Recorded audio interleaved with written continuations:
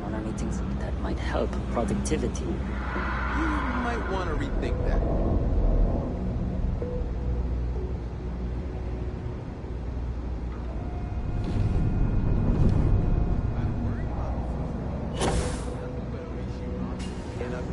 Ever wonder how the Crimson Fleet seems to be everywhere?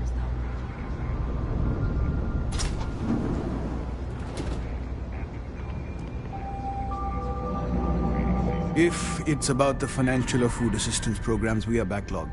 Don't worry, we're doing everything we can. Oh, you're not? Sorry. Can I help you? Did Keeper Quillis send you? Oh boy. Look, I know it sounds crazy, but it's important. Really important.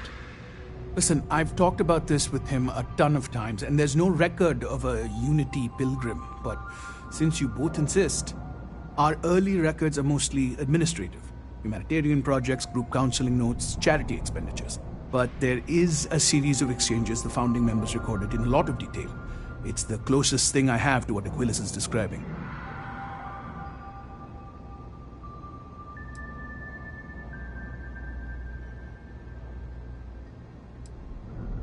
Yeah, I mean, he's always going on about trying to bring people of all beliefs together. Really wants there to be some shared story or origin. Look, I like the Keeper, but belief is the problem, okay? We don't need a shared narrative or theology. We need to help each other in practical terms. We might actually have some, but anyway. A man walks into the first house of enlightenment. The founding members just call him the Drifter. So they think he's a charity case at first, but no, the Drifter asks them a bunch of questions. If your philosophy is built on an individual's own morality, what about the second person? That second person might disagree. Isn't the problem of two what you're really looking for? And the founders respond, each individual must understand how the second person lifts them up. All of human effort is a story of cooperation pushing us forward. And it kind of goes on like that. He comes back every week for a year. Same conversation every time. Second person this, the problem of two that.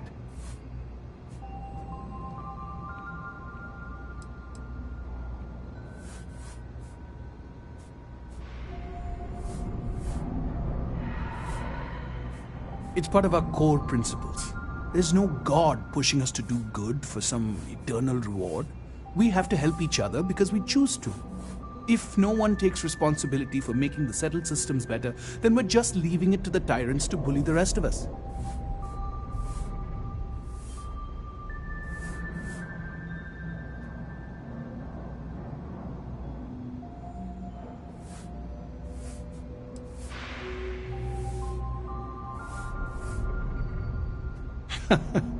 That's what you got out of that, huh? Honestly, I think the founding members made it all up. There was a little more hesitation being openly atheist in the early days. I think they were experimenting with writing their own scripture. Fortunately, that got abandoned pretty quick. After the records of the Drifter end, you never see anything like it again.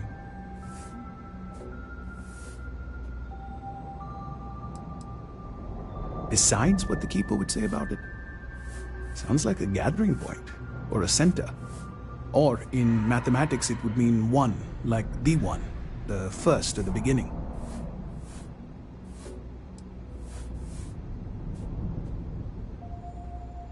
Sorry, I couldn't be of more help, but that's about all I've got. Hope you find what you're looking for.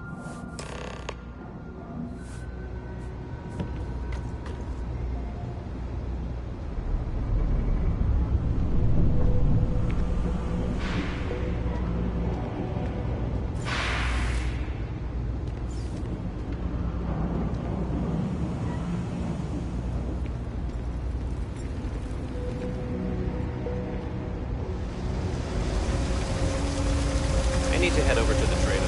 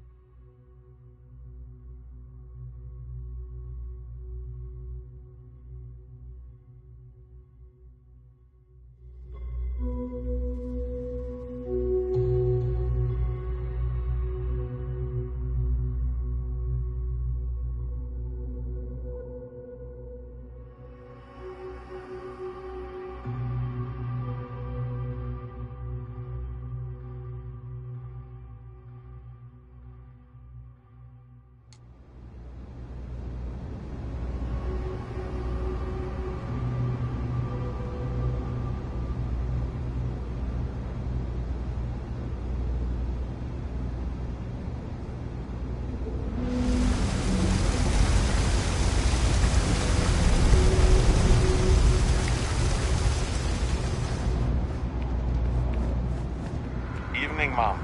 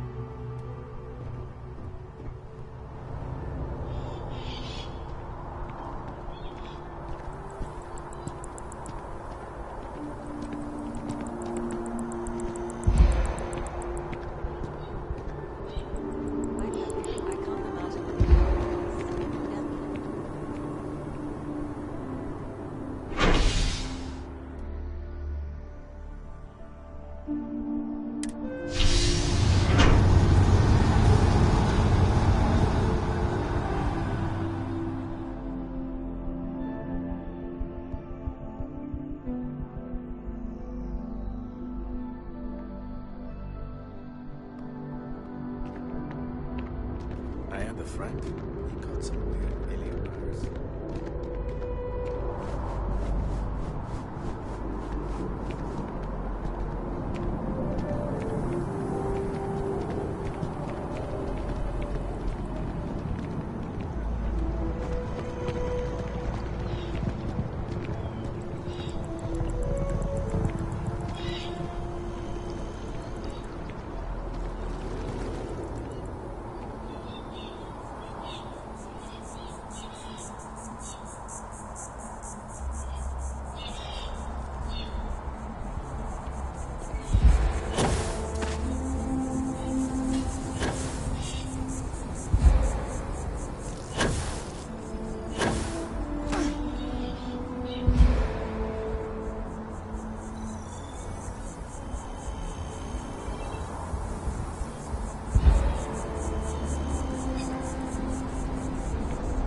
Aren't you the one I saw running away from that crazy guy?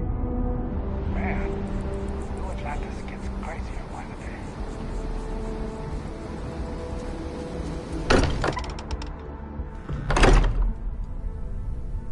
Smell that? I would bottle that up if I could. Musty old books, a bit of motor oil, and history. Hey, let me know when you're ready to take me along with you. Should only be a few years. What's up?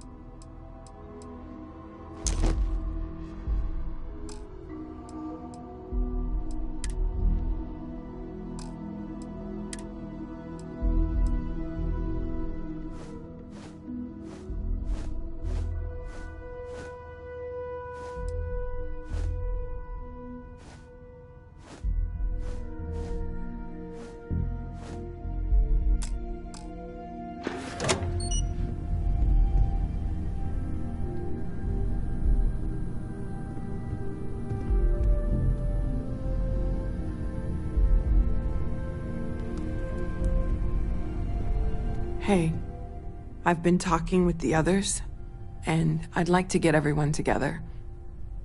To say goodbye. You know. To Sarah.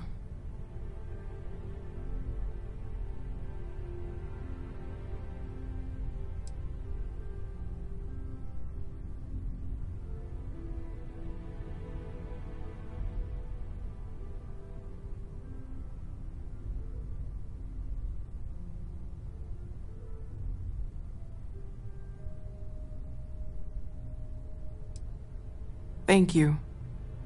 It wouldn't be the same without you there. I'll have everything set up in a few days.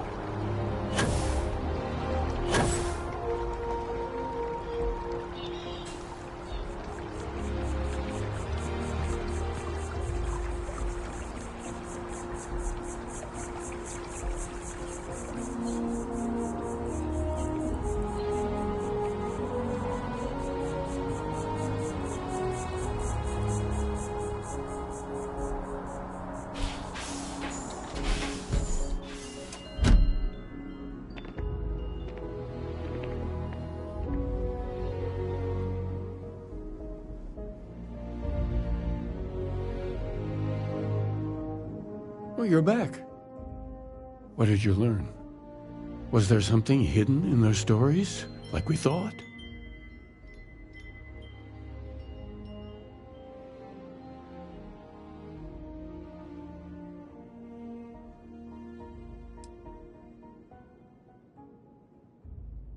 If there really is a location the Pilgrim wanted us to find, those do sound awfully like coordinates.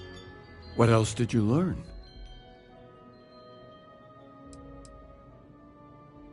Yes, what he added to infinity. Maybe that points to a name. If we're looking for his resting place, we'd need to know the name of the star system, wouldn't we? Was there anything else?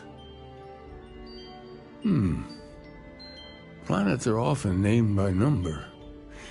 That second might mean the second planet in the system. Let's see. We have something that could be coordinates. Something that could point to a planet in the system. But what's the name of the system? Infinitum addendum. What if we break down the parts? No systems named finite or add. That just leaves in and dumb. Well, that's certainly how I feel.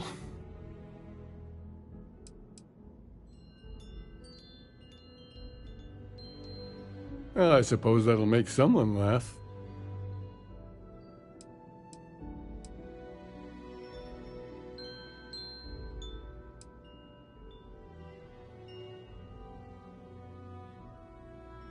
Yes, that's it.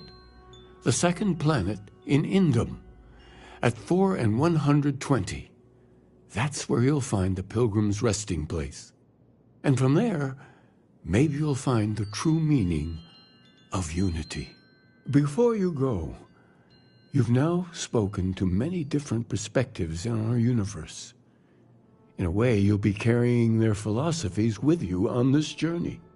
I know you're looking for a specific unity, but if you had to guess what it was, what interpretation would you give it?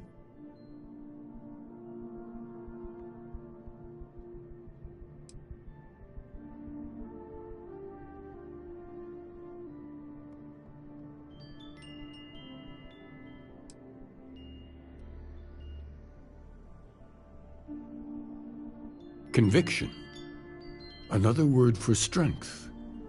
Can the truth not be revealed to the weak? Someone with doubts.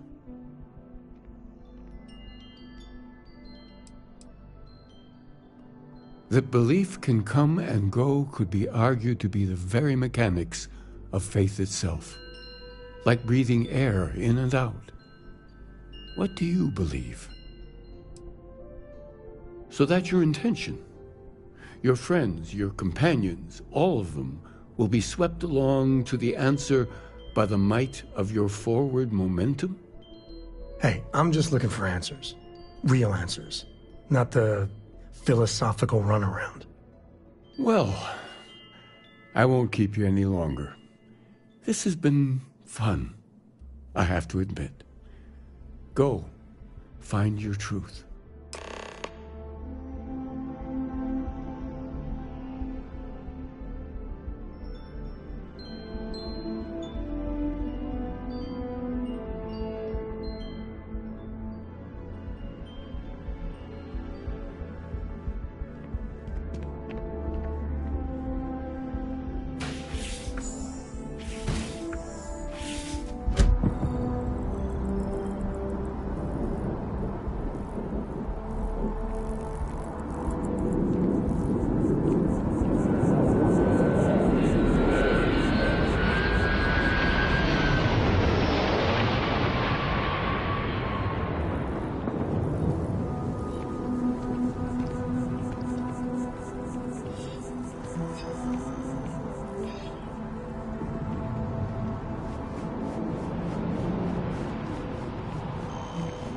Galbank. Can you smell the rampant capitalism?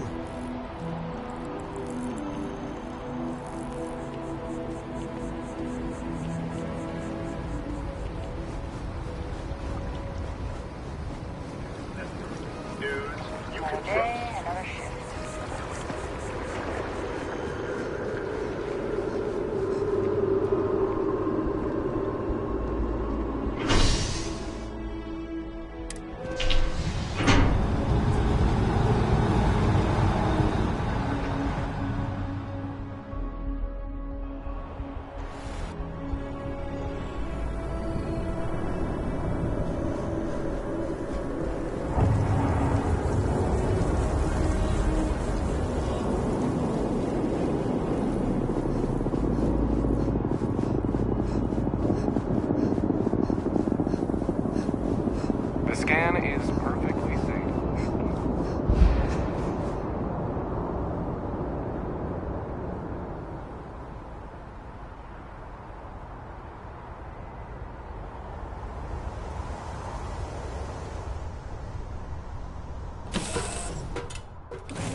You doing all right, Gumdrop? We're home.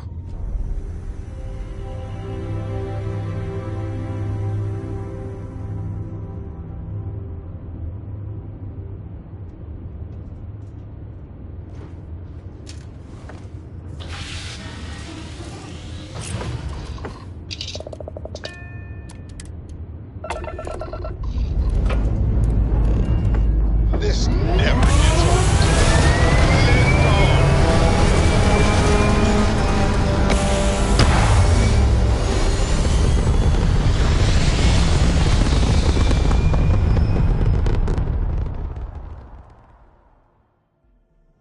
This right here is my catnip. Orbit reached.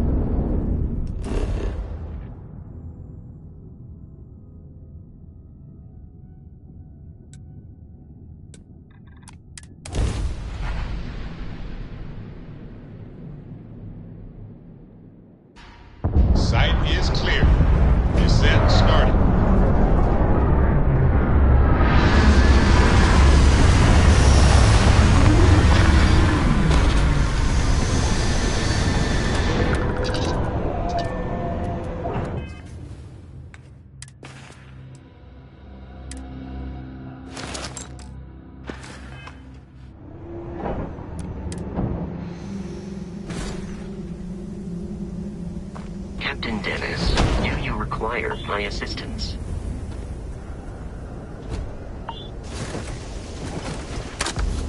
Let's ride.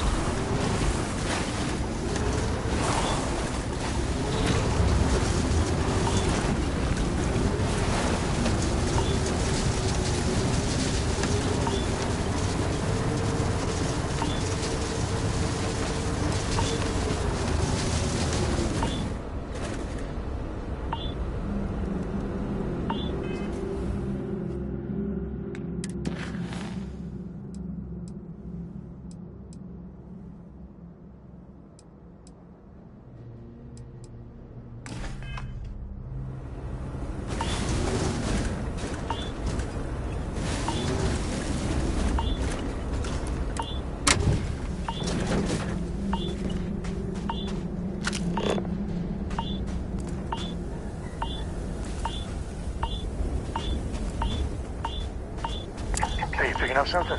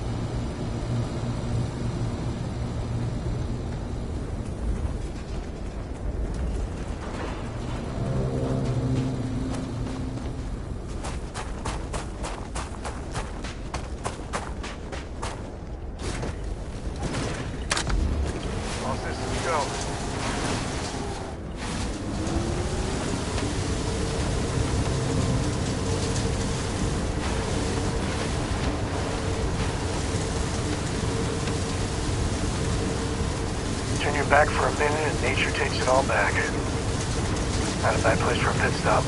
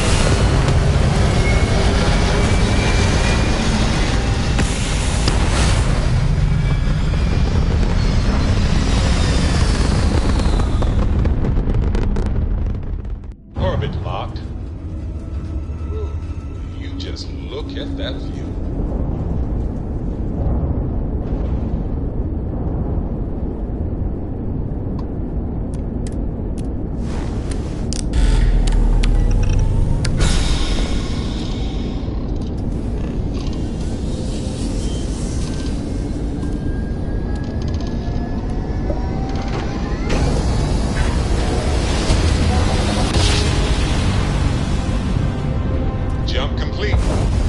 Want to do it again?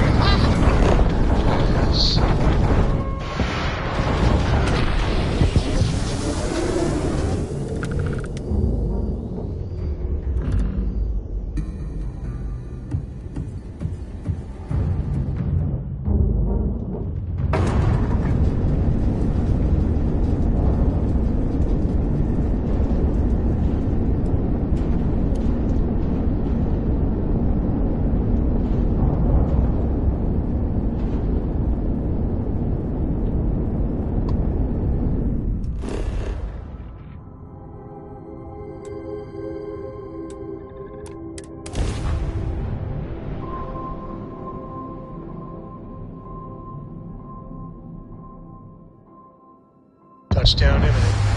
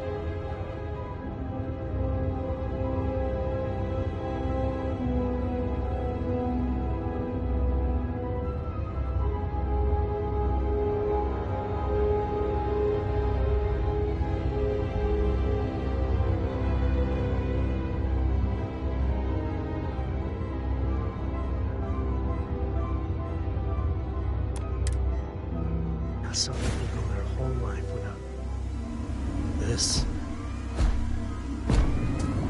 Hi. Please disregard.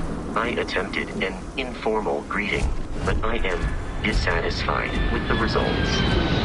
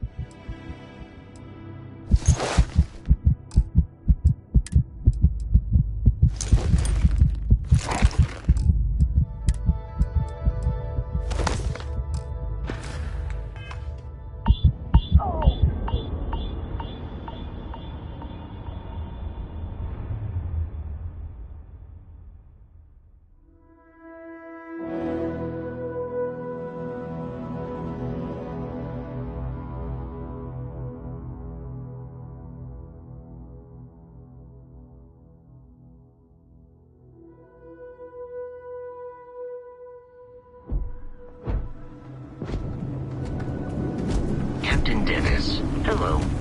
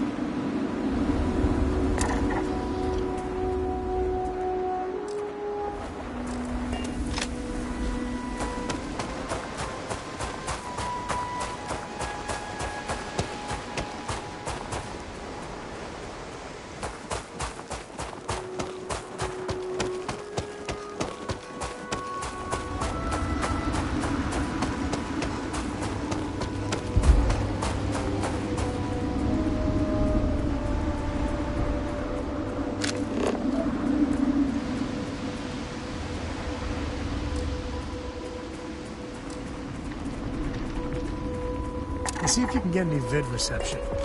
Let me see my stories.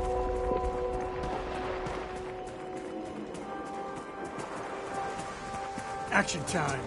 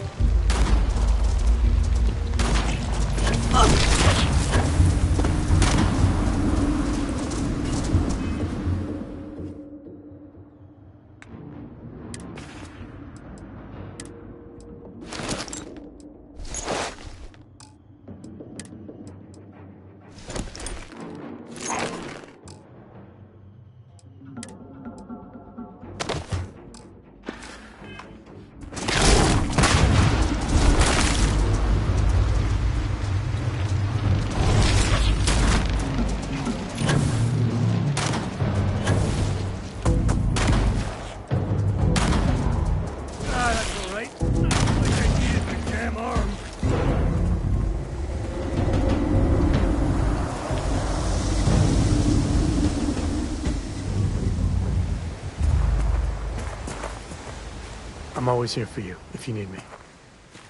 Share the wealth, right?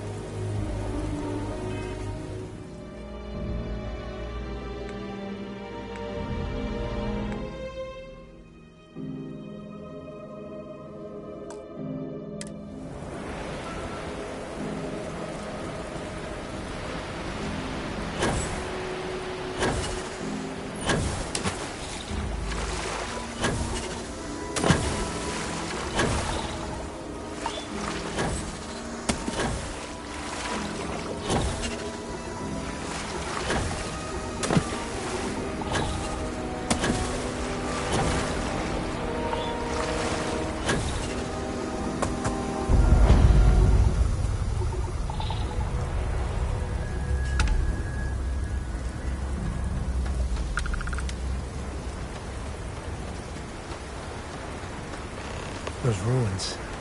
They look ancient. Oh, Vladimir would go nuts for this.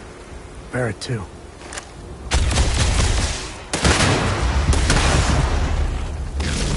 Head's hit. Son of a bitch.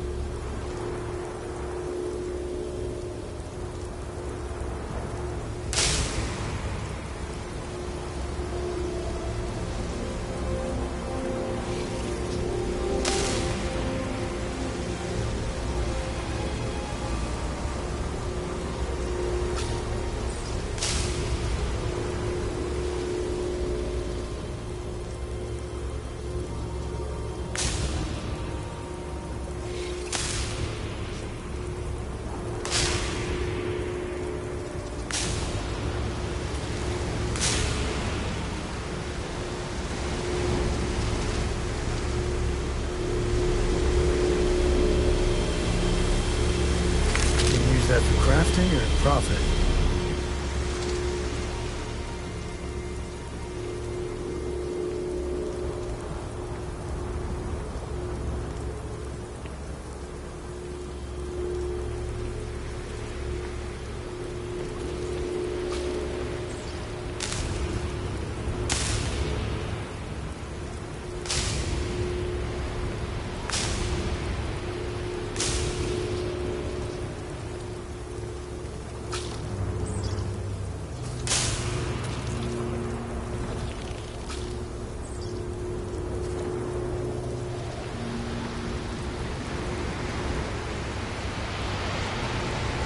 You know, with the two of us together?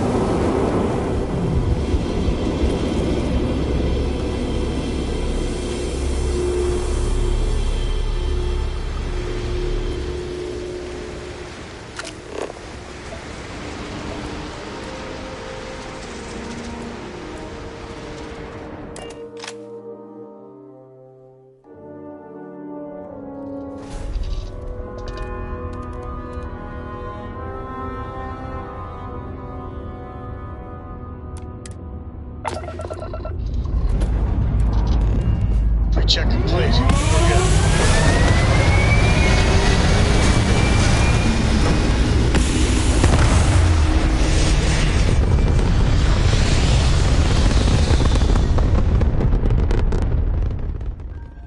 Orbit achieved.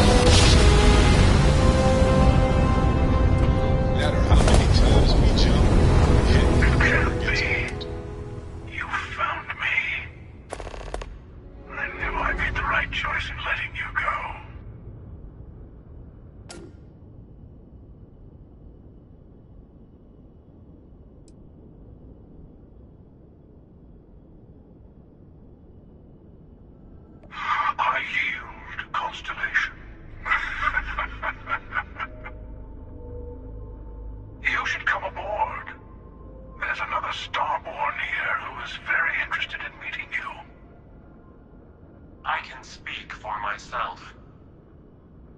Constellation ship, you weren't invited to this meeting, but much of our conversation has been about you. It's only fitting you should join us. I will personally guarantee your safety as long as you come in peace.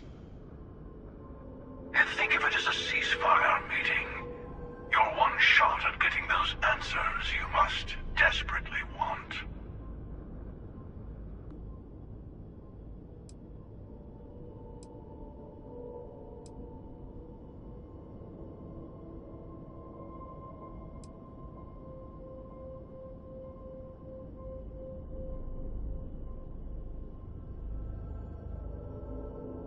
Not a bad description, actually. We'll explain when we meet. In person.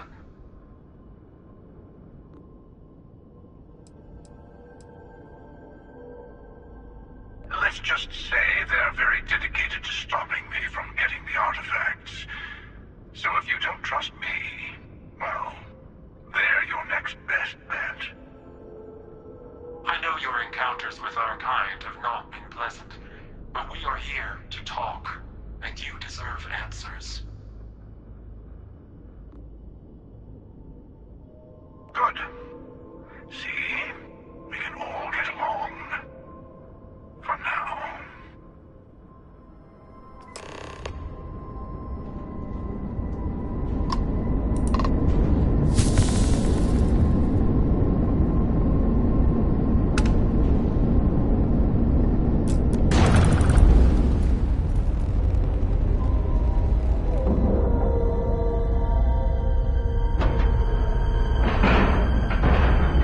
We're docked.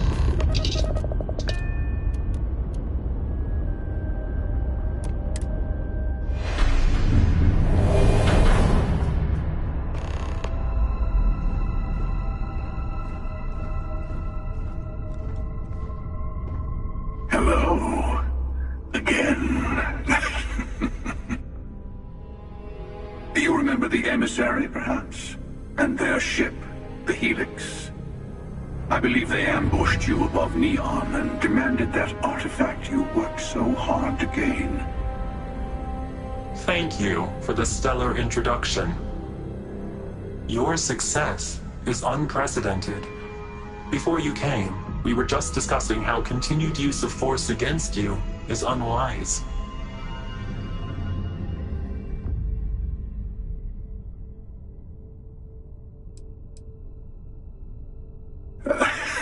I don't think your patient counselor act is working on them.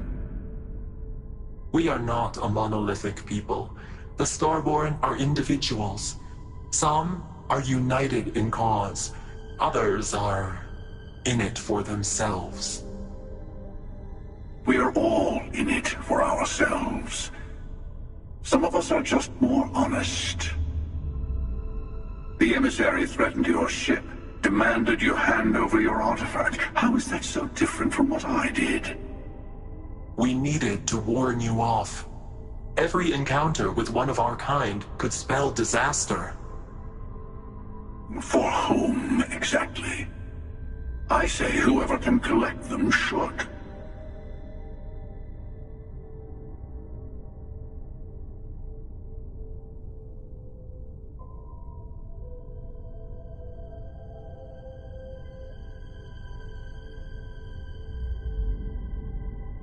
And who gets to say that? You? Me? The emissary? I have debated morality for near infinity, and all I have found are groups of people enforcing their will on others. Rules and laws spoken as principles, but backed by arms and violence. Enough. We have more to discuss. The Unity. You are on the path to it. It is a place, a gateway. It is where we were reborn. You've really come a long way since the Welcome to Constellation speech, haven't you?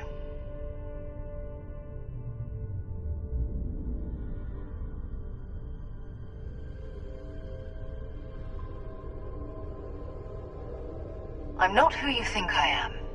This universe is only the first one you've been to. I've seen hundreds. Where I came from, I was the one who ran to the Eye.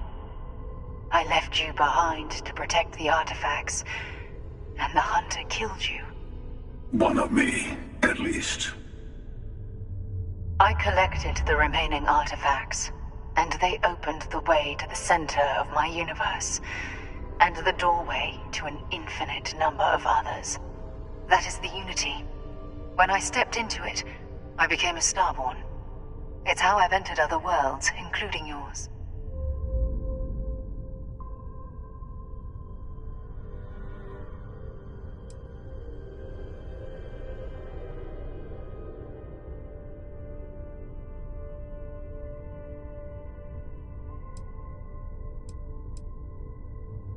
They are all connected. I have to. This is bigger than all of us. All the artifacts are needed to complete the armillary and open the way to the Unity. In every universe, the Starborn fight over them. Innocent people die. You've witnessed the power granted by the temples. The anarchy that can be unleashed. Someone has to decide who should get them. Here it comes.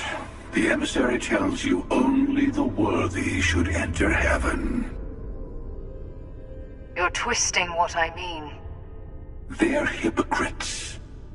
They use the chaos caused by the hunt for the artifacts to establish an order where they decide who's worthy.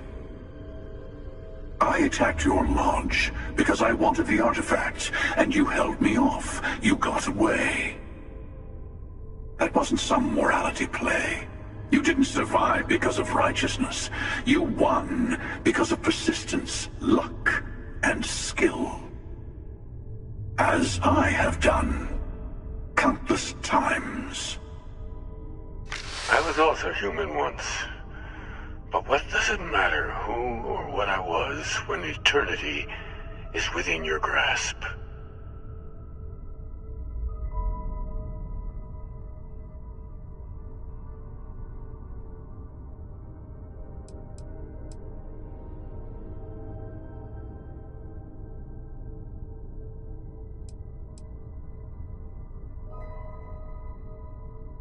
It means I've seen thousands of universes, collected their artifacts, been to their temples.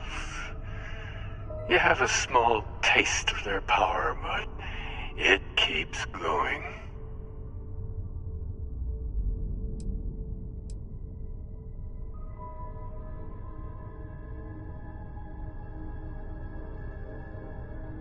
You're learning. My other self wants you to walk the path he walks, to give up, to appreciate the universe you have. Easy for a person who's seen everything, done everything. I think you should see it for yourself. You've never come this far. Not in all the universes I've seen. The path to the Unity is opening to you. You're going to tip the scales one way or another. Better your hand be on one of our sides.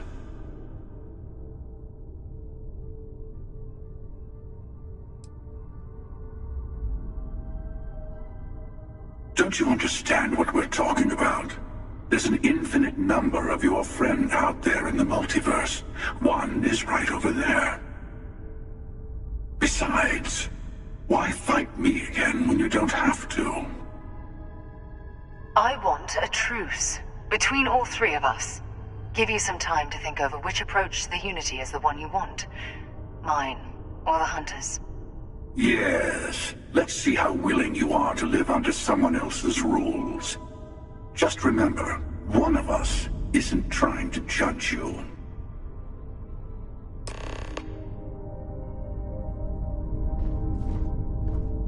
I'm sure you have more questions. Ask. I'll tell you everything I can.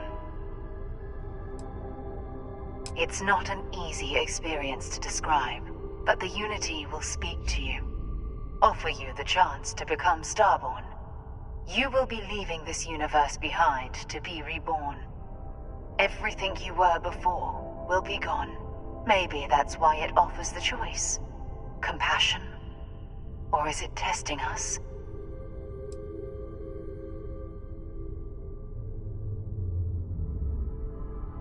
Different. I never know who you are when I meet a new version, but so much of you stays the same. It's hard. But each universe is precious in its own way. Mine will never have its original you in it again, as yours won't have its real me.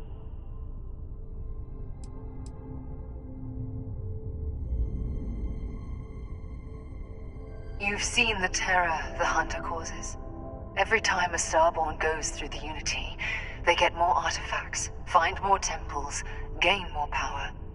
We can't let more like him abuse these gifts to destroy whatever's in their way. When all the artifacts are assembled, the device they create is called the Armillary. In many ways, it's a model of the multiverse itself. Through it, you can reach the Unity.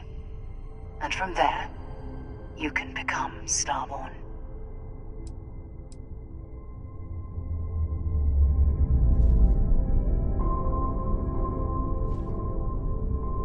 You might think the emissary is on your side, but your persistence is what forced them to tell you.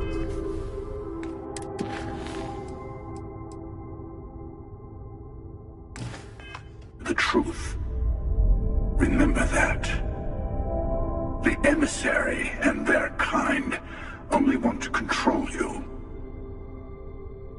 Whoever created the artifacts and built those temples is playing a game with us. One whose prize is access to the center of all creation. There are no rules. Whoever gets all the pieces wins. And I've won. Over and over. I don't kill for the Unity. I find the easiest pathway to it. I've simply found that it's the quickest way. Talking, forming alliances, waiting for the right moment to commit theft. It's all so tiresome. I'll admit, you getting away has been the most interesting thing to happen in quite some time. As soon as I realized what had happened, I knew I needed to wait until this meeting with the emissary to decide what to do about you.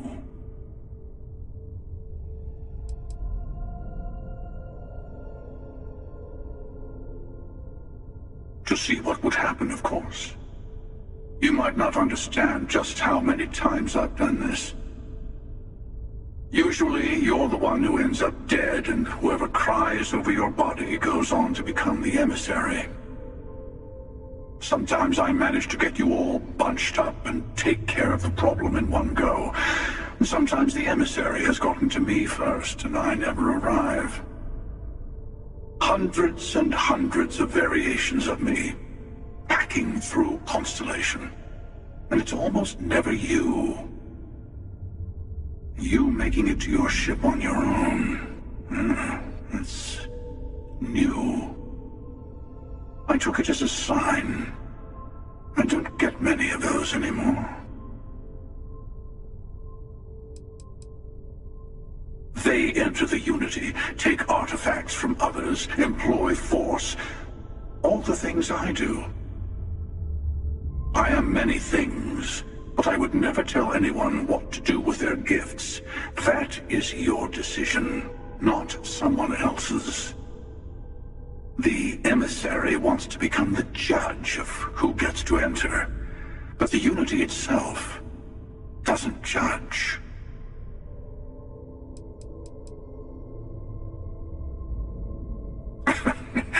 No, we always end up having this meeting at this time. But it's the usual affair. Can we make peace? No. Oh, how tragic. Honestly, I was beginning to wonder why I kept tending. That it's bad habit I started a long time ago. Perhaps I just like meeting the emissary to gloat. But you have provided something quite new to talk about. Maybe you're a random die roll. Or maybe the Unity is finally responding to all my hard work.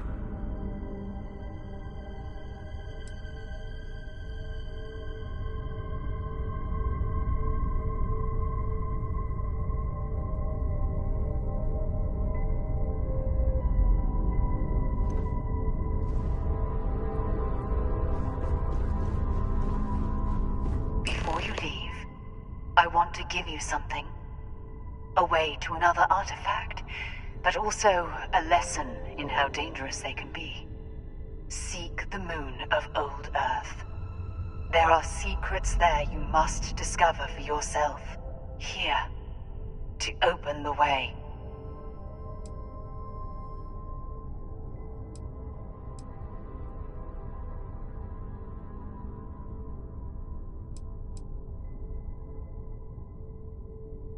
Yes, I will say no more.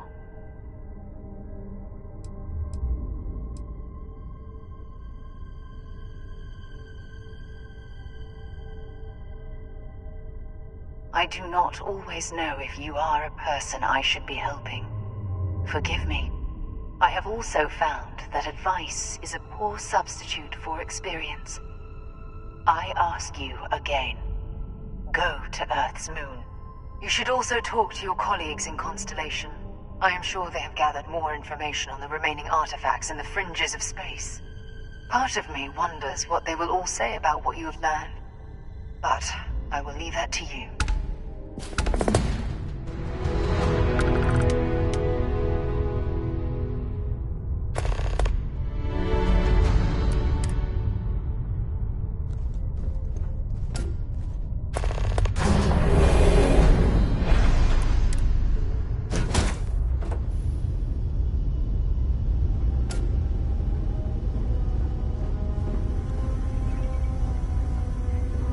Is there a way to go faster than the speed of light? And none of that grav tech cheating?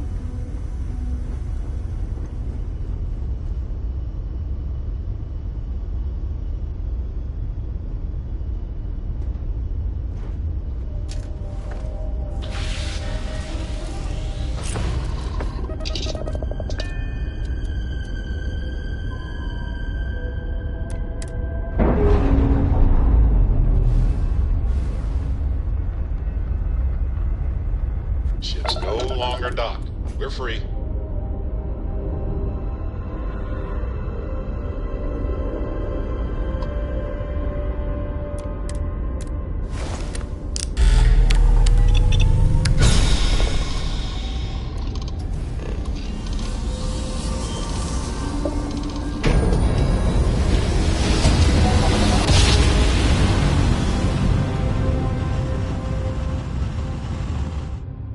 Yes, we're here.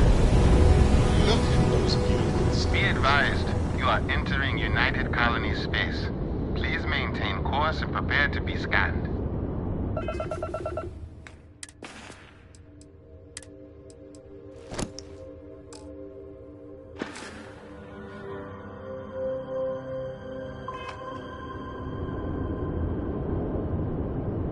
Scan complete.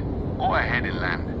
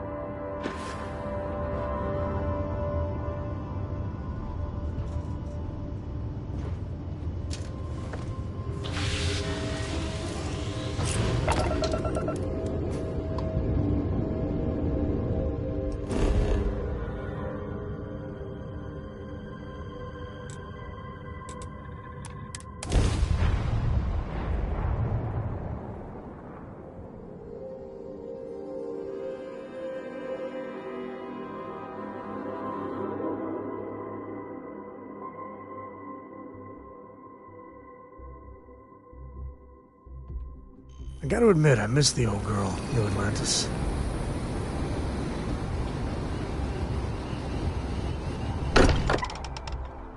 I wonder how much Walter pays in property tax on this baby.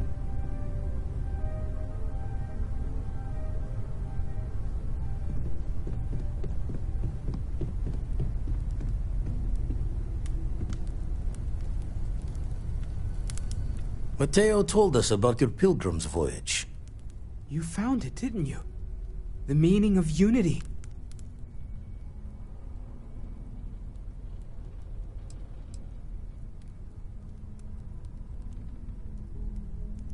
What?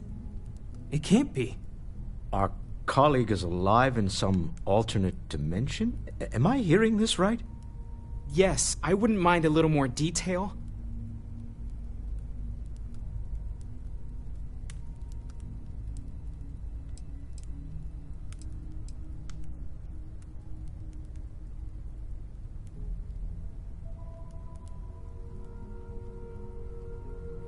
I don't even want to think about the physiological changes you'd need to travel between universes.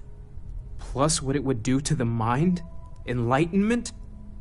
Or oblivion? Like the Hunter. You have the opportunity to reach the closest thing to your god that might exist.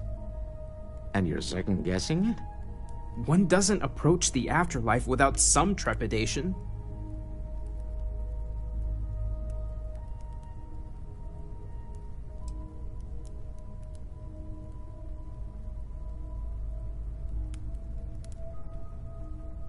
I suppose it's better that we do it than allow the Starborn to continue this game of theirs unchallenged. Not to make a sharp turn in a grand tale, but I got the eye fixed up. Bruised, but still blinking. Let me know when you're ready to follow up on what it's seen.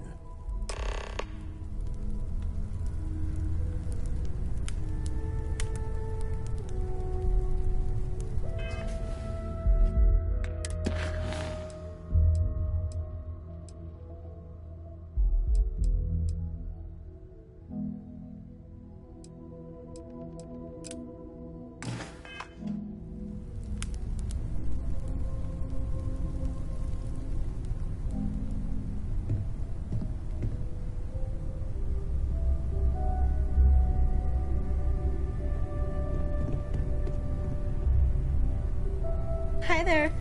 How's it going?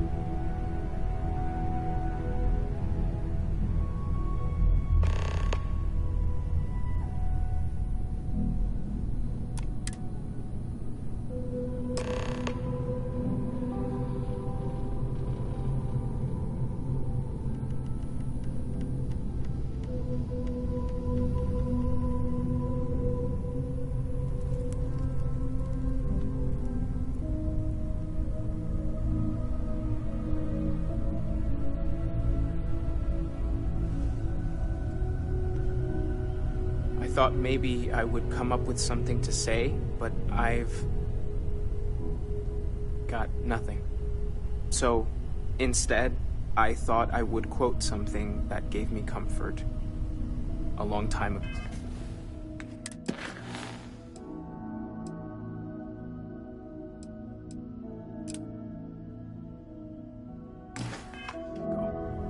Is God real?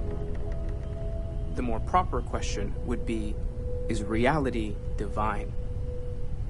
Existence itself is a mystery which yearns to be uncovered. What is goodness but a comparison to the good?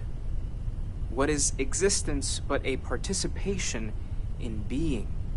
For where the diversity of the universe inspires awe and wonder, it exists only in contrast to a simplicity so pure that it may only be understood as primordial and even divine. Our essence is what was imagined by its mind. But what we consider imagining and what we consider mind are in fact so far beyond our understanding that even these metaphors are like the tiny white caps on a massive surging sea. There's more, but those are the parts that speak to me the most.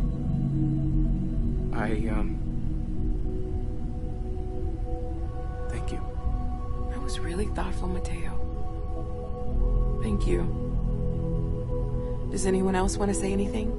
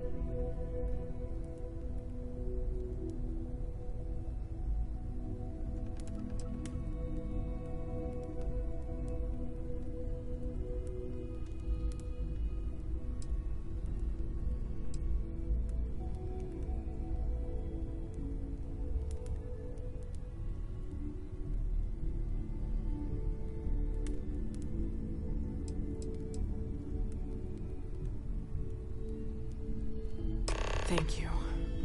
If anyone else wants to say something.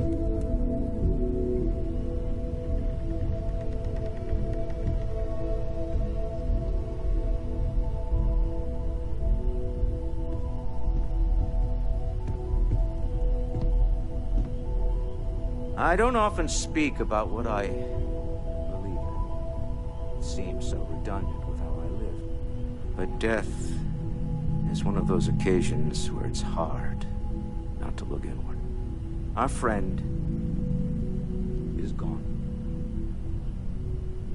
There's no afterlife, or second meetings. No God in heaven that is curating a perfect ending for them. So it's up to us. We are what lives on. If the pain of loss inspires us to greater action, then that is the good that comes from it.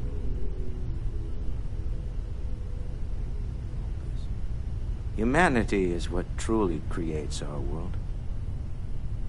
We are the ones that judge things to be good or evil, joyful or mournful.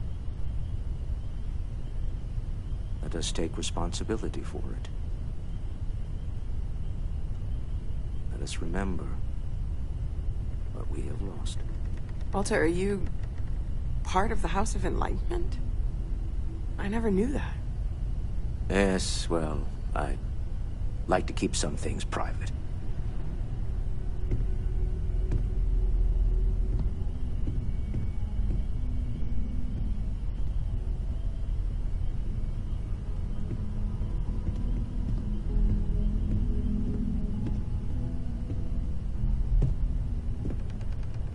You all might not like thinking about this, but when we die, everything about us breaks down, decomposes, gets eaten up by insects and microbes. Or due to the lack of a biosphere, we are simply carried away by space and time until we sizzle in a distant sun's corona or get pulled in some gravitational field and coalesce with other debris. Not comforting, huh? But I disagree. Do you know what I find uncomfortable? The thought that after I die, the universe is just going to stand still forever. Could you imagine? The fact is that the universe goes on, that life goes on, that things do not just sit still. That right there is the comfort that I need. Yeah, we die, and some people go way before they should. But the universe doesn't care, not because it's evil, but because it's infinite, ever expanding.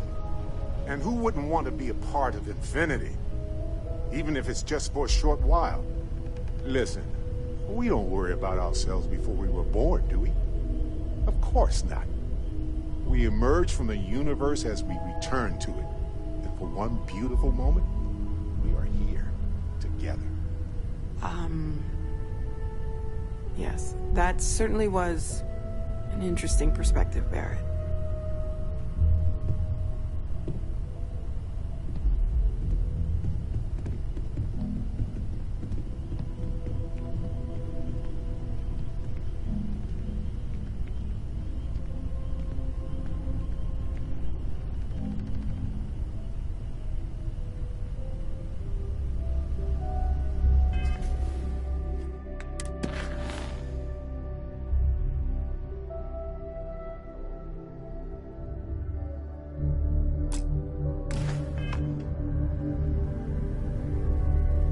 You know, what you're feeling right now is a chemical reaction whose evolutionary goal is promoting social cohesion.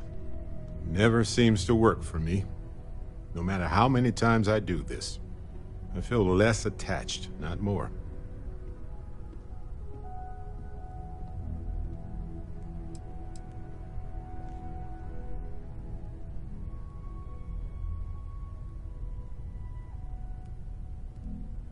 They're always hard. Always. And it's okay to sob, to yell, to go to sleep, do whatever it takes. As long as your grief doesn't cause more grief for yourself or anybody else, it's okay. I don't remember. I'm sure I did. I thought when the funeral was over, when everyone went home that night, that it was over. Turns out, sometimes you need more than that. Well, look at us. Two lone wolves howling at the moon on the same night. You know, if there's one piece of advice I can actually give you, it's that lost loved ones have a way of coming back to you. One day you'll be sweeping out some old shelf or digging through a desk, and there it'll be. Some old paperweight of theirs. Or a piece of jewelry they gave you. Half jokingly.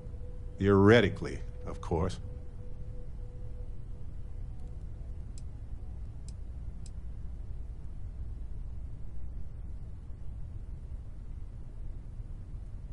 Nope, not even for a moment. Funerals are there to remind survivors that they aren't alone. The dead have already finished their part in our story. You're welcome.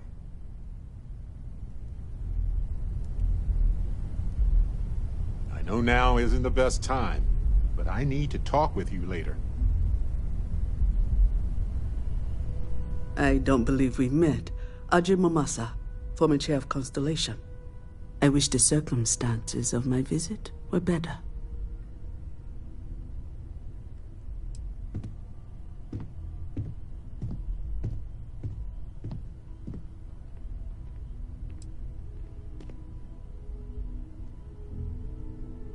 Yes, I'm sure I understand. Unfortunately, this isn't the first Constellation funeral I've been to. After 35 years, you say goodbye to a lot of friends. I hope you don't mind me saying, but I feel numb just thinking about it. Sarah meant the world to me. She was the future. I knew it as soon as I met her.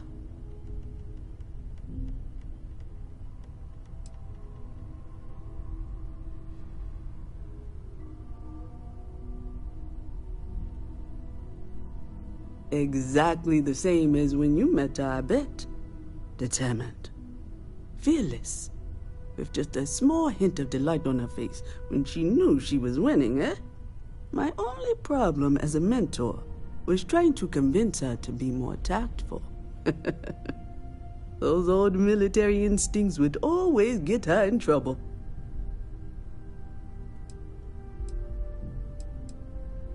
Yes. She could make me so angry. Or so happy. We used to joke that we were married.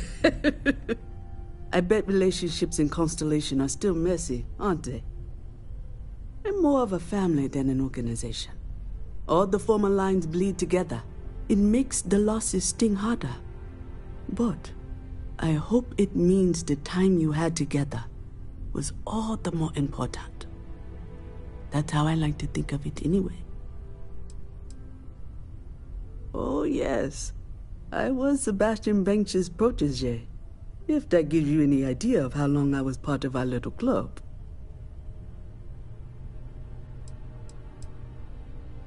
Knew him, argued with him, tried to carry on his memory when he vanished. Sebastian will be back tomorrow, we always used to say. It reminded us that he was still here, in the bones of this old building.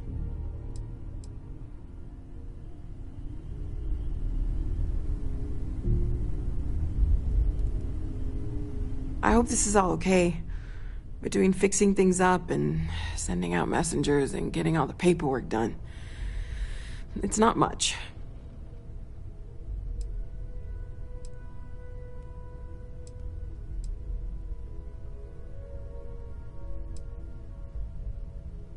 I haven't really been sleeping much. I'm not having the best dreams right now.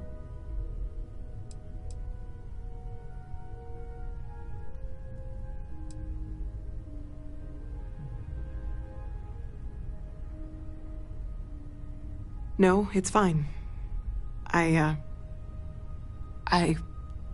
Sorry, if I talk any longer, I'm gonna start crying. Could you excuse me?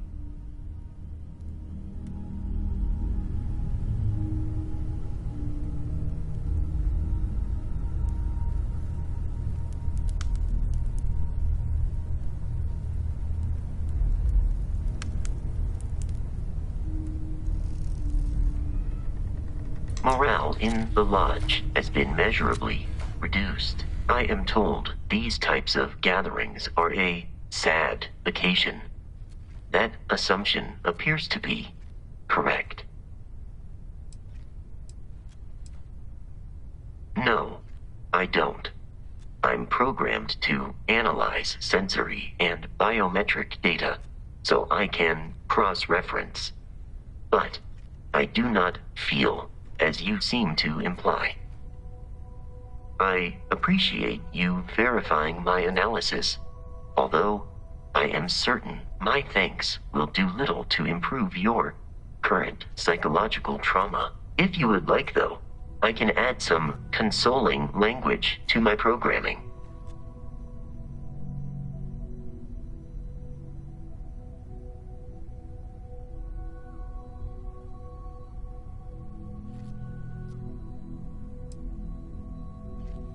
It will take some time to adapt, but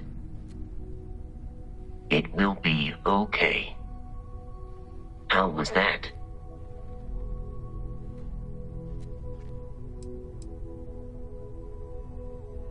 I will note that feedback for later.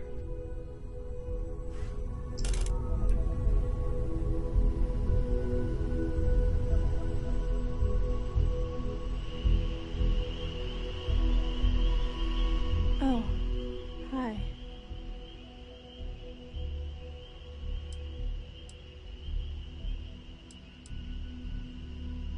Yeah, I know. She said that to me like 1,000 times. It's just that I feel so alone. With Sarah, it was like starting a family again. The way she'd smile at me reminded me of my mom. I miss that so much. Now she's gone, and I have to start over, like I did before.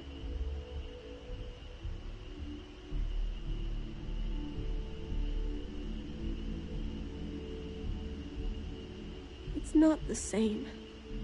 Sarah was starting to feel like, well, like she was my new mom. I really don't want to go through this again. It's too hard.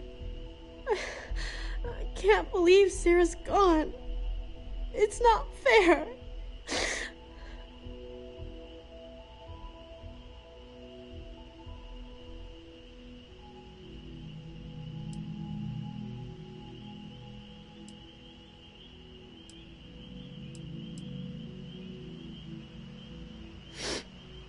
You mean, like sisters?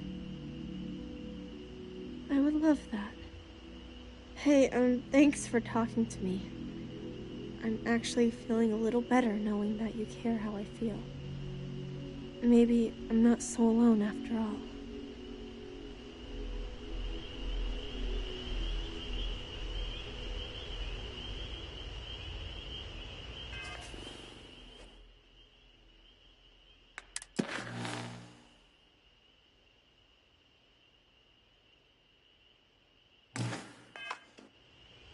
It almost feels wrong to be grieving.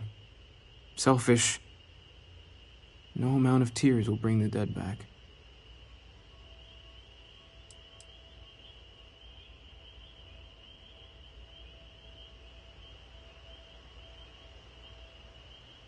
Yes. We don't have a way of knowing whether we really touched the departed with our grief. We just have to have faith. It's just easier to feel guilty, if you'll excuse me.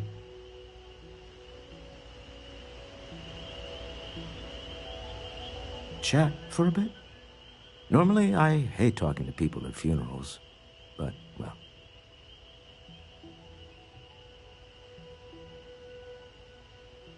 You don't believe in the afterlife, do you? I mean, this might be the worst time to bring it up, but...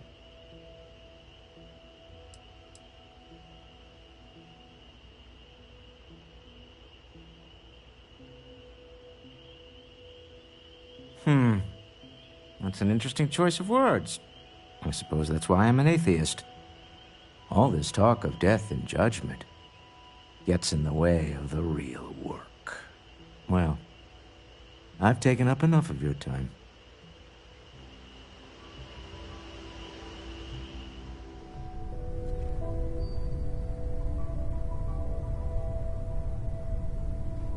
Ceremonies for the deceased go back thousands of years to early human history.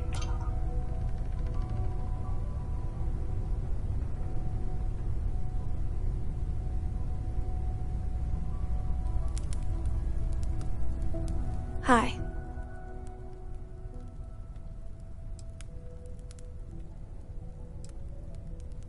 No. And don't keep asking. I'm not gonna be, alright? Everything's worse now.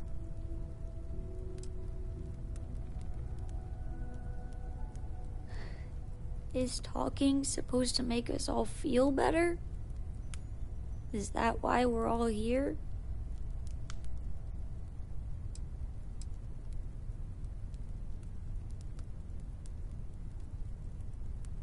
That's my point. Nothing's going to change.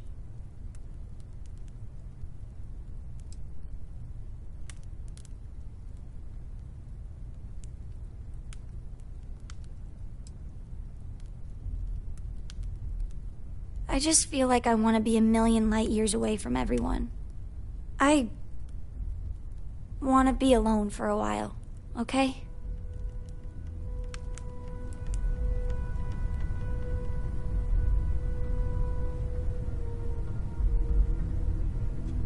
Individual depression can be considered a disease, but collective depression is considered therapeutic.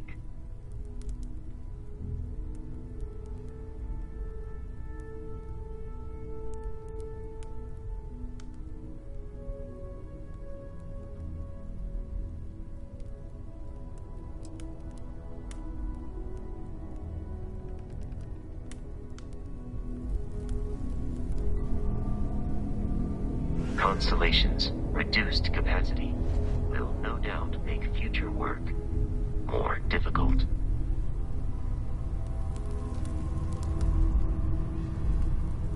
Everyone is in mourning. I understand, but I cannot quite share in their emotion. After the shock of what happened faded, I have felt nothing else. Just a numbness.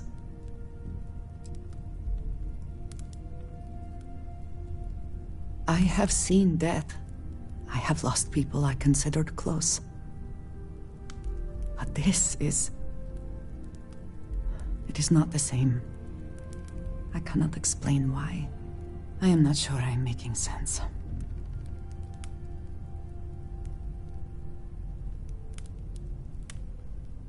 Yes, sister. Of course.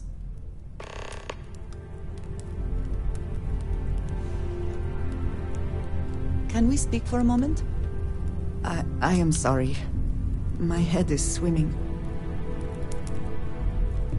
This is harder than I expected. I am reminded of how different Constellation works compared to what I am used to. Is it quieter in the lodge, or is it just me?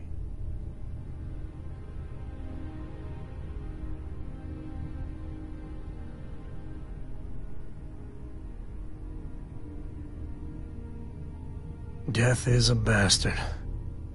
Comes for us all. You know, there's an old Aquila story about two pioneers who got lost trying to find a new frontier to settle. One of them takes ill. Clear he's not gonna make it, he turns to his partner and says, "Don't bury me. Let the ground take what it's due.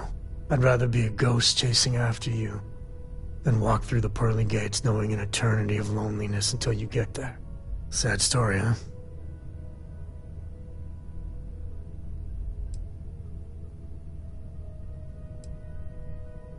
You look after yourself.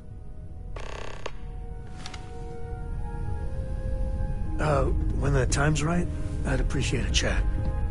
Got a lot of sad tales I'm running through my head right now. Hate to bore you. Drink?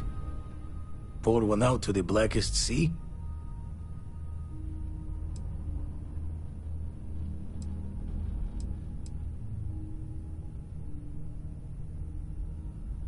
Two old friends.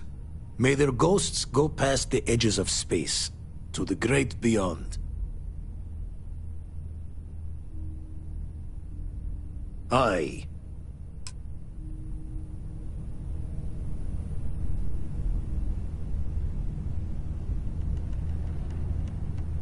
I am sorry. My head is swimming.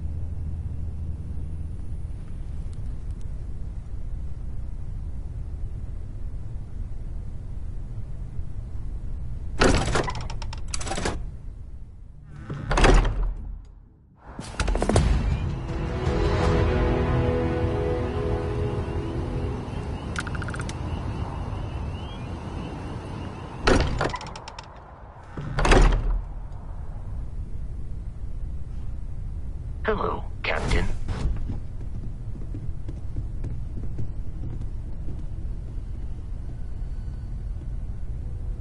So we know the answer. Who are the Starborn? Well, we are. We're some cracked mirror version of ourselves.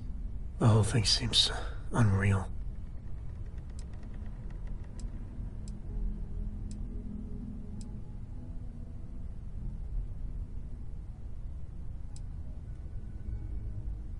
Doesn't it? I was hoping the Starborn were somehow so advanced that their concerns were cosmic, significant. Instead, they're fighting over goddamn toys like we've been doing since caveman times. It's just a stupid game to them. And all our deaths and suffering, now relevant.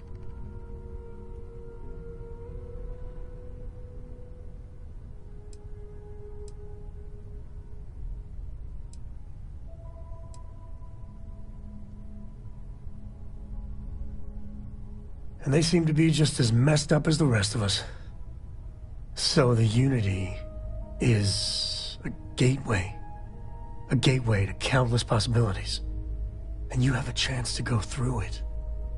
Imagine, I'd be lying if it doesn't sound like the adventure of a lifetime. We have so much going for us here, love. But if you go through, take Cora and I wouldn't want to be left here without you. And if all of us go, maybe we'd all wind up together. Out there. Imagine.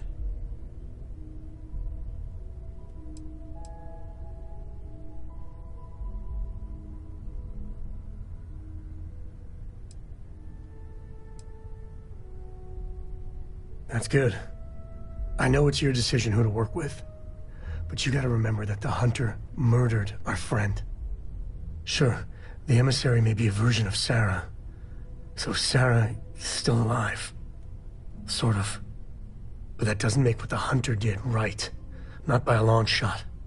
If the Starborn are party crashers from different universes, I'd side with the one that's not willing to murder innocents to win.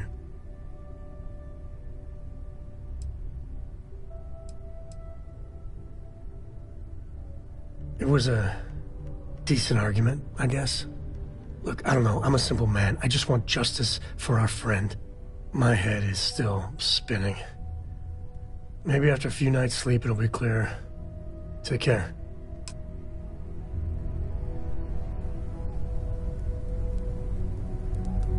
This is amazing! The unity, the multiverse, this is everything, and more, literally.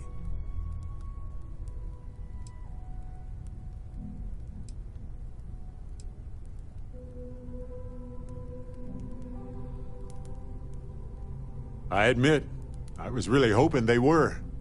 But I cannot believe I limited my hopes and dreams to only aliens now. Jeez, this explains so much, though. They're disorganized, petty, weird, and also deeply fascinating at the same time. Because they are just people. We never rule that out, but it feels so good to know we weren't fighting against robot alien ghost gods or something.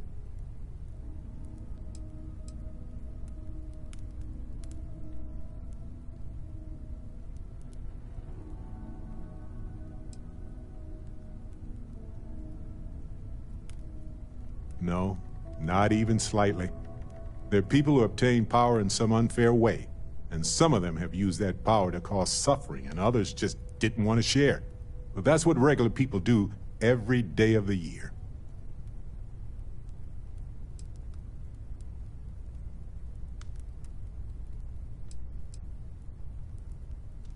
You're right.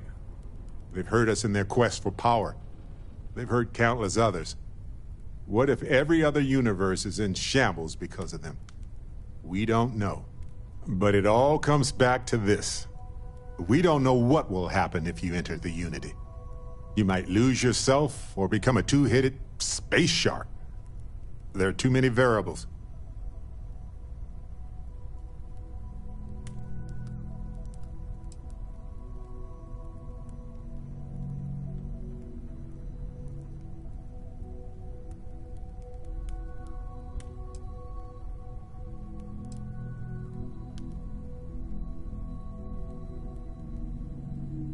Yeah, even so, I don't see how we can't do this. I really don't see another option. Of course, at the end of the day, it's your choice. But I will say this. Our entire purpose in Constellation is to explore. Why would we stop now?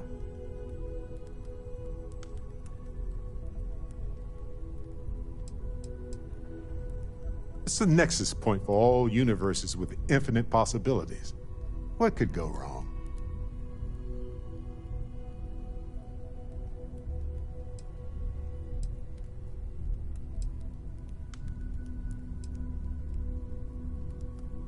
I'm with you.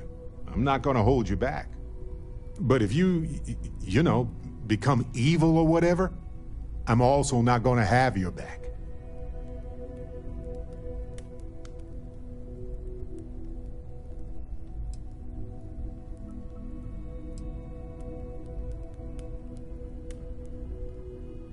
Take your time. I don't think the offer expires. And even if I decided to enter the Unity, I'd probably still be paralyzed by the choice of how. Do I take a small step or a giant leap? And figuratively, they're the same thing. On that note, there's something else I'd like to discuss with you, if you have time.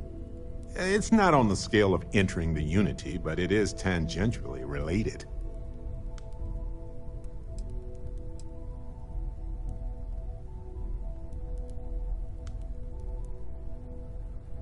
Thanks. This has been swirling in my brain goo for a while now. So, I've been pondering over what's happened and what it all means. And I've got a favor to ask. A teensy-weensy favor. About the size of a plank length, really. I think it's time I joined you in the physics-bending powers business. See if one of those temples works for more than just you.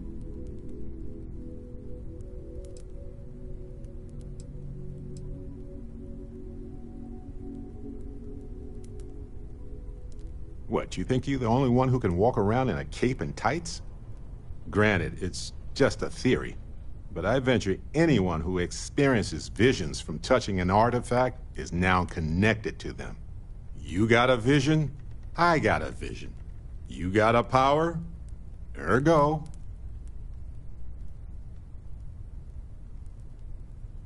Marvelous. I'm glad you're as gung-ho about this as I am. As it so happens, I've already talked to Vladimir. Seems our eye in the sky is back up and running. He sent me the coordinates for the temple already. We just have to visit. Hey, if when you you're have not the busy, time, let's I chat. wish to speak to you. I'm glad to see you. So, we finally have all the answers. And yet here I stand, feeling like I understand even less than I did before. This talk of the unity of a multiverse? Dead friends appearing again? It is all simply too much.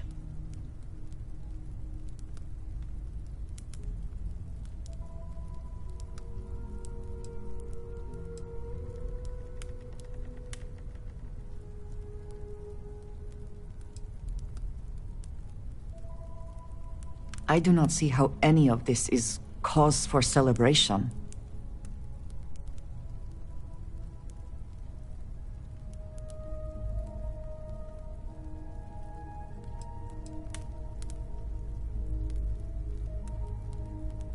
If we have won, I am not sure what comes next. The very notion of this unity seems to call into question everything we know about the universe.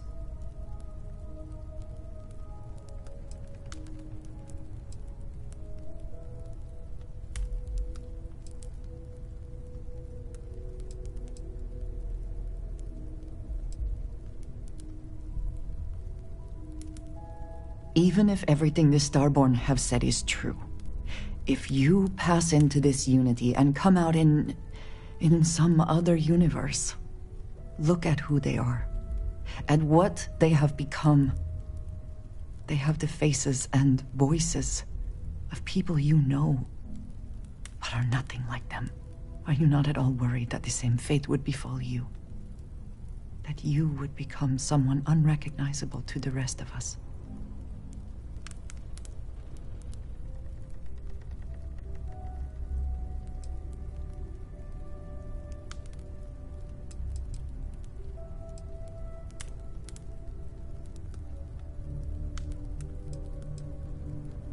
Can it not be about both? We have been through a great deal together. If you go into this unity, we have no idea whether we would ever see each other again. Or, if we did, would we be the same? Different versions of ourselves somehow? That is not a risk I think I wish to take.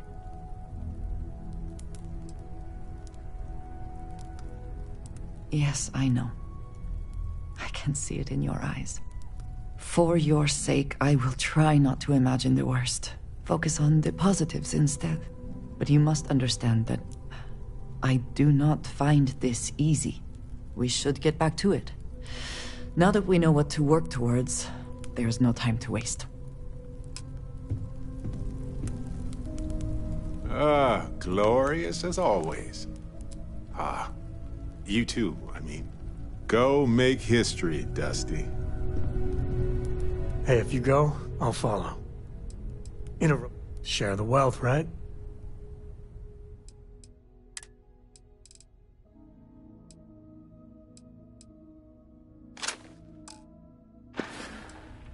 Oh, we only just got started. Good to see you, Detective. I might have some room in here. Let's see.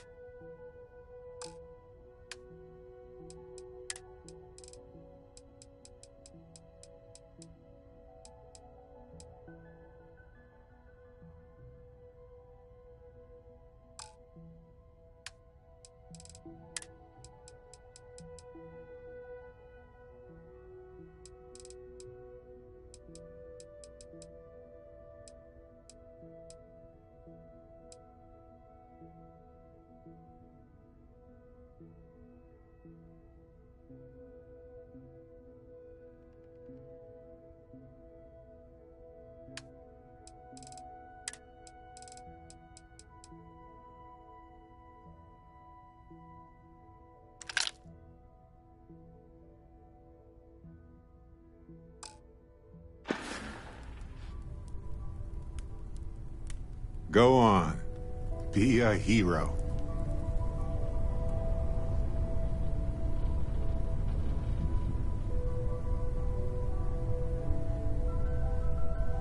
Hello.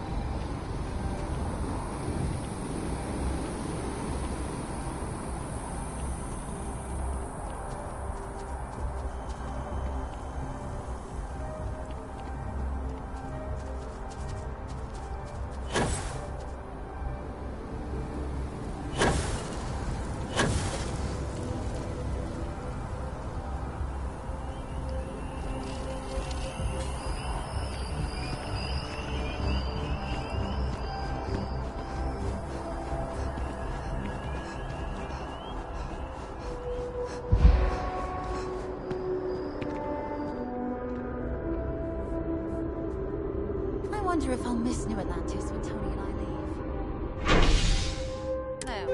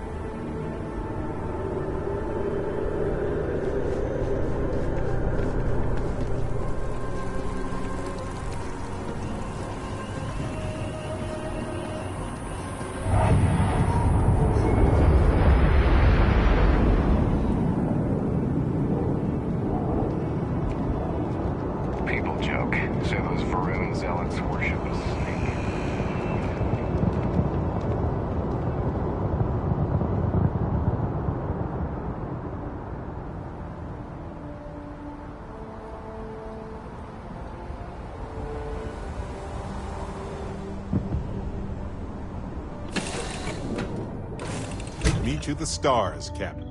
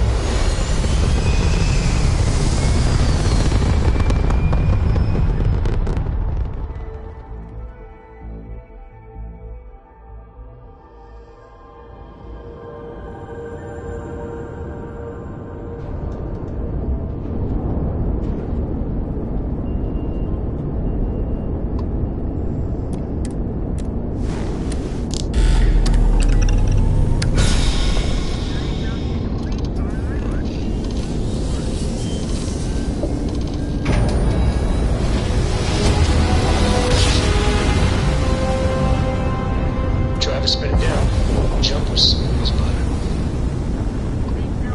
Nailed their draft drive.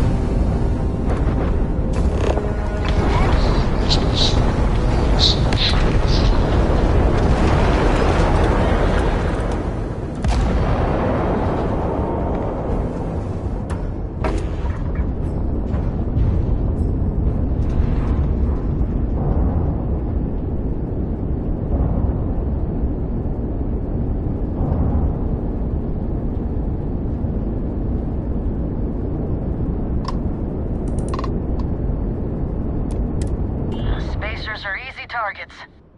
Most ships would have bugged out and left us with this mess. But you, total class act. Any way we can repay you?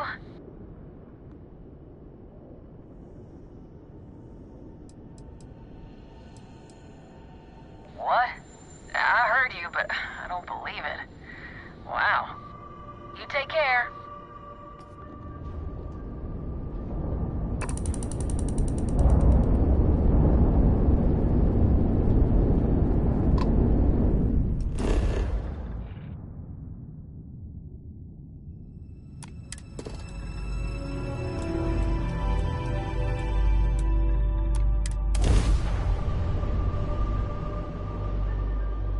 Let's see what's on this ball.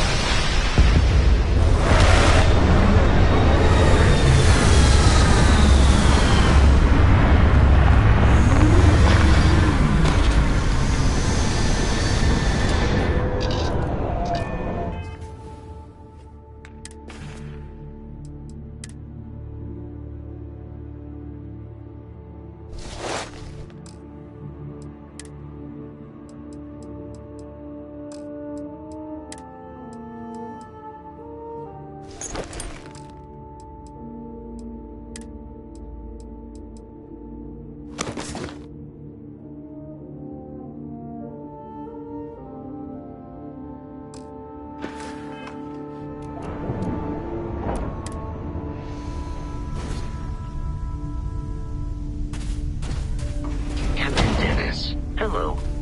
I am satisfied to see that you survived your most recent sleep cycle.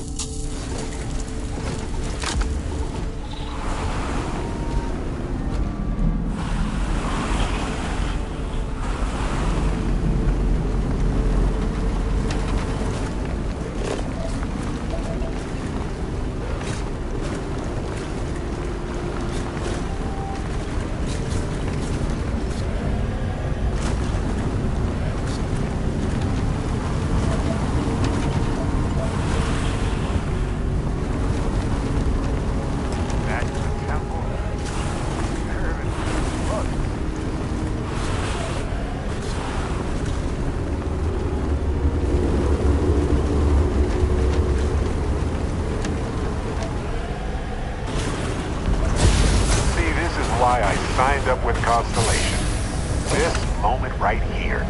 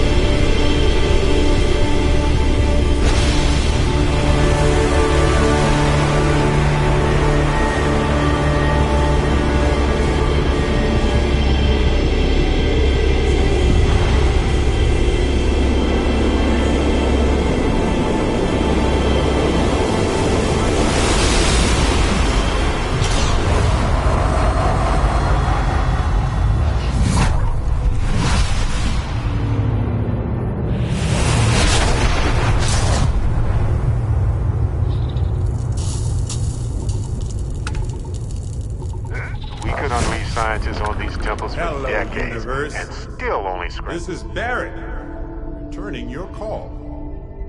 What in the... Who in the...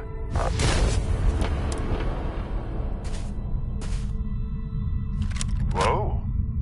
Hello, handsome.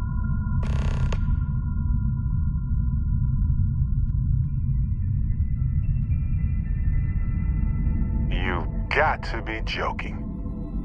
Nope. Okay. Skipping the initial shock of it all. Agreed. Not worth it. Forming a hypothesis.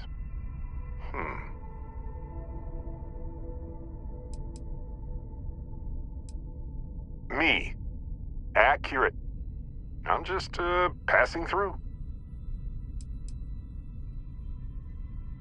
You know, my captain asked the same thing. Different captain, though, so you aren't an exact facsimile.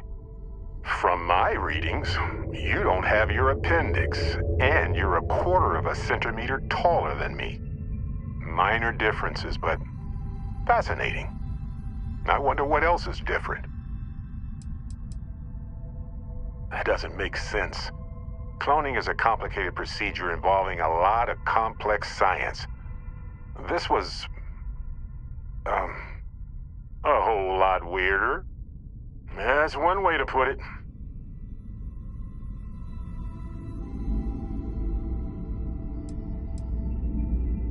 Molecular binary schism? Temporal twinning? Group hallucination? Don't forget the fluctuations in the energy patterns, which align almost deterministically. Harmonized vibrations, distorting some mechanical barrier between neighboring universes? Impossible to know with such a minute subset of readings. We need more data. Obviously.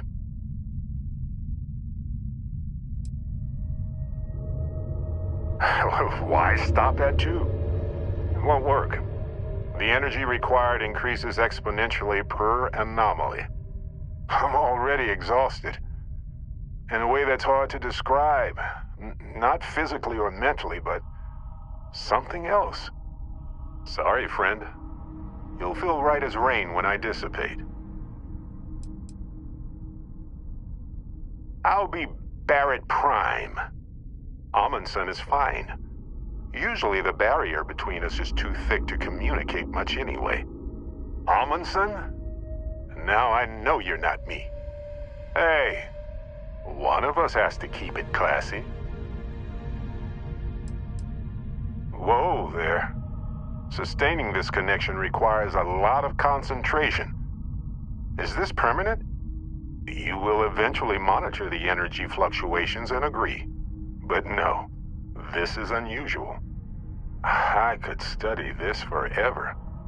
Irvin told me to just enjoy it and collect data on the side for later. And I'm glad I did. Irvin? He's with you. He's... okay? By the tone of your voice, I'm gathering some things in our lives might be a bit different. Is he happy? Yes, he is.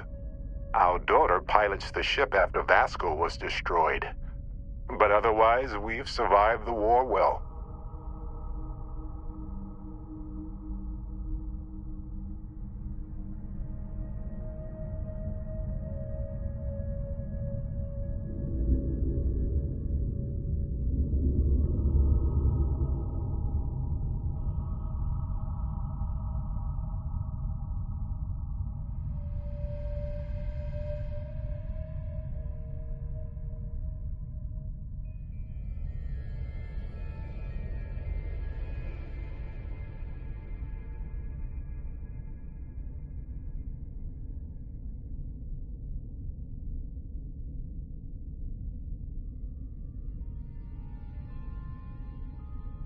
Take your time.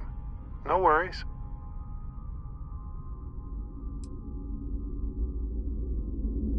It's been so long.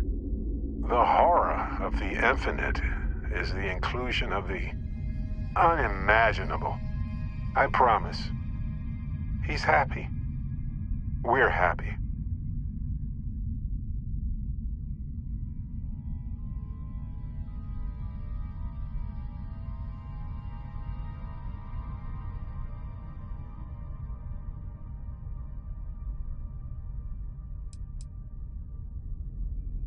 Oh, man. I only hope the new one we're building is just as salty as the last one. Amazing. Sounds like you don't have a daughter here, I take it. No, we talked about it, but no. We named her after Aja, my mentor. She died in the crossfire between the United Colonies and the Freestar Collective decades ago. For me, Irvin died instead of Aja in that crossfire. She's best friends with Cora, and she's smart as hell. Of course she is. Going on 20 years now. But we're starting to turn the tide. Imagine all of the variations. It's endless. I have so many questions. I wonder how many paths I've taken, we've taken, how many variations, how many ended with heartache and how many with joy. I think about that all the time. Wait, what's that noise? Starborn ship.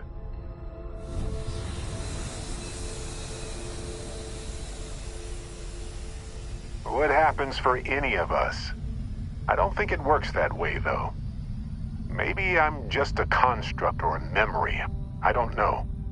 But I don't feel pain. Good to know.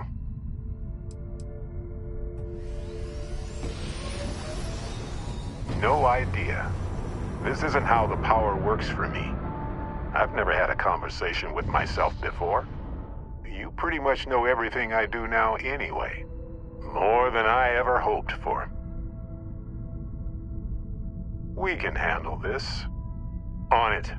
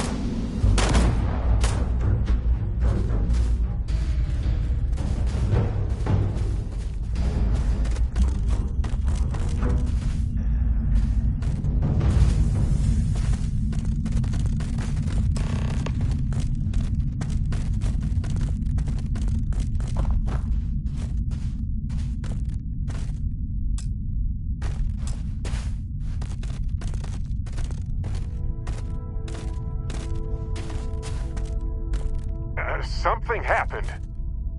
I can't hold on to you. I'm struggling. Being pulled through the barrier. This is probably it, friends. Amundsen? Cherish it.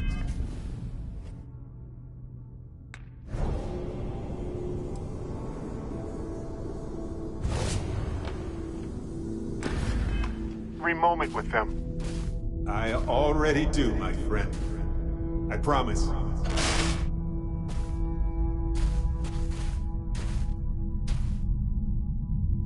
So look, for the record, I am the same Barrett that came here with you. For sure. I think.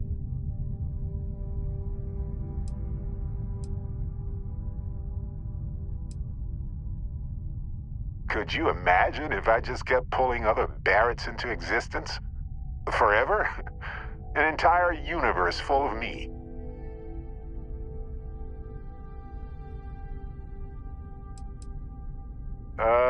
Kinda. I mean, here's the thing. It's pretty exhausting in a way that's hard to describe. A second one of me seems... well, frankly, it seems like it would kill me. But yes, I tried. Briefly. Then I stopped when I realized how impossible it would be. Makes me tired just thinking about it.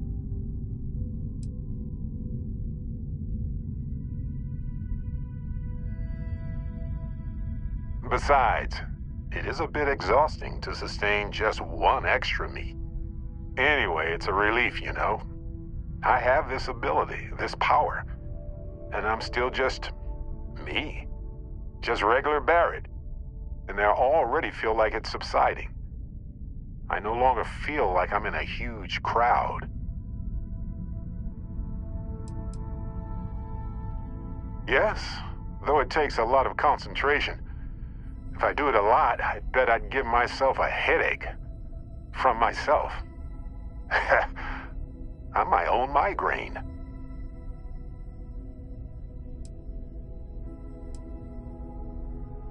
I thought so too. Other me, other Barrett, seemed like he was able to handle himself well in that fight. Anyway, we'll see. If the other me gets in the way, I can just release him or stop using the power entirely. For now, I just need to use this power a bit and digest what all has happened.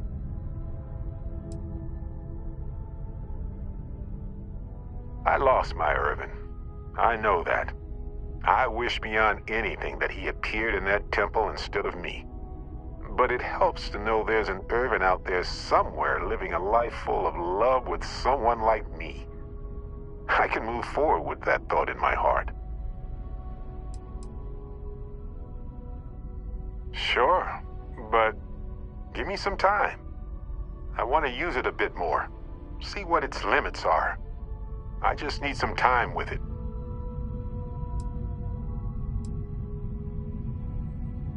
That's pretty exhausting, really. So I might only do it when I feel like we could use backup. For now, anyway.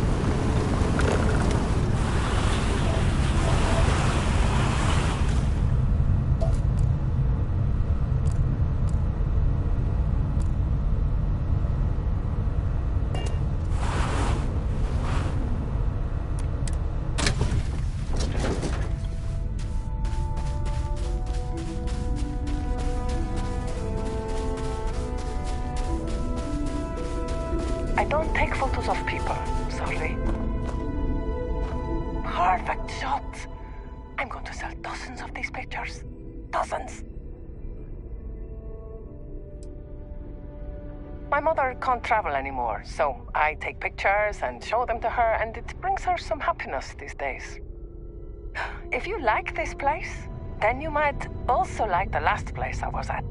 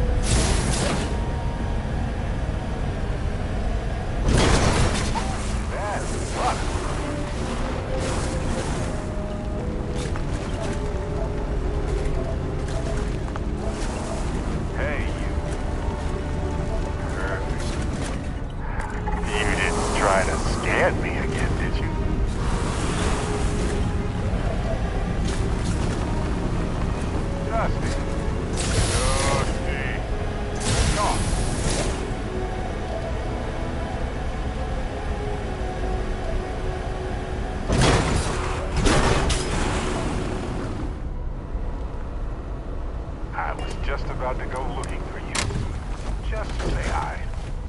So, hi. So, I was thinking about our relationship and what it means in a multiversal reality. There are probably universes out there where we don't get together, and universes where we're a throuple. And of course, ones like this one, where we do. It's both a fait accompli that we find love somewhere, but also highly improbable that we do in any one variation.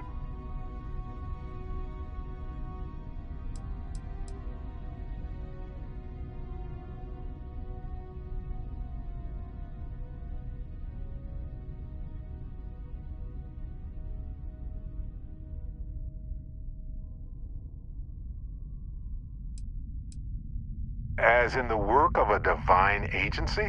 I wouldn't go that far. The odds may be exponential, but they can still be measured. Also, it's more romantic if it's our choice, right? The miracle is that we overcame every missed sign, every swerve, every random extinction event to get here. Not that we should be inviting any asteroids over for dinner. No need to tempt fate. Yes, I have my own designs about how that one might look. But it's only an ideal.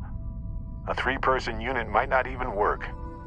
But what we do know is what we have right here does. That being said, it took me a while to get to my happy place. I may have been happy-go-lucky out of the box, but since then, I've gotten a few dings. And when we discovered the multiverse was real, man, there were moments I was drowning in self-pity.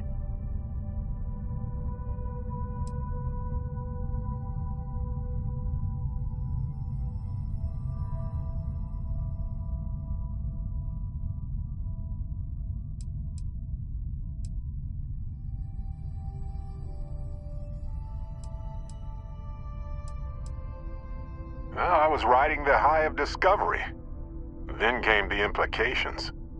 There were other Barretts out there, other Irvins, whole universes where desserts are banned for being too decadent. But then you came along, helped me doggy paddle my way to safety. I guess what I'm saying is there's a chance being in this situation would have crushed me. Knowing there were other Irvins out there, other lives where we were happy, I would have thought to myself, why me? Why am I alone? But that's not the case, is it? And while I will always love Irvin, the fact is he was from another universe. One that passed with him. The me that's standing here now, he wants to live in this universe. For as long as it takes. With you.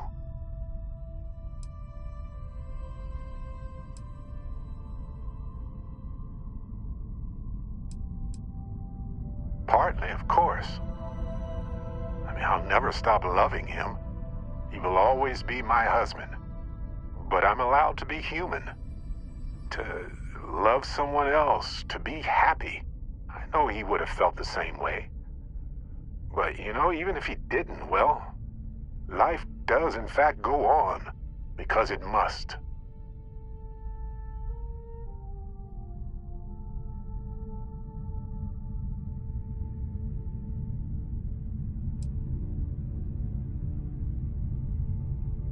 It's okay. Take your time to think about this more. It's a big decision. And there's no pressure here. My love for you continues regardless of the label we put on ourselves.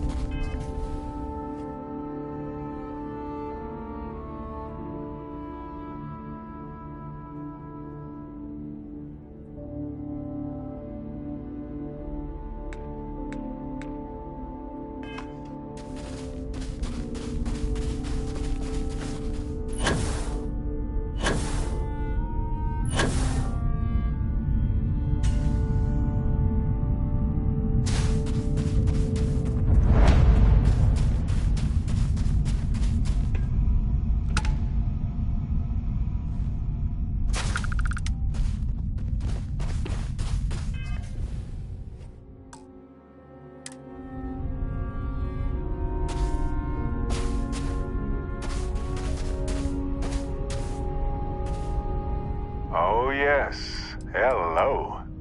I needed to hear your voice right now. You mean the galaxy to me? You know that. Well, you do now if you didn't before.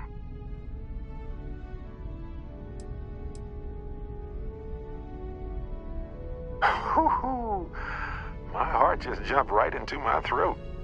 I'm honestly a bit overwhelmed. But in the good, happy brain.exe is malfunctioning kind of way.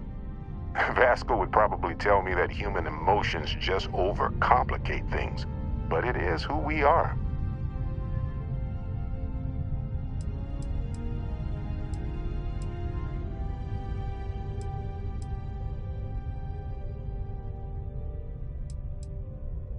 What if I wanted it to be more formal? I want to be your husband. I want to hear you call me that.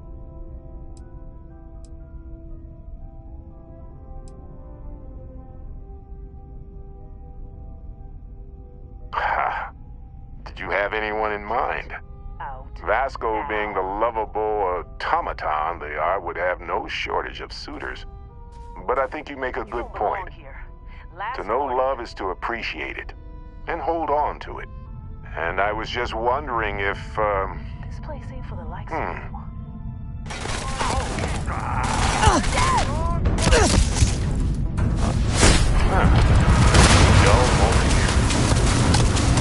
We're stranded.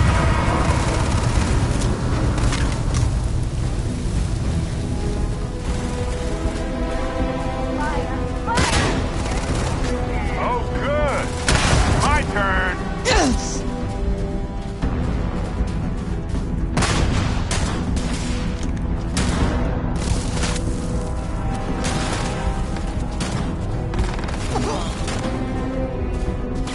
Please. I've done this 1,000 times. Ow, ow, ow! You're not taking me out!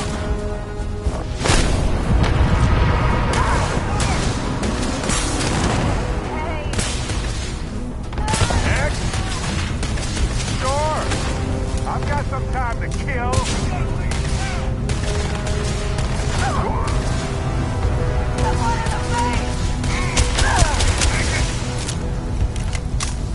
What was that?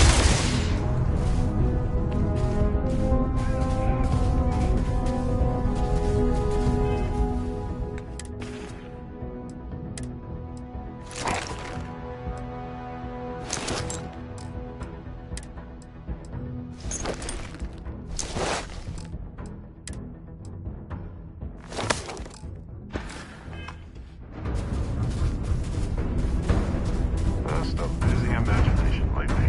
That's all. Progress to hostilities already.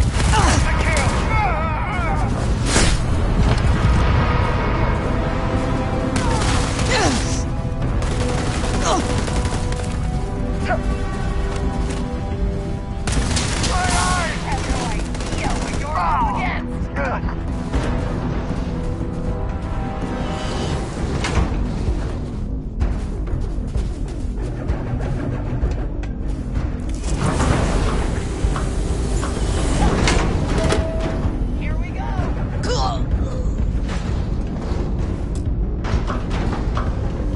Hello, me.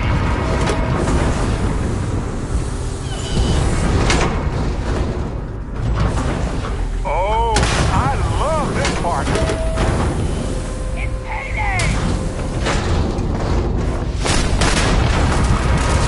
Come on, get me out of here!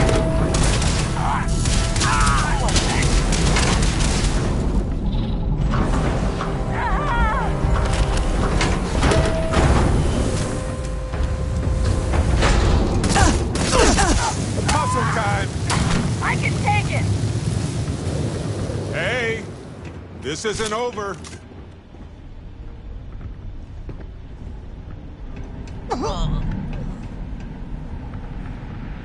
Got company. Find them. You're going down! Never gets over. Yes.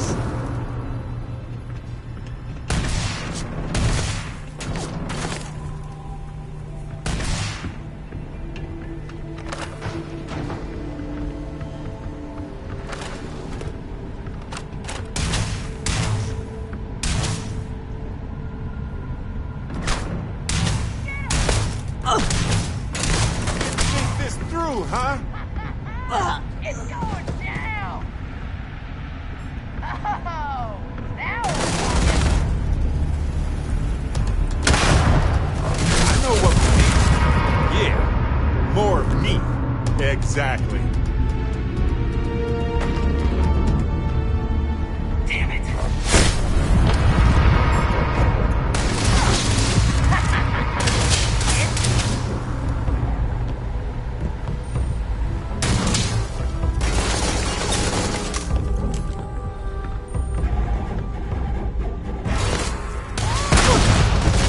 You have no idea what you're up against.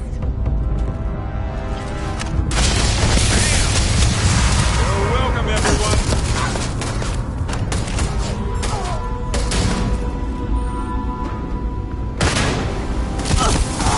This isn't happening. Glad you're on my side.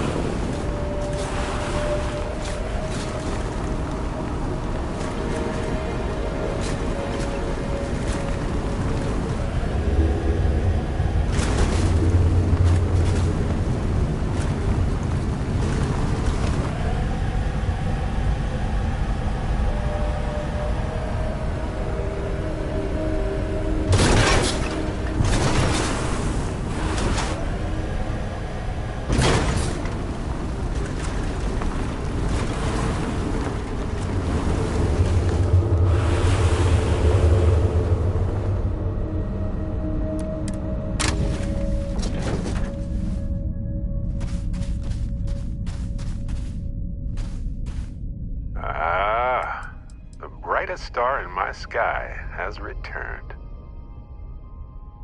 Yes, of course. We can't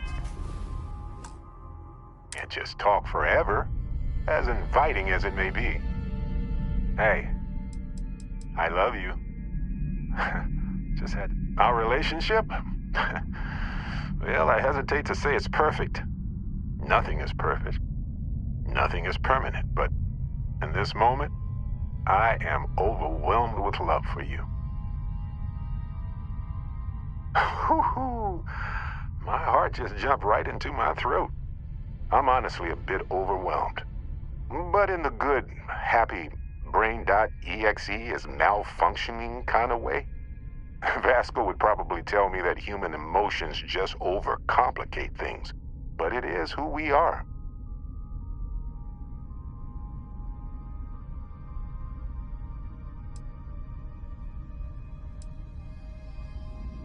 Oh, I've been ready. I haven't felt this certain about anything in my life before. Except fundamental laws of physics and math, obviously. And I was just wondering if, I didn't prepare this far.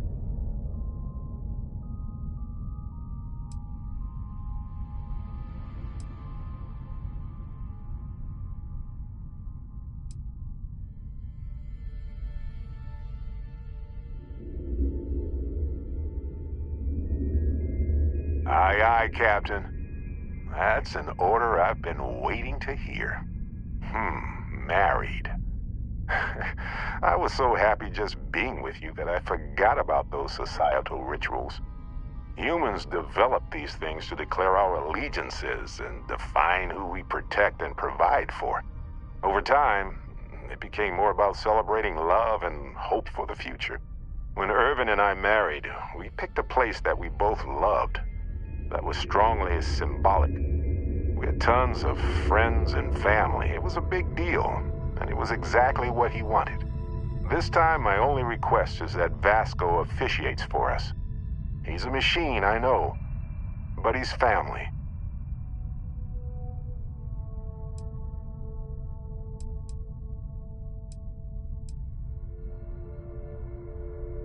Oh, don't get me wrong, I love them all, but no. I want this moment for ourselves, and also Vasco. Oh, you know, I didn't think about that, but she would be perfect too. I'm gonna leave it up to you to decide, though. I just want it to be a small ceremony.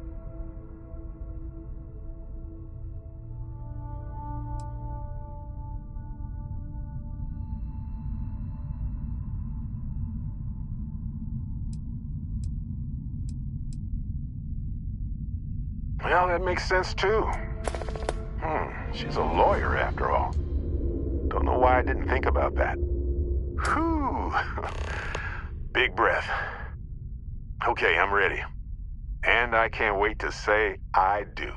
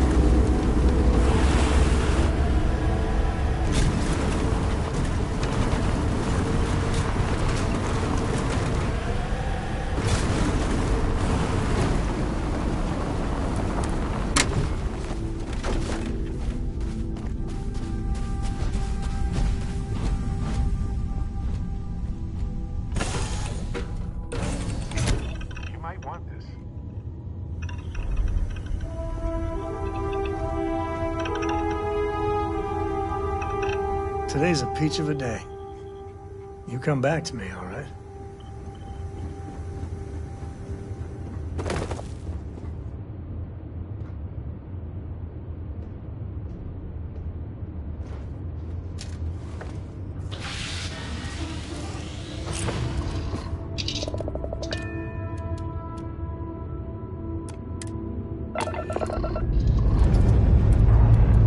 Engines purring. Let's do this.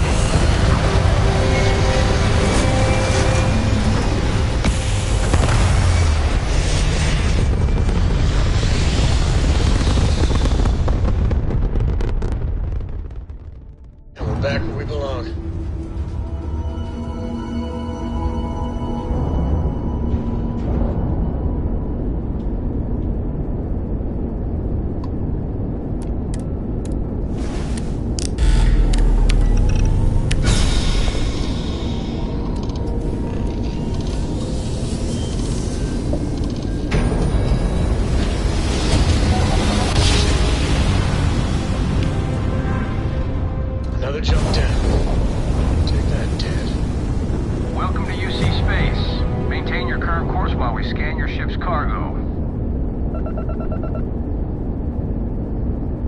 Scan complete. You're cleared to land at Gagarin.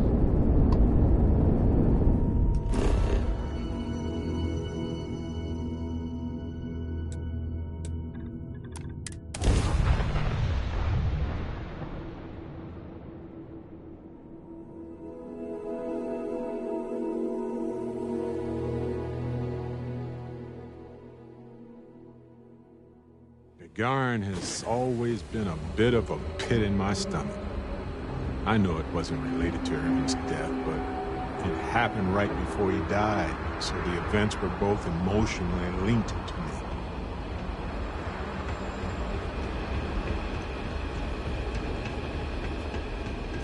They're conscripting security to search all the abandoned buildings for heat leeches. Guess who's got the next shift?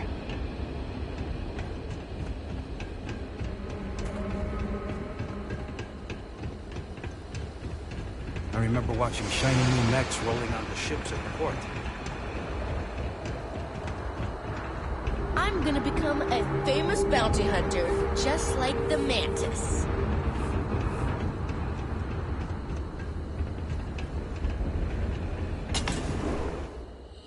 Something for you.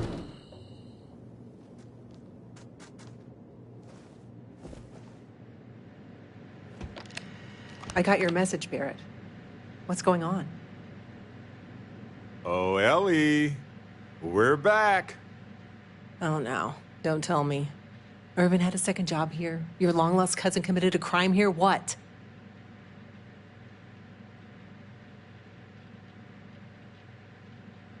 Always a pleasure.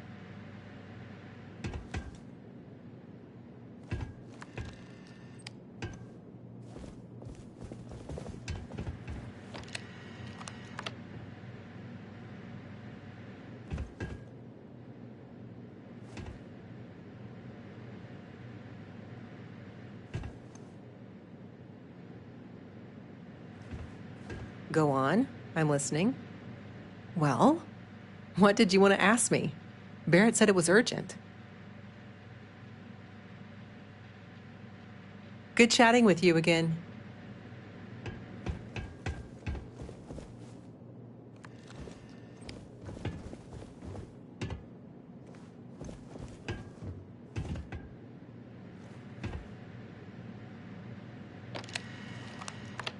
Well, what did you want to ask me? Barrett said it was urgent. Honestly, I've been too busy to really think about it. Since your case ended, I've gotten several other similar cases, and one goes to court soon. Without your case, I don't think my new clients would have had the confidence to come forward. So, well, to answer your question, yes, I'm glad to see you. It has just been quite busy here. Well, Barrett, go on. Will you marry us, Ellie? Unbelievable. No. I helped you with a court case, that's all. I have a strict rule to never get involved with clients, so goodbye and good luck.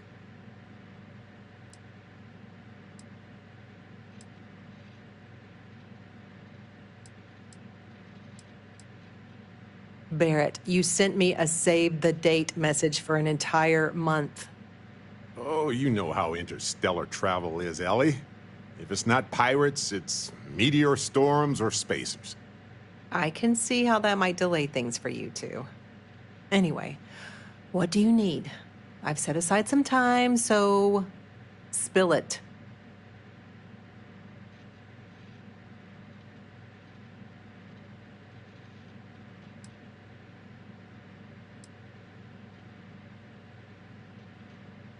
That certainly changes the conversation, doesn't it? So, legally, I can do it, sure. Though you should know that I've helped people with the paperwork before, but not the ceremony. You need to submit an application at Town Hall together first. Then I can help with the rest.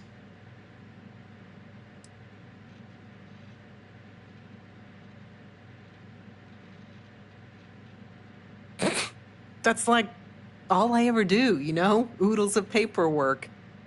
Just be glad they want your money. They'll make it as easy as possible to ensure a transaction. No, nothing like that. Access to marriage is your right, but paperwork is unfortunately required. Gagarin just wants that license fee so we can finish renovating our town hall someday. You know how it is.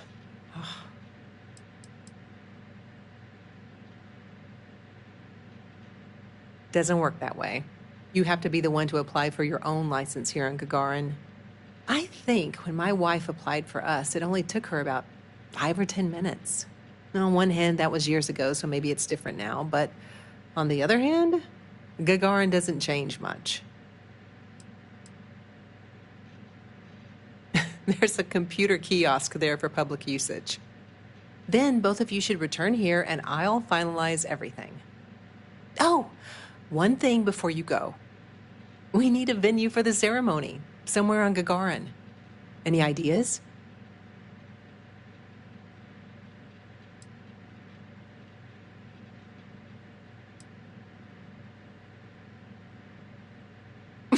Slightly more romantic than my office, at least.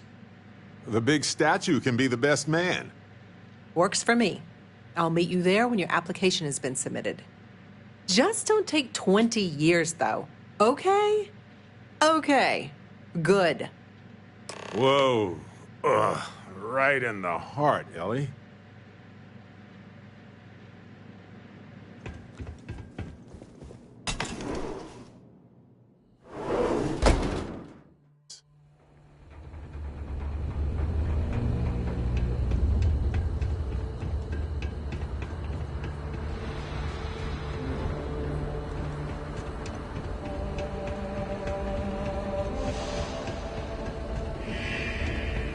You ever read about the early history of spaceflight? So political. So familiar sometimes. You been to Flint recently? You get crushed under all that crap yet?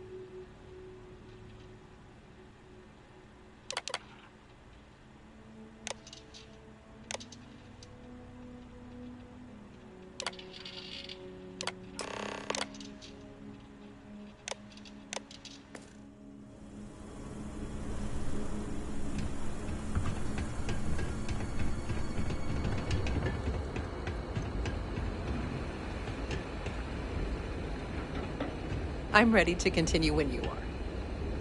Now that your application is done, I can begin the ceremony if you're ready.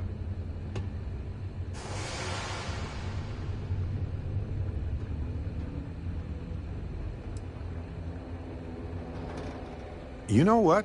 Yes, I would like to present a gift at the end. Please, and thank you. Aw, that's sweet.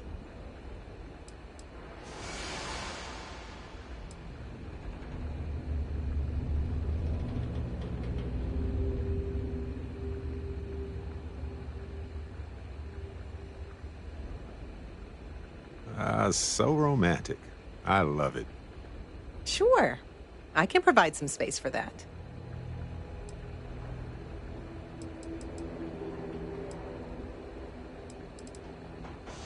I'm ready too. Go on, Ellie. We are gathered here today to formally acknowledge your love for each other in the presence of a legal representative of Gagarin. You've solved mysteries together, explored the stars together, and you've fallen in love together. And today, you have decided to declare your love together for the galaxy to witness. Do you each promise to love, honor, and stand with each other from now until the end of your union?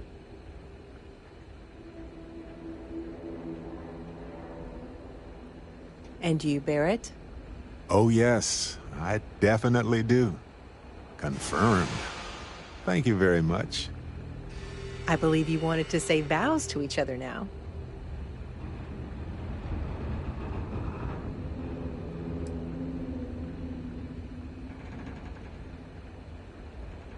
You're my confidant, my friend, my lover.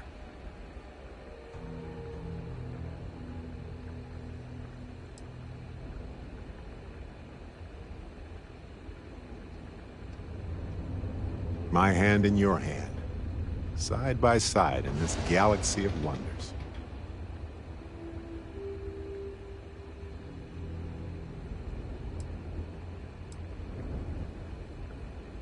I don't know what the future holds, but I know I want to face it with you by my side. Your declaration of love for one another binds you together. Barrett, you asked for a moment before we close. Before we tie the knot, I wanted to talk about Harvey. It's a plant that Irvin was cultivating for years. Biologically fascinating. And apropos of this moment, he found it on a dying planet, a symbol of death and renewal, past and future. And for that reason, I want you to have it.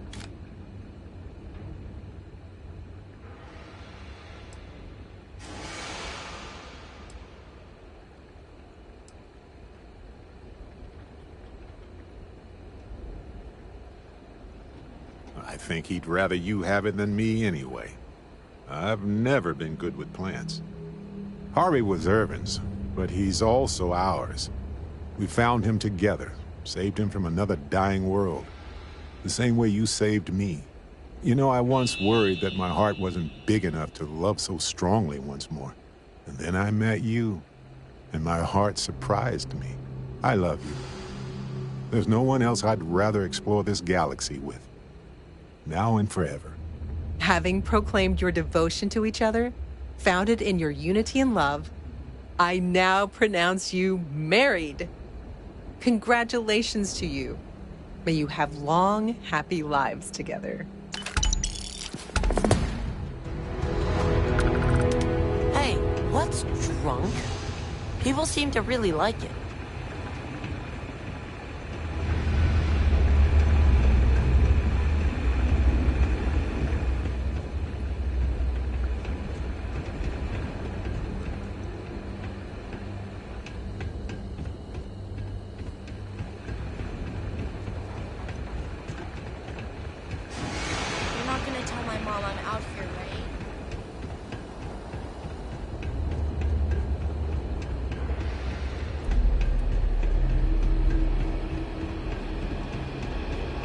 End of the colony war hit Gagarin hard.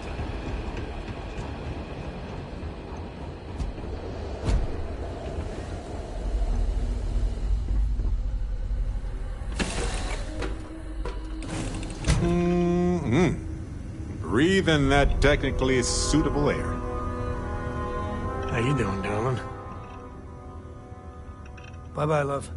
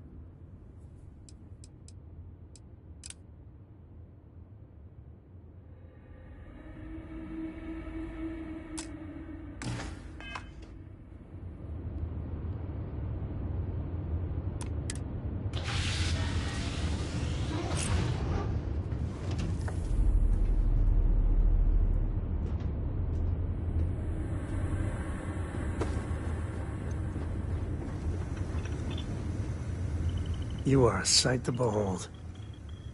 Cora will be thrilled. Sam, you two better have some good adventures to tell me about later on. Adventure is my middle name. Well, not really, but now I kind of wish it was.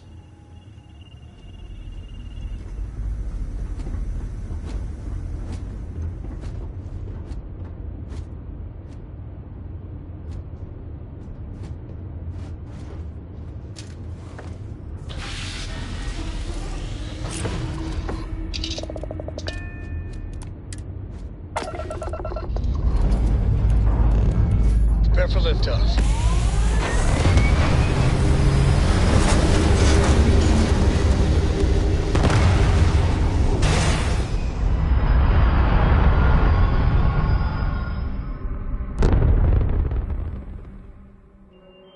Stable orbit achieved. You can stay here.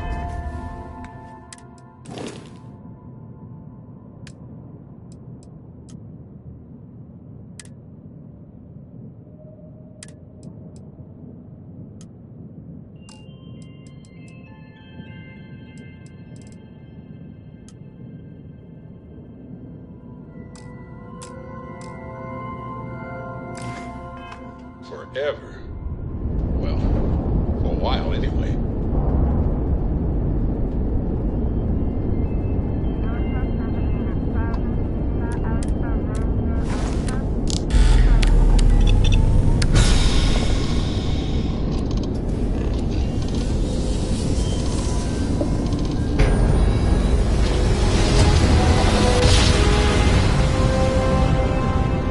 You know my great-grandpappy made that drive, right? We're here.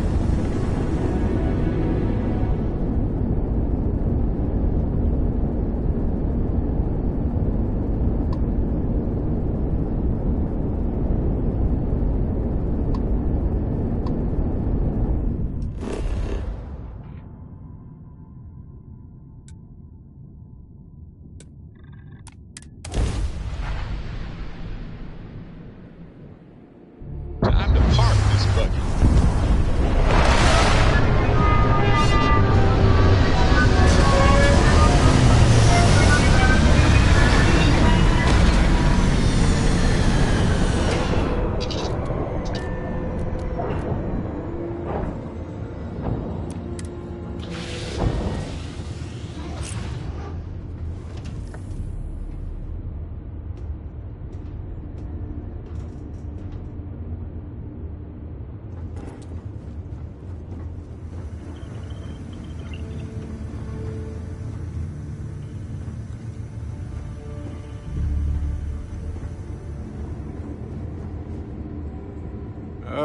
Glorious as always. I could say something goofy about magnetic bodies, but let's just skip it and get back to the ship together. Barrett, good to see you. You two have fun. Just not too much fun. You got it.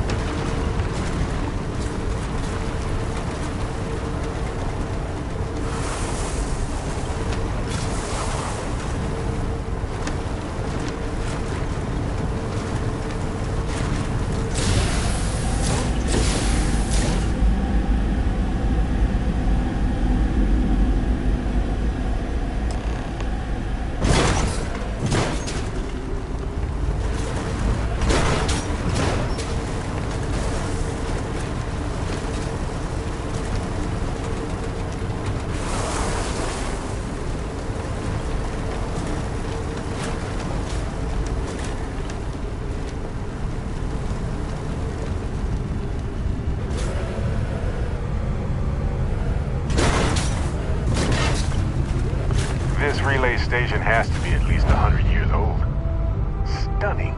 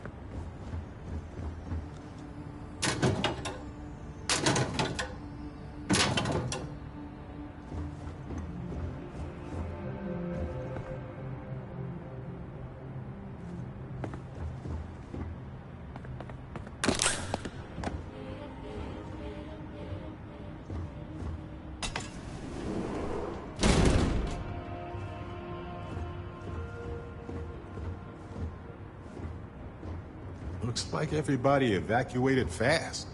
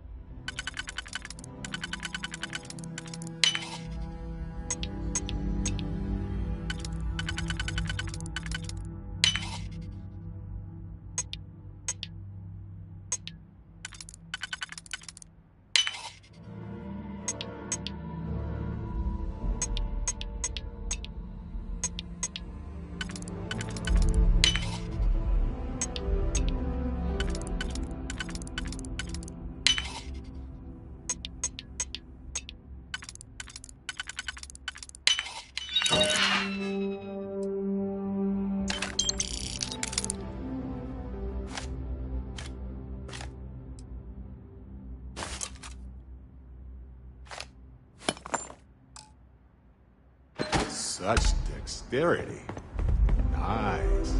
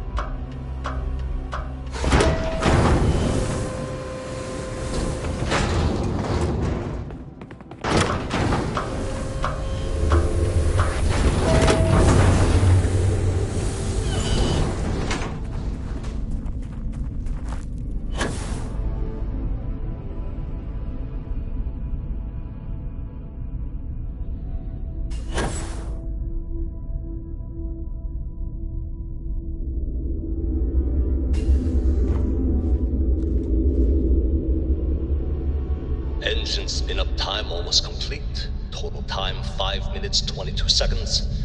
Right on schedule. How are the helium-3 valves holding, Nova? We double-checked the leakage concerns this morning before the launch. All signs green. Any changes to the calculation sequence from Voltaire? No changes since we uploaded the last figures yesterday.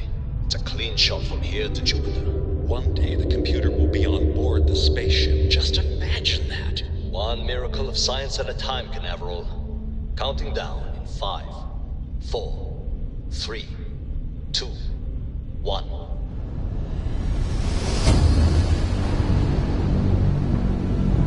Canaveral, are you reading? All clear, Nova.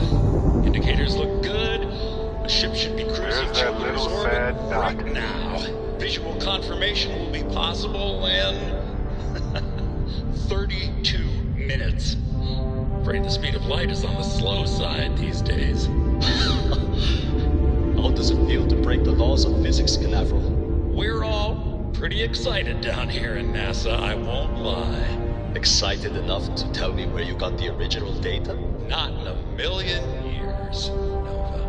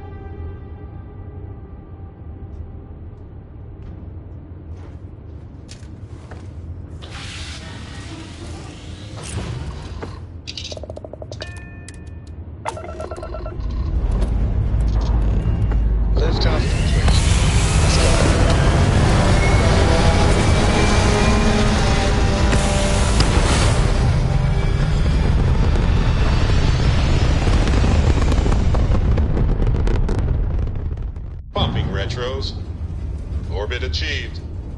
Stabilizing. Done.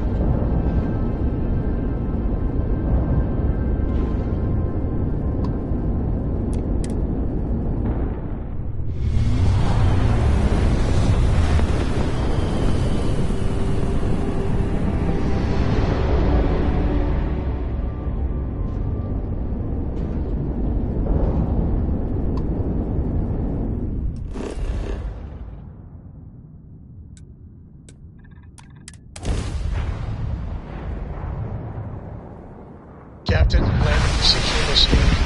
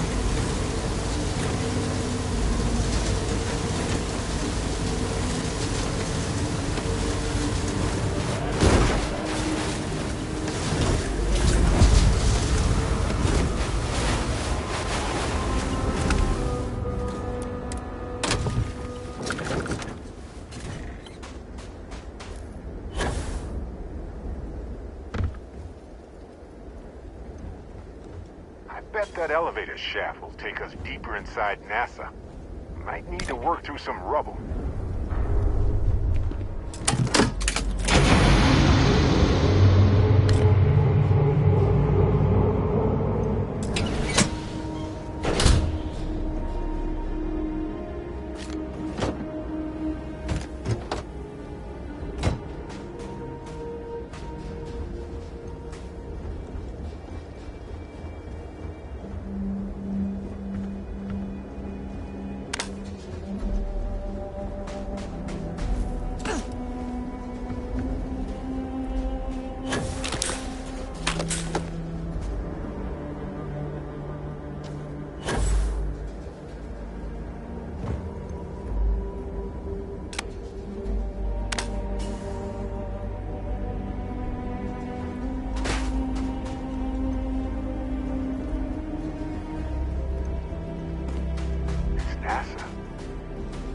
Actually, NASA. This is one of the towers that got us to safety among the stars.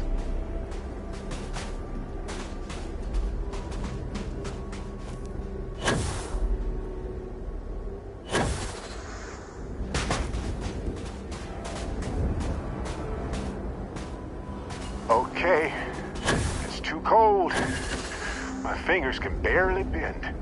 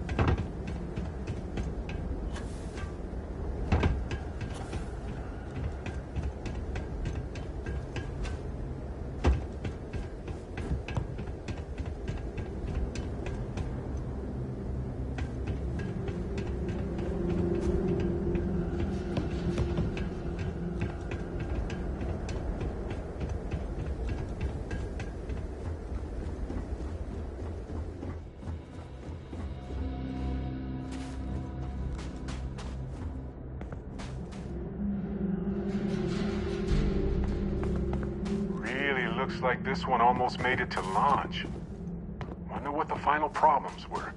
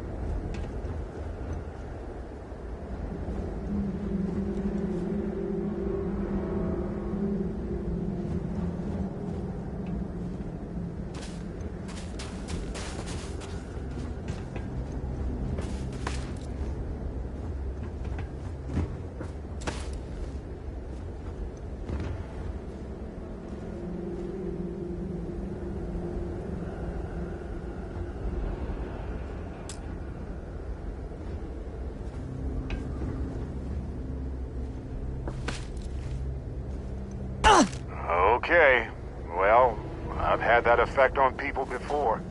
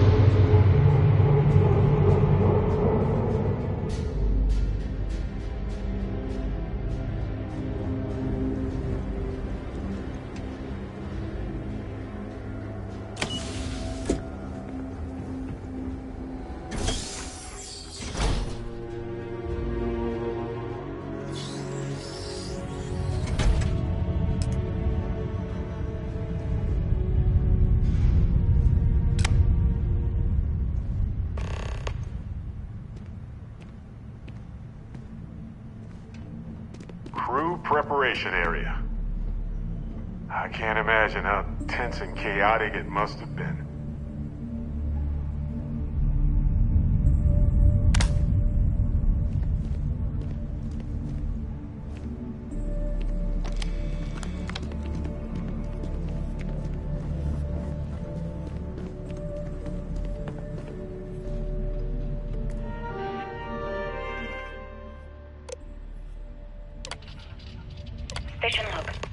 Dr. Judith Tatienne.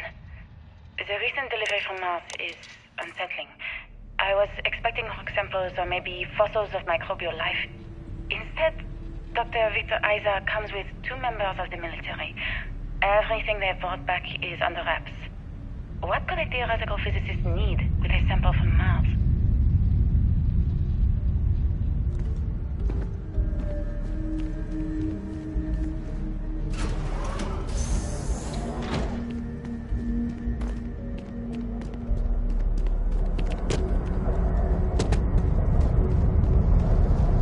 Looks like a structural collapse of the underlying strata. Typical of karst topography.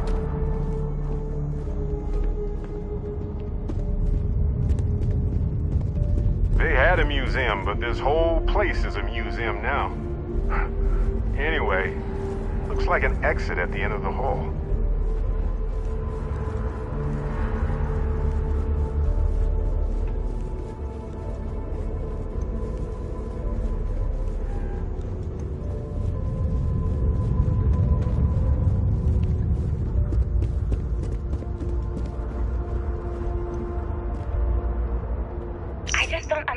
These calculations came from.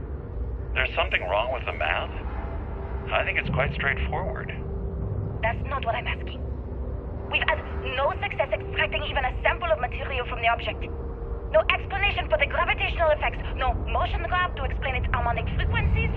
I can't even establish a melting point. Judith. But you've had me building these prototype colliders for months.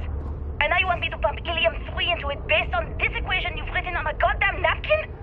I just need you to trust me. I have been trusting you. We keep slamming our heads against a brick wall, getting nothing. And you keep coming up with something new to try.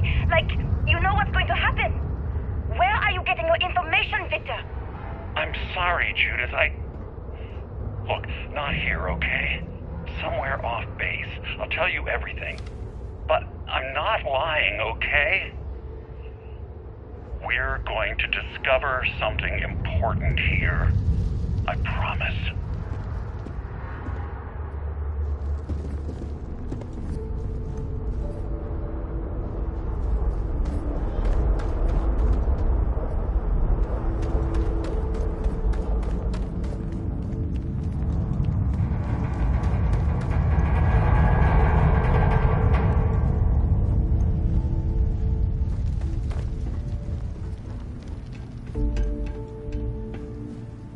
Like this across the globe, scientists figured out how to save our species. These are the heroes.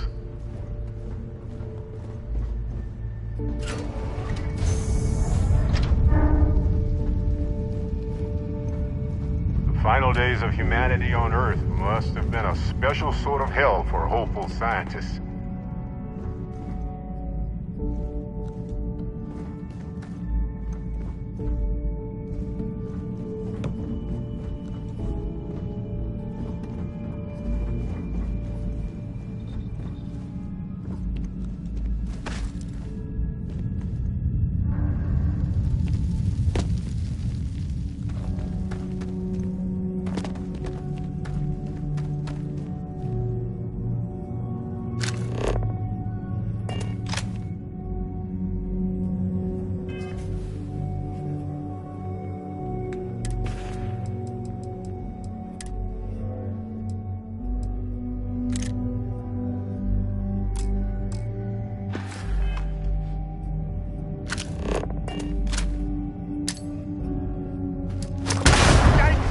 Watch it!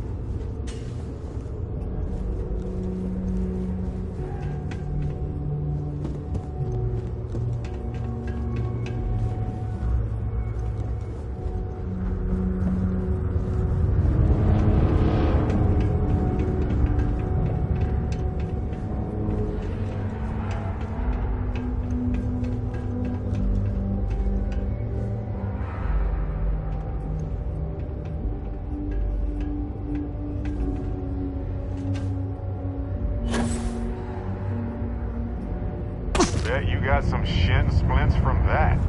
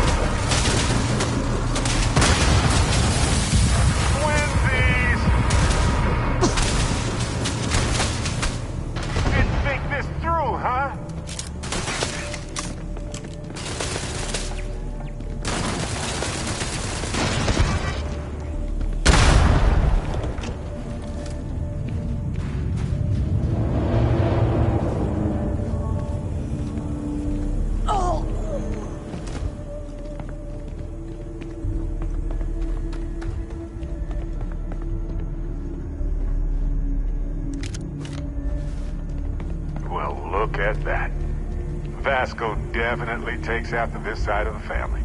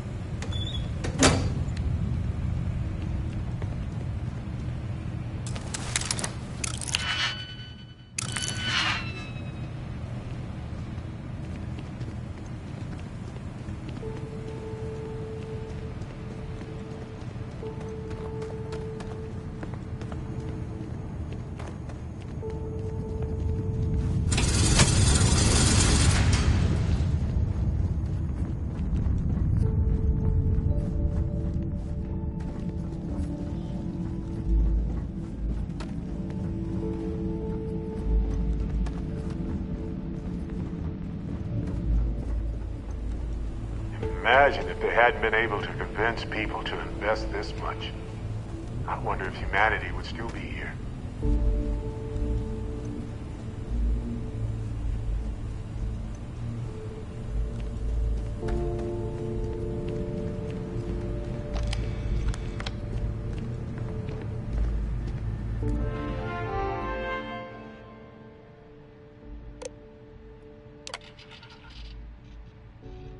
Project Log. Dr. Victor Isa. We turned on the prototype today.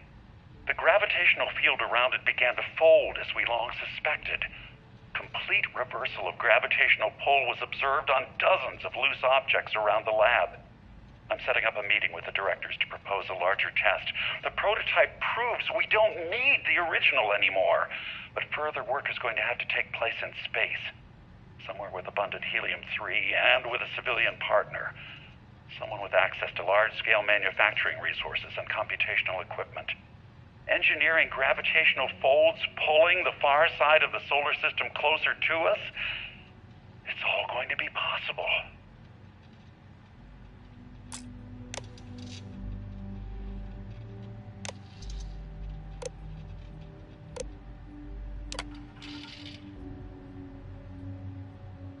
Project Log, Dr. Judith Tatian. I watched the GravJet tests from the moon today. It was the first time we were able to talk to the team at Nova Galactic directly. So many things were under wraps before, but now everyone wants all the publicity they can get. I'm already seeing proposals for manufacturing androids of drives, expeditions to Alpha Centauri and beyond. It's also overwhelming and worrying. It could take years, decades, before we know what all these side effects of operating a grav drive can be. But no one wants to hear that right now. Like a bunch of pioneers racing towards the edges of the frontier without knowing about the grizzly bears in the mountains.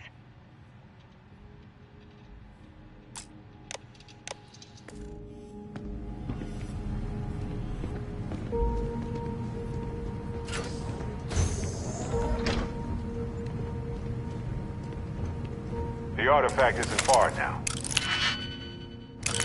But look at all this stuff. Simply astounding.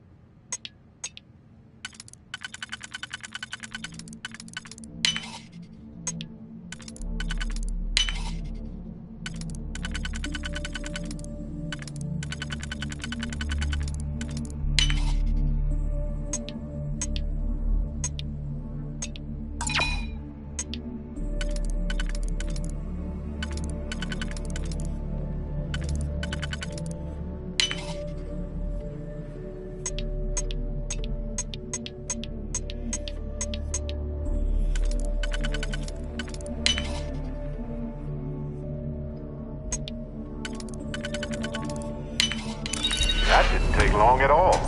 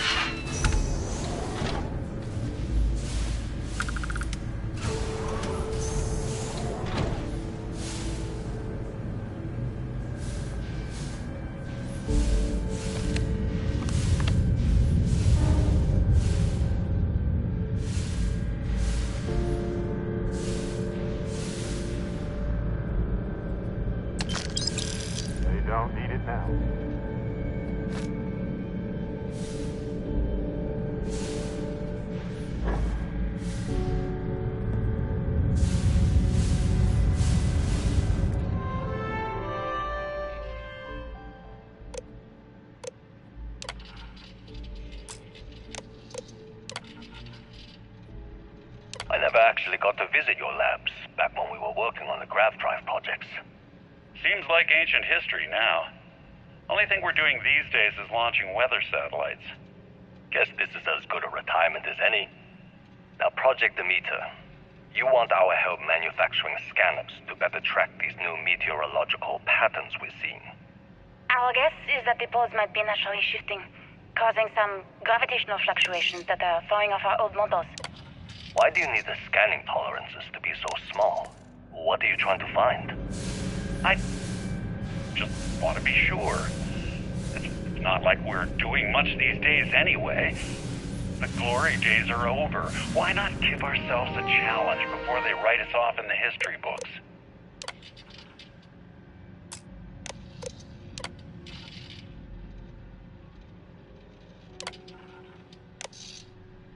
I know what I'm seeing, Victor. The data coming back from the satellites is very clear. It's the grav drives. All those jumps from the moon. At this rate, Earth's atmosphere is going to start sputtering out into space. Can the drives be fixed? I'm working on some designs that should discreetly solve the problem, under the guise of an emergency update to the fueling pumps. We're talking about the end of Earth, and you're trying to be subtle about it. Judith, the last thing we need is people losing faith in grav drive technology. That might be our only option. To what? Are you seriously saying we should abandon Earth? The timeline is under 50 years. A blink of an eye for a planet, but more than enough time for a human exodus. And what do we tell people? We say it's an act of God, one that science has found a solution for. Time for humanity to take its place in the stars. You knew, didn't you? You lied to me. All this time. I dedicated my life to this discovery, Victor. And you knew we were going to kill off our planet? You haven't seen the future I've seen. There's an infinite expanse of promise out there. A meteor could hit Earth, a plague, another world war.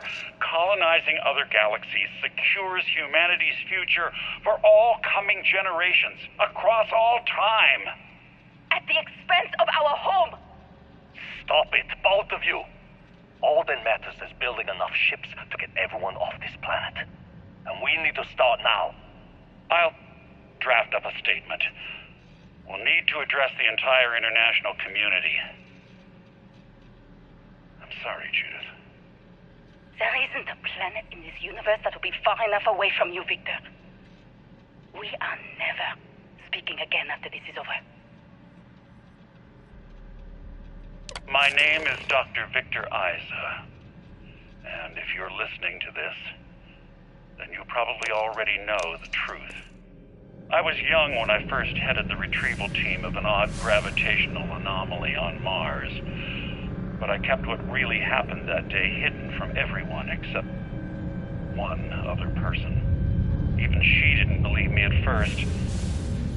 But I have no reason to lie to anyone now, so I hope you'll accept this confession, whoever you are.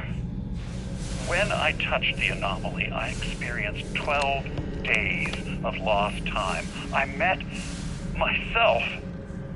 He told me everything that has since come true. The grav drive equations, the tests on the moon, Earth's atmosphere sputtering away because of what we had done. But he also told me about a city thriving on a planet orbiting a distant star. Human culture, art, music, lifestyles evolving and shining brightly across all of space. What price would I be willing to pay for that future? Maybe you don't believe me. Maybe Judith was right and I'm just a coward who wants to believe his mistakes were justified. But everyone has forgotten about the real origins of the grav drive, this artifact from Mars. I hope you make better use of it than I did.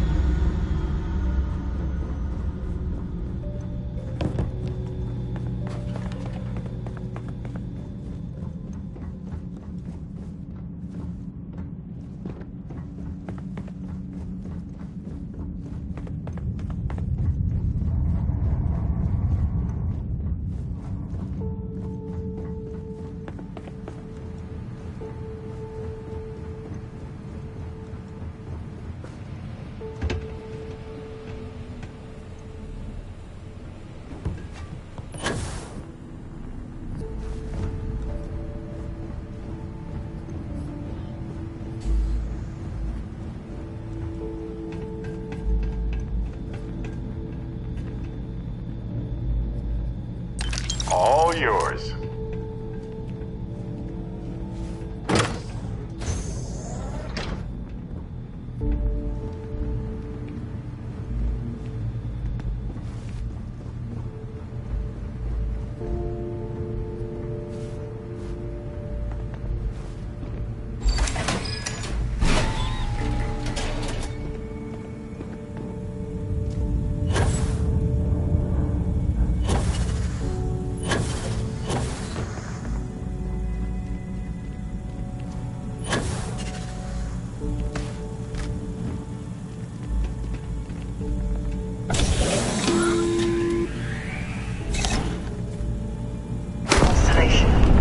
We've arrived on the surface of Earth. We need to discuss what you found. And it looks like other Starborn got here before us. So, you might have company.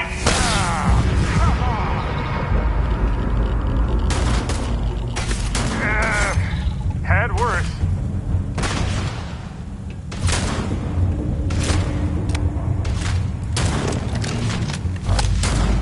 Oh, bad choice.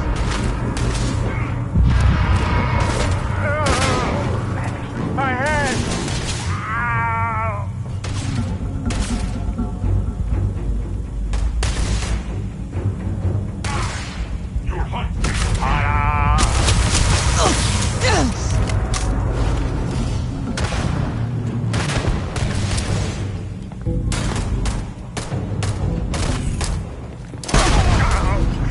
Quit it.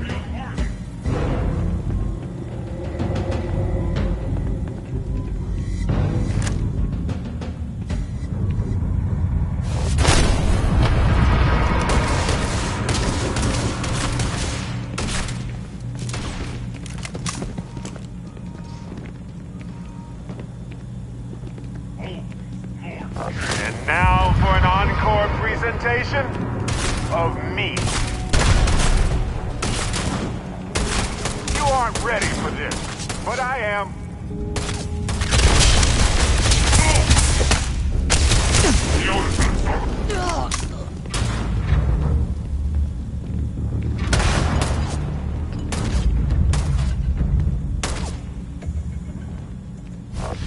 There's more where that came from.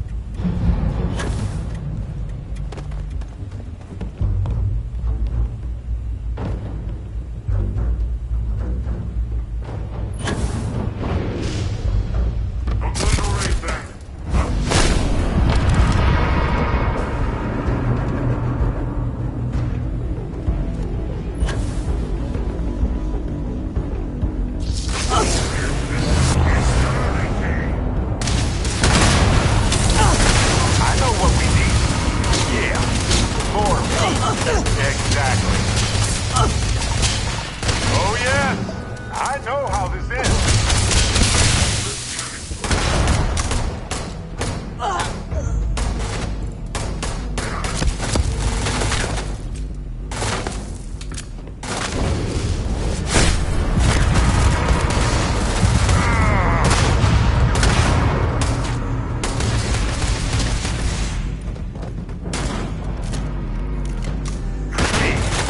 I've done this 1,000 times.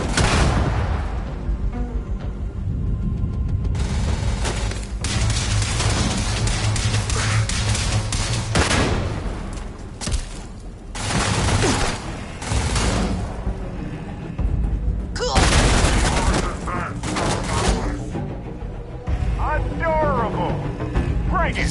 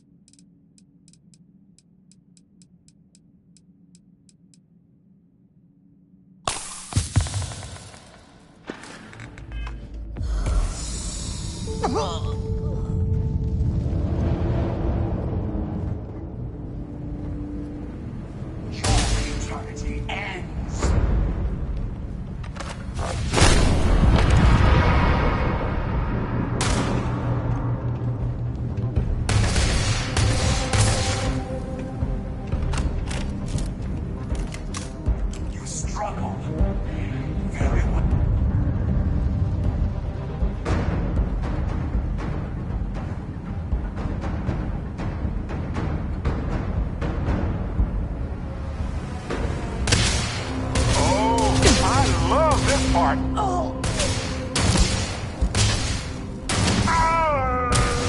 Ears ringing.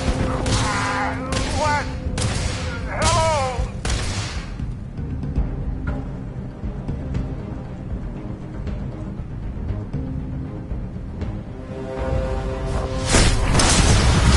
No more. What?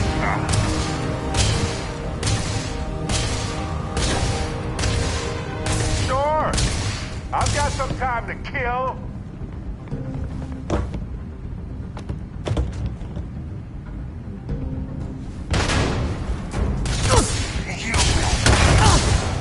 Dreams have just come true.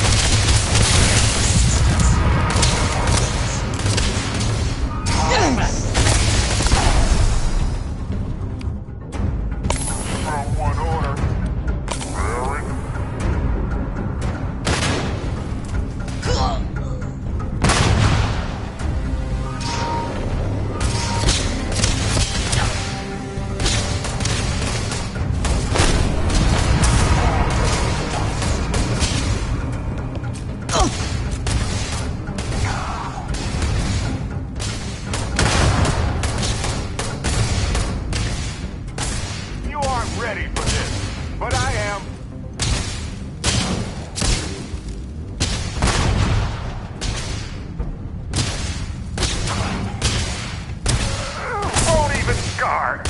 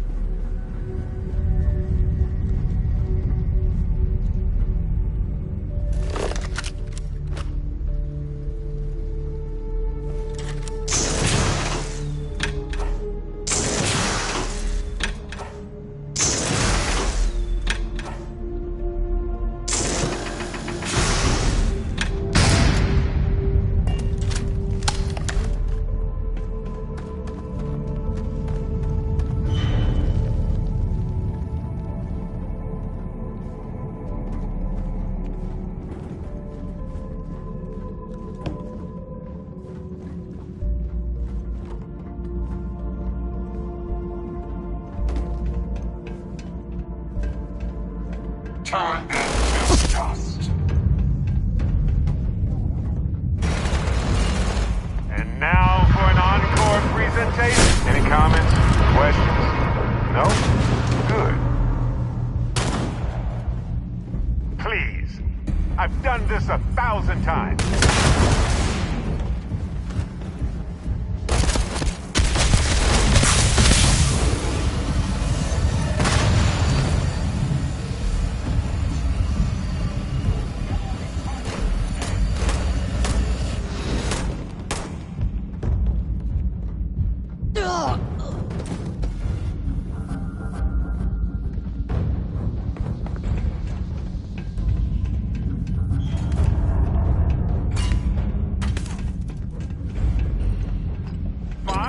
Let's go! Ha! This never gets old!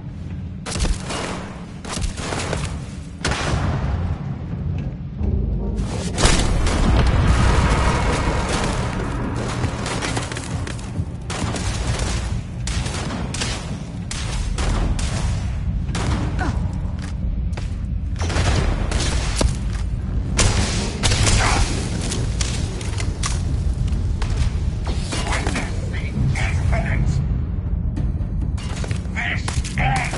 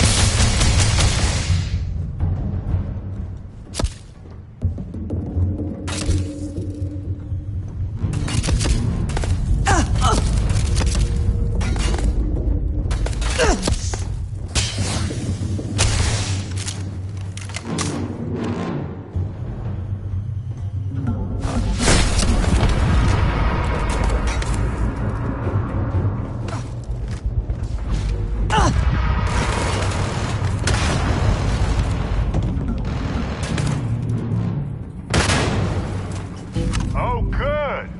My turn.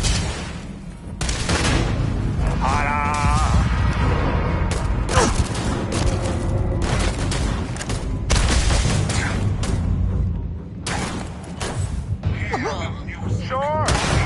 I've got some time to kill.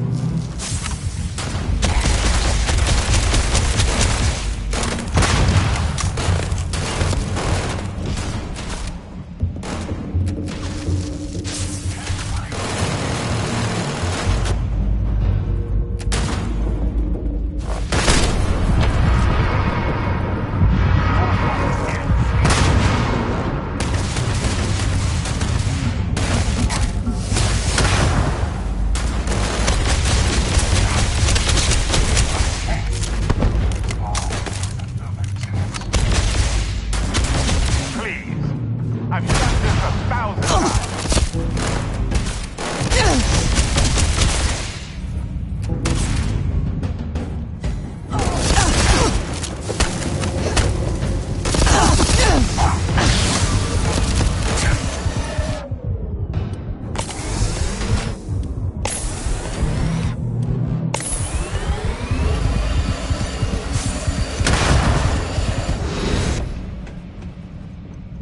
Fine. Let's go.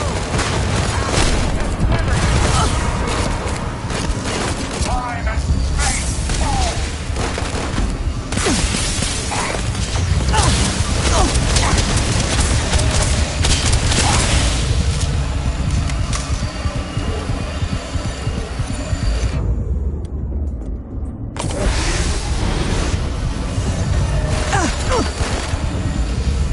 Bam! You're welcome, everyone.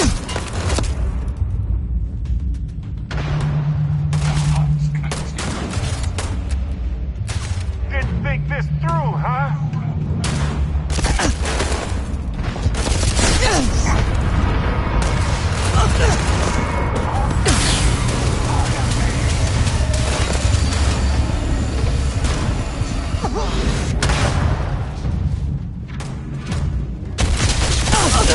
Oh yeah, I know how this ends.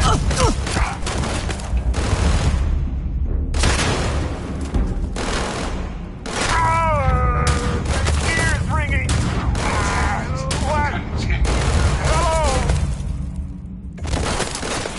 Hello? Quit it.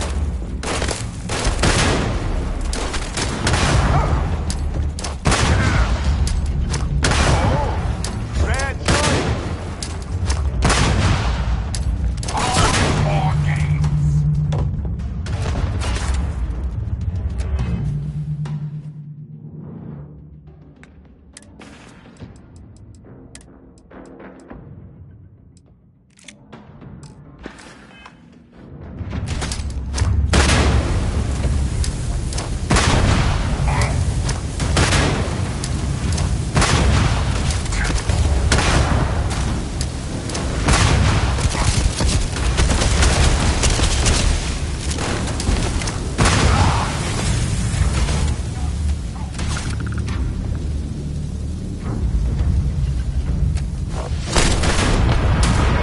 Sure. I've got some time to kill.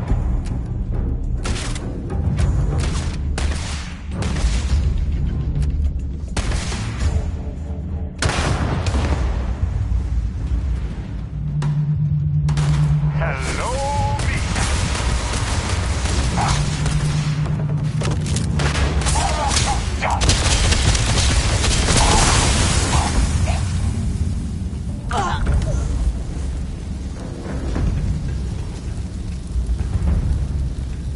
Yikes! Watch it!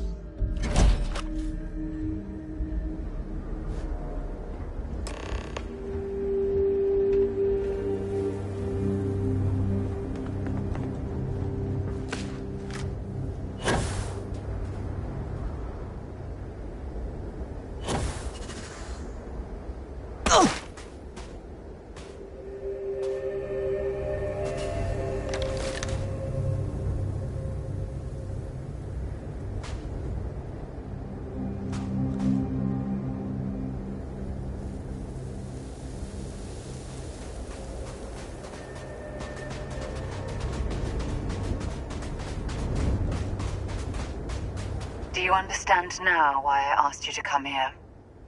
The artifacts unlocked the secret of interstellar travel, at the cost of Earth. An easy trade, honestly. Why have one world when you can have all the settled systems?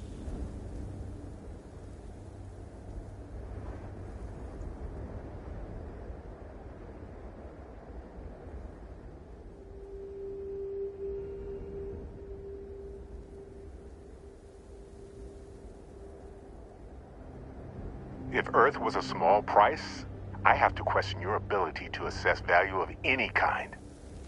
Assuming we weren't going to lose it anyway. War, disease, famine, all the classics. Don't you see? The power of the artifact forced humanity to the stars. They didn't get to make a choice. How many would have chosen Earth? What gave Victor Isa the right to choose for them? You see the hypocrisy in what the emissary is saying, right? They don't want to rob people of their free will, but then they steal the artifacts for themselves. In the wrong hands, the power of the artifacts can make anyone a tyrant. That's why we watch over them. The only thing you're watching out for is yourself.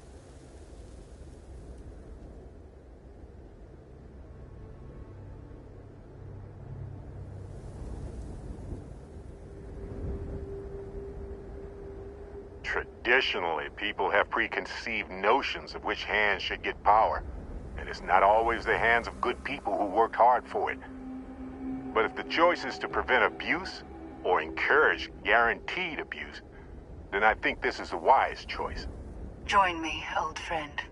We can collect the final pieces together. Oh, no you don't. You're not her old friend, remember? You're from another universe. Don't try to manipulate her. Okay. I couldn't win you over on philosophy. How about pragmatism? I'm more powerful than the emissary. Than any other Starborn. And you might not understand why, but I want you to succeed. You've never gotten this far before. I need to see what happens to you.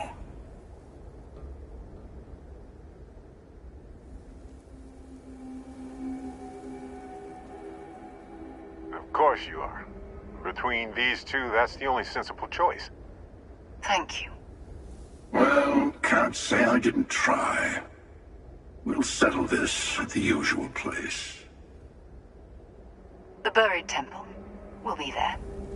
You're lucky I'm a man of my word. I'll see you there.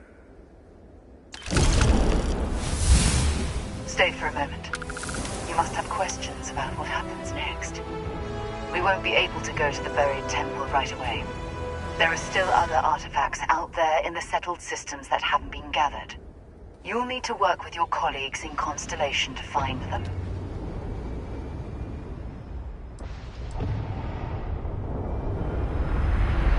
There's always a final artifact in a specific temple. The Hunter and I agreed that whomever you sided with, the other would wait there.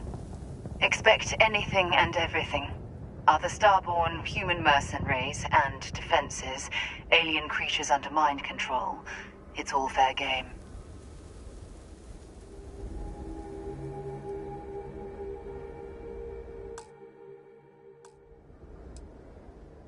He and I have made a number of agreements over the years, if you can even call them years at this point. We let him go. In exchange, he'll wait at the buried temple. You'll be able to prepare any way you can before then.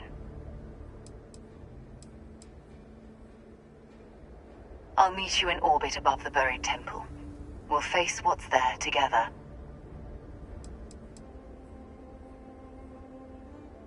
All the other artifacts need to be gathered before the final one will reveal itself. I'll be bringing mine. The Hunter will be bringing his. And you'll need to bring the rest. All of the ones Constellation can find.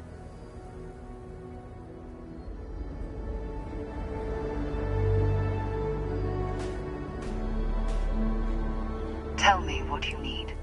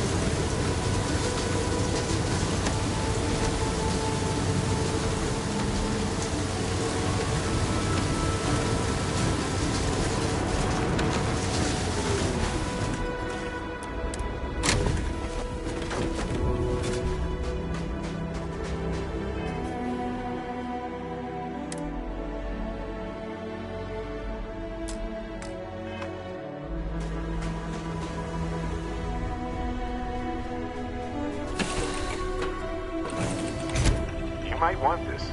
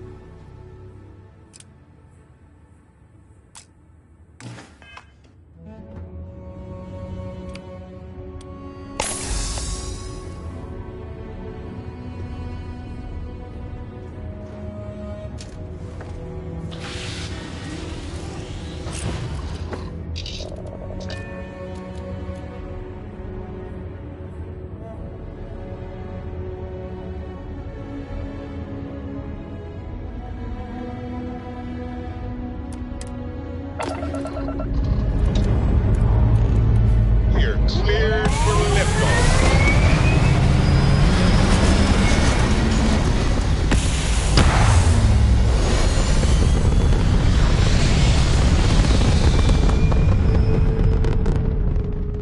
Recalculating.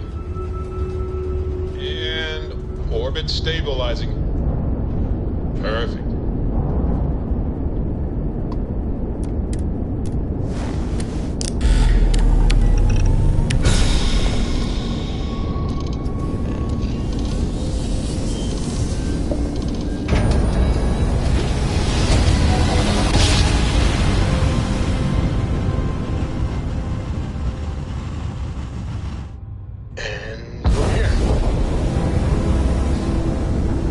Starship Frontier, this is United Colony Security. Maintain course and prepare to be scanned.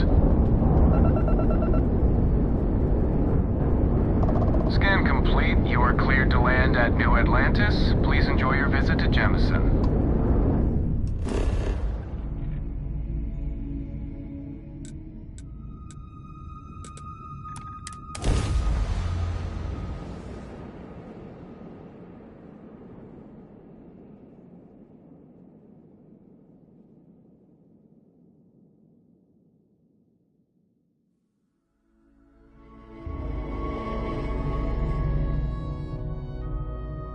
If the Lodge wasn't here, I probably wouldn't be here all that often.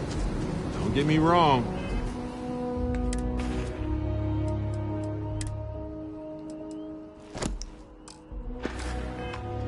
New Atlantis is lovely. It's just sort of predictable. I don't believe in luck per se, but I do realize how fortunate I am to be a part of all of this.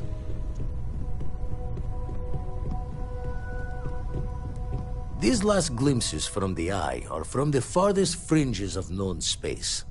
Could be the only remaining pieces outside the hands of the Starborn.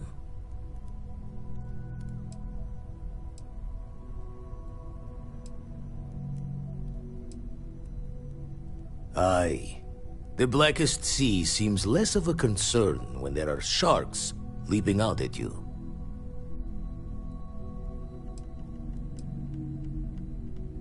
Catch a smile out there.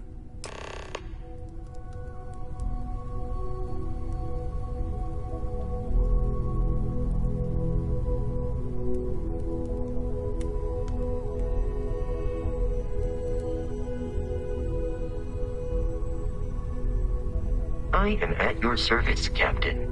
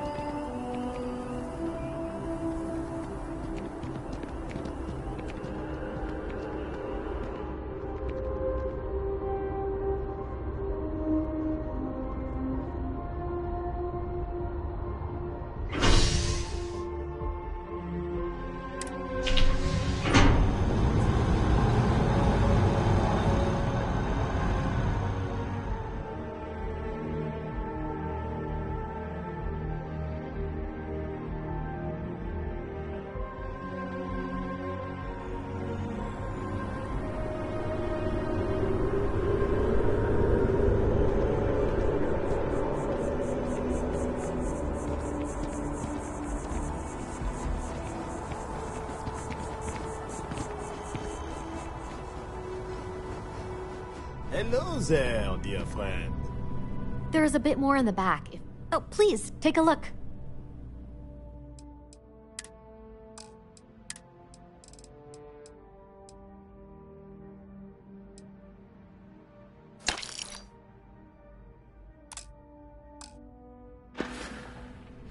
Thanks for coming in.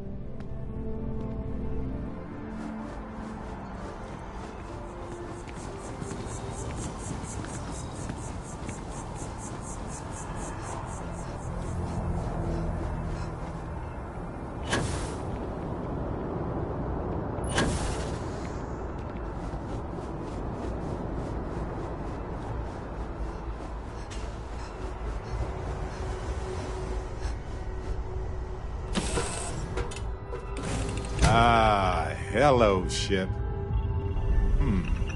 This place needs more decorations, don't you think?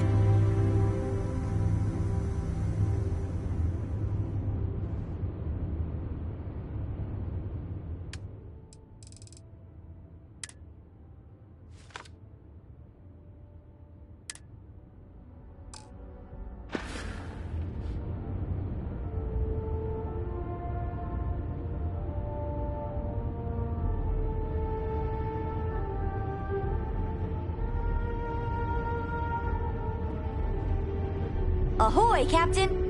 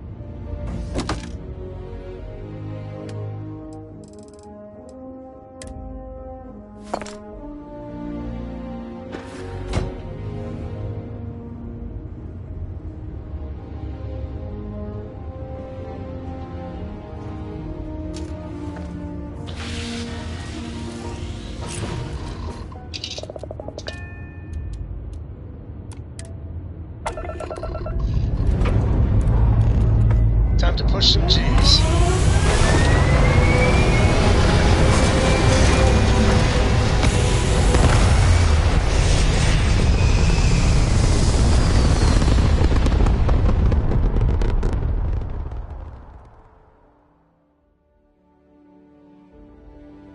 Orbital insertion complete. You may now move freely about the cabin.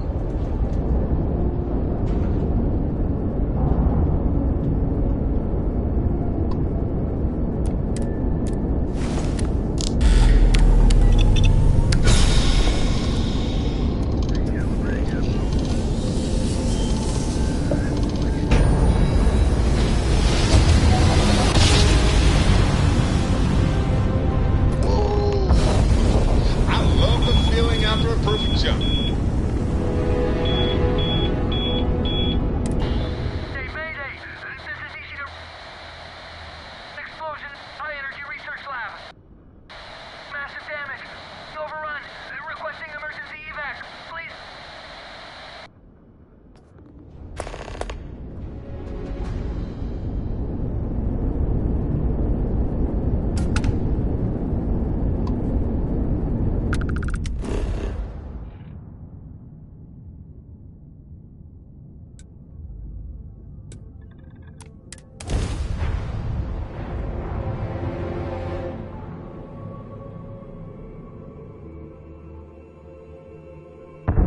landing gear is ready. So it's clear.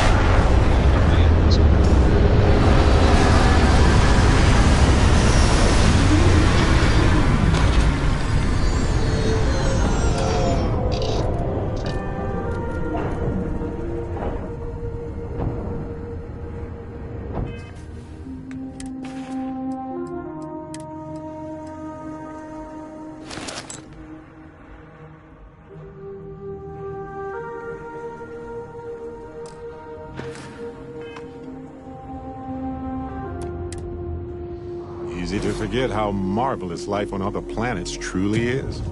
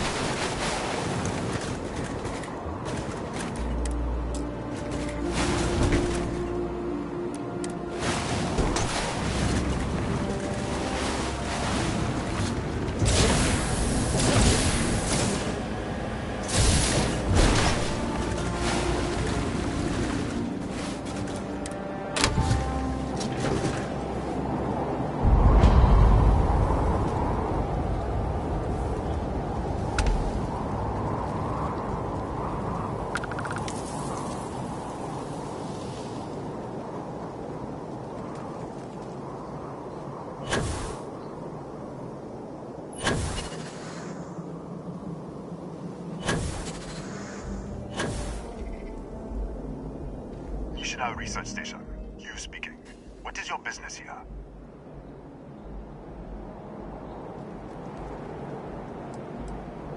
We are a research station run by the Hadron Consortium. Our work is proprietary and confidential. Great minds advancing basic research for the future of humanity. A bunch of scientists who pool their grant funding.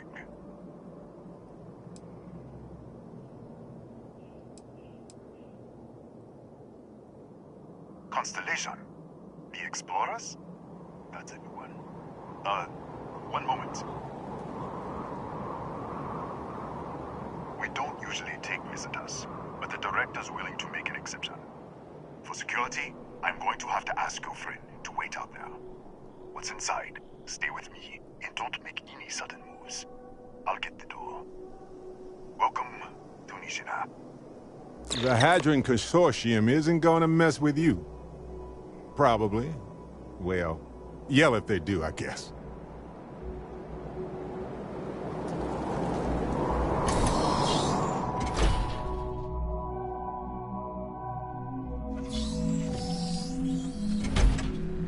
Step forward. Scan is clear. One moment.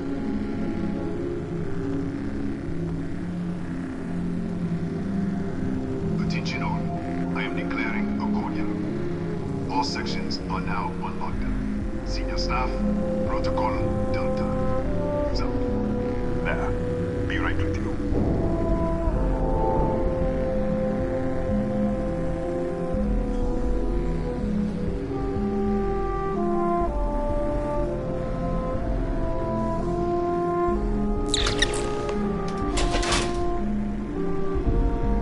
Ethan Hughes, Chief of Security. If you'll follow me, I'll show you to the director. Kaya Patel, our Administrator and Research Director. 28 years in quantum particle physics, or so I'm told. It's beyond me. We're a small research station in the middle of nowhere. Pirates eat places like these for lunch. It is my job to make sure that we are not on the menu. We'll take the back way up.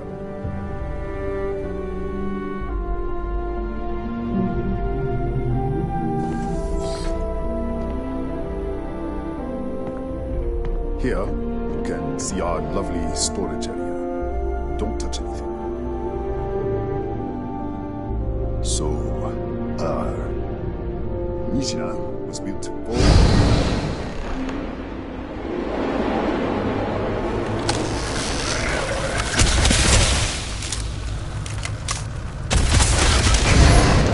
What the? Easy! Easy! What the hell was that?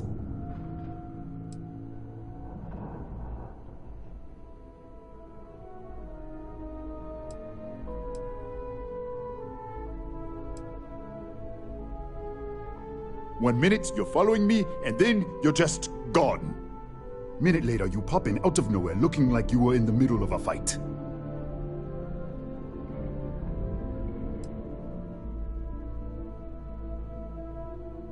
In our storage room. I should have never let you inside. What is this? Some kind of stealth tech? Who are you working for?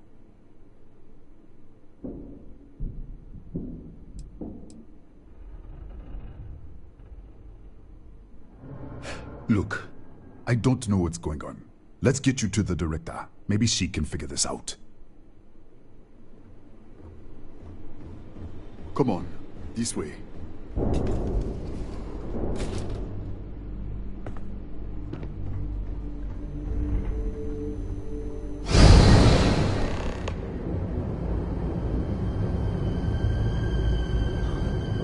Who's there?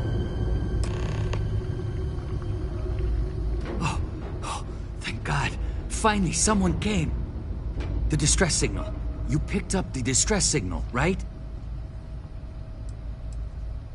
Rafael Aguero, chief engineer here. Well, I was.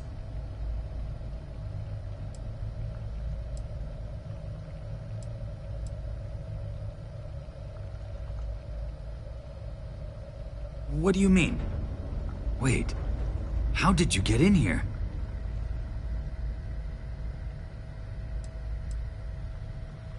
I've been locked in here for days. It was all I could do to keep those things out. You're here, but you didn't open any of the doors. So either I'm hallucinating, or...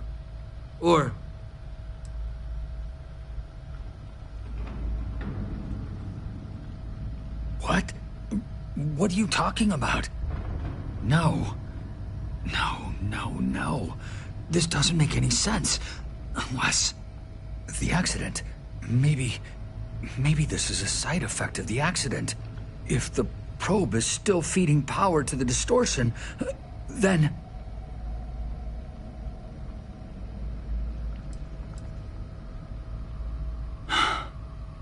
3 months ago, I was calibrating an experiment in our high-energy research lab. There was an accident. An explosion. It caused a gas leak. Sparked a fire. I was trapped in the control room. There was nothing I could do. They're all dead.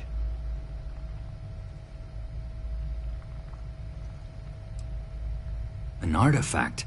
You mean the metallic god? Here, we should.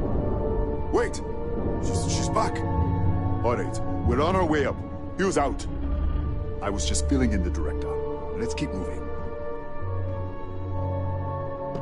If anything happens, the director's office is on the second floor, end of the hall. You can't miss it.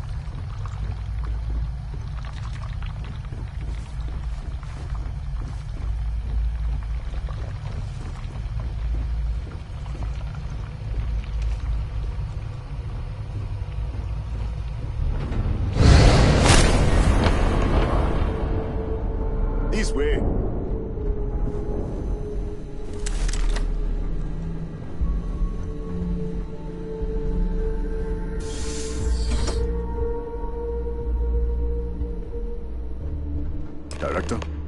Thank you, Ethan. Come in. Kaya Patel, Research Director. And this is our Chief Scientist, Maria Hughes. Ethan said you disappeared right in front of him. Twice now? 3 times? Director, you can't be taking this seriously. Look, I don't know who you are or what you're doing here, but there has to be a rational explanation for all of this.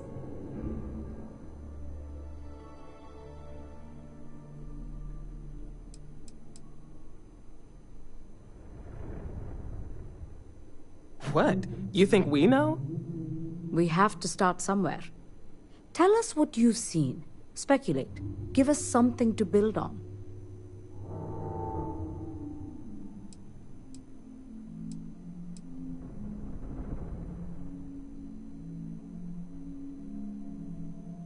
An artifact? You mean the source of the distortion? No, we don't. Enlighten us.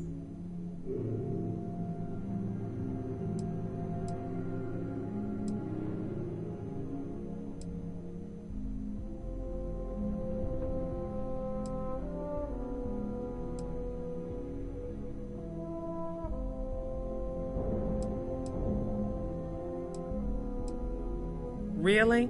That's all you're gonna say? No, fair enough. You have a prior connection with them then. Maybe that's why this is only affecting you.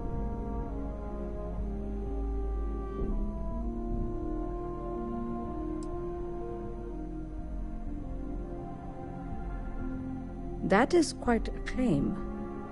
What makes you think that? Tell us about this other universe.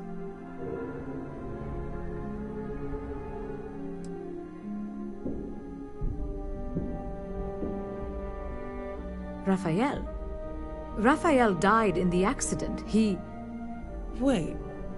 Gas fire. The leak. Director, there was a hydrogen leak right after the accident. It was contained in a minute or two. But if it hadn't been, it could well have caused an explosion. Another universe, though. That's a lot to swallow.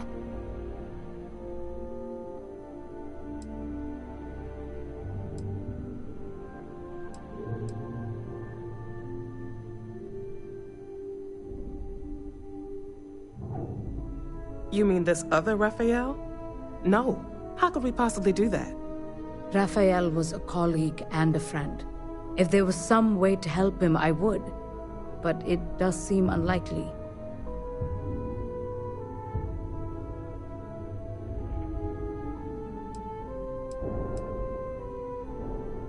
Presumed dead. The research level has been locked down since the accident. We still don't know exactly what happened. If he survived, he could have ended the lockdown, but...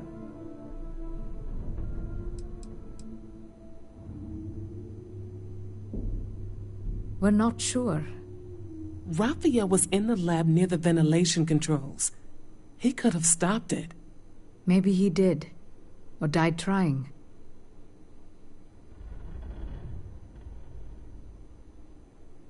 This facility and the research level 2 kilometers beneath us were built to study a gravitational distortion, this artifact and the field it creates. 3 months ago, our chief engineer, Raphael, was calibrating an experimental probe when something went wrong. We still don't know what happened. There was a series of explosions, and somehow it's still running.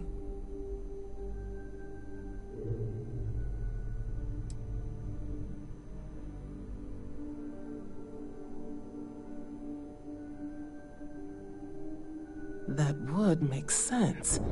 That's why the field strength keeps increasing.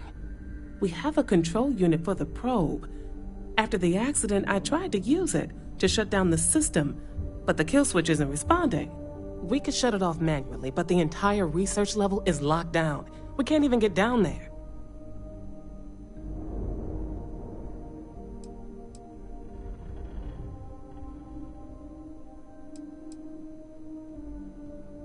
What you see here are just our living quarters. Most of this facility is deep underground. We have a particle accelerator and extensive research and development labs. Or we did.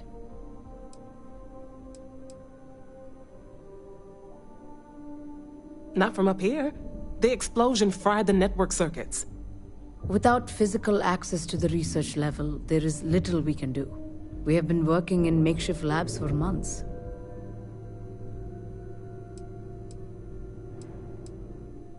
How? I told you the research level's locked down. We can't even use the damn elevator.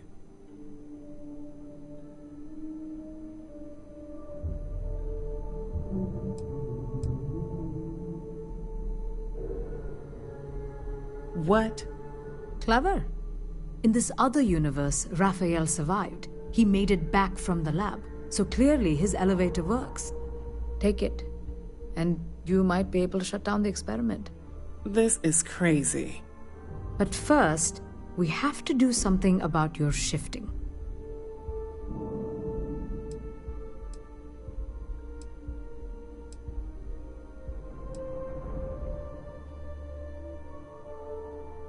Maria, do any of the other controls still work?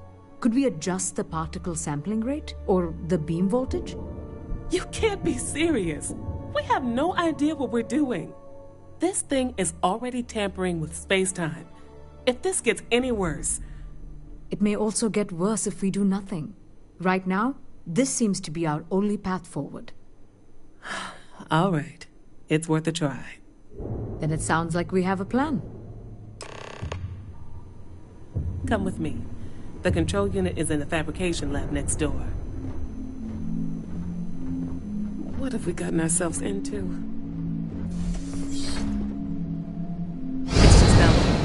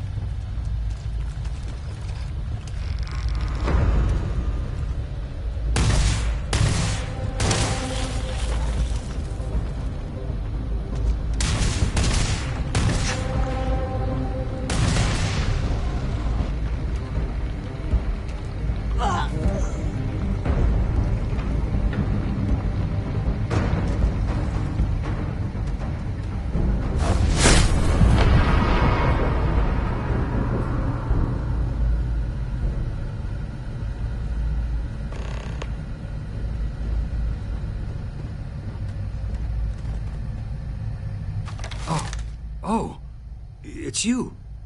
What happened? You disappeared, and the ceiling caved in, and... I thought I'd finally lost it.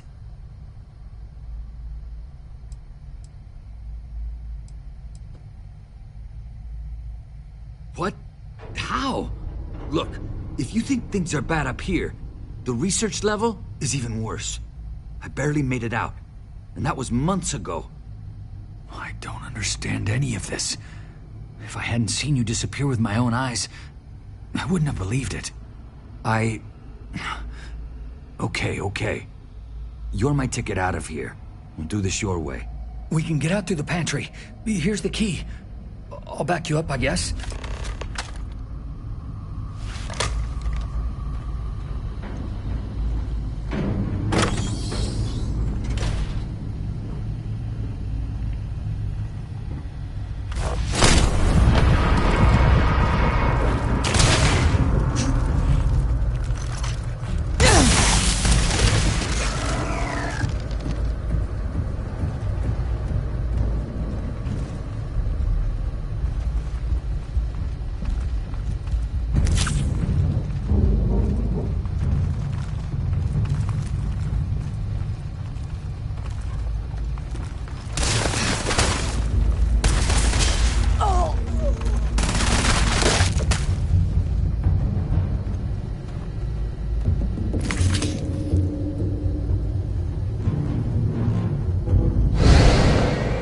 What the? Security breach! Go! Everybody out! For it! Out of my way!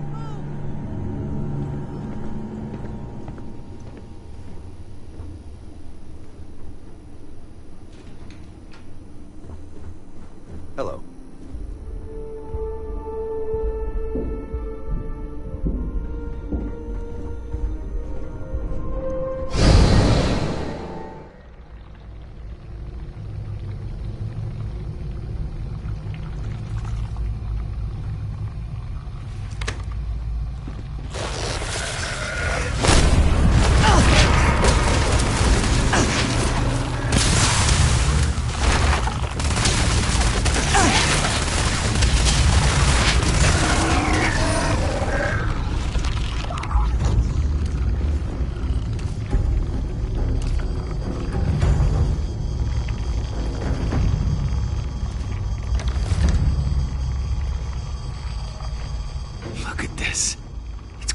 Hours to clear this out, assuming the rest of the building doesn't come down on top of us.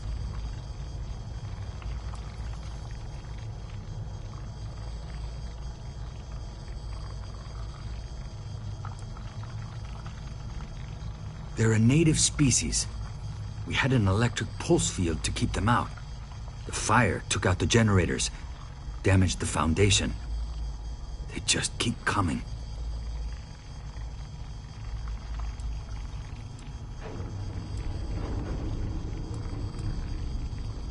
I was in the lab, working on the frequency calibration for the probe. I was walking out of the control room when it happened. I heard the tanks rupture. The alarm sound. I only had a second to react. I jumped back into the control room. The doors sealed. I was safe. From the gas, the fire, everything. But I was trapped. There was nothing I could do to stop it. If I had gone the other way, maybe I could have made it to the ventilation controls. Killed the system. Even if it killed me, I don't know. I don't want to think about it. I'm not sure. It might stop whatever's happening to you. It's a reasonable theory, I guess. How should I know?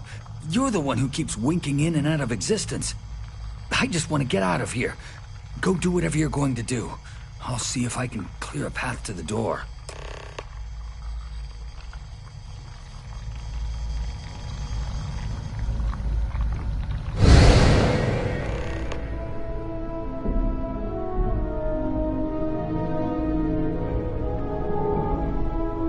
What?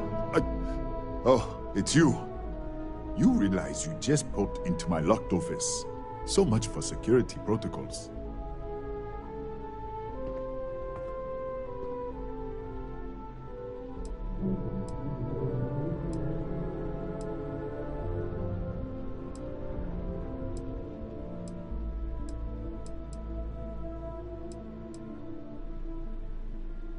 Sure. Down the hall. Take the stairs next to the atrium. Yeah, let me get the doors for you. And done. Is there anything else you need?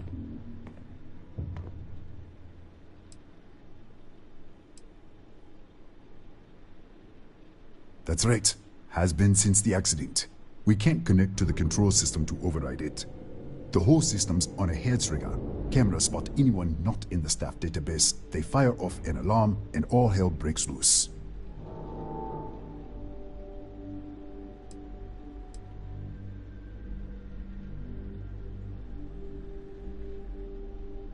Yes, Kataxi. Nasty things. The original survey team ran across them. You're welcome to read the old logs if you want. Yeah, I'll unlock the terminal for you.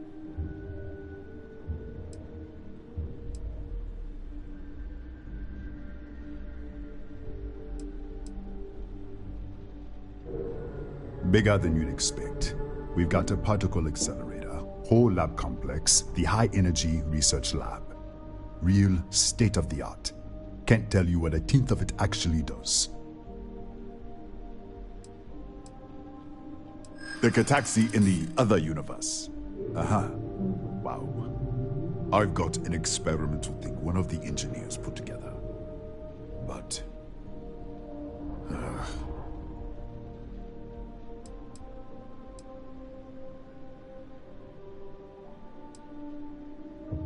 I think you may be right. Haha, I hear you. All right. Yeah. It's never been field tested, but all yours.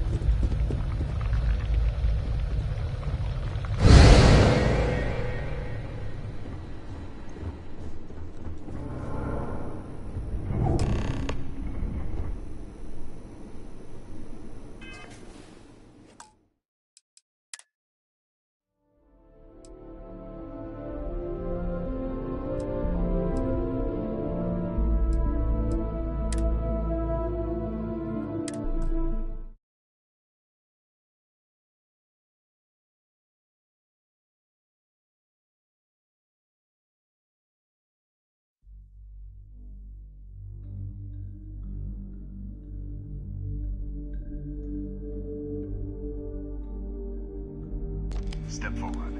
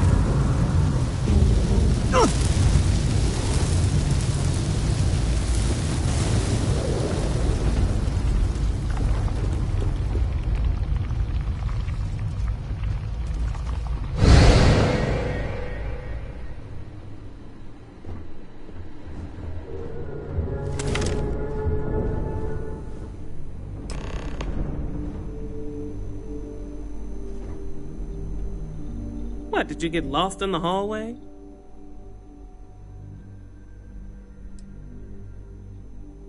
Alright, this is the probe control unit. Most of these controls aren't responding. I'm going to very carefully adjust them.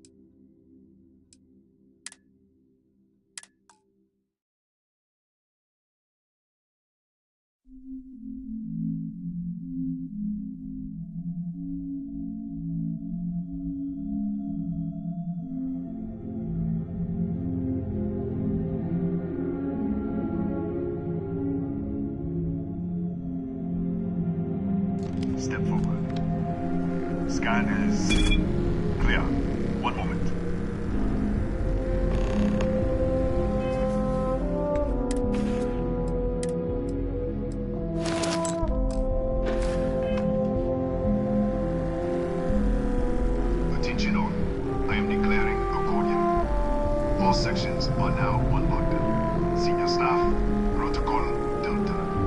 Examine. There. Be right with you.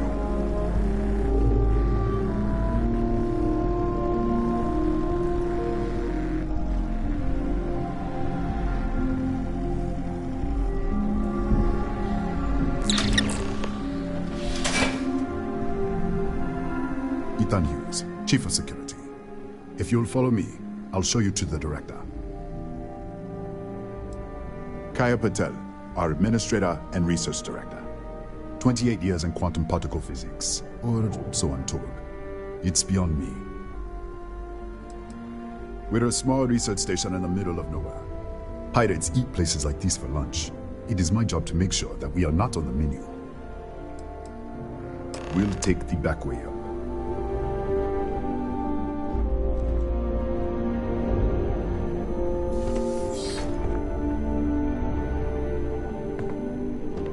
Here, you can see our lovely storage area. Don't touch anything. So, Nishina was built.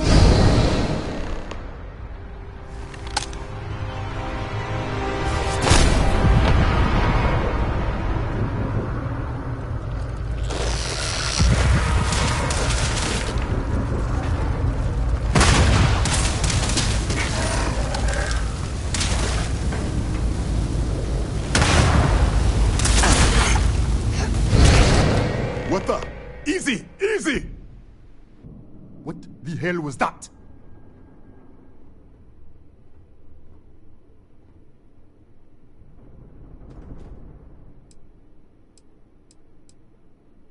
One minute you're following me, and then you're just gone. Minute later, you pop in out of nowhere looking like you were in the middle of a fight. In our storage room. I should have never let you inside. What is this? Some kind of stealth tick? Who are you working for?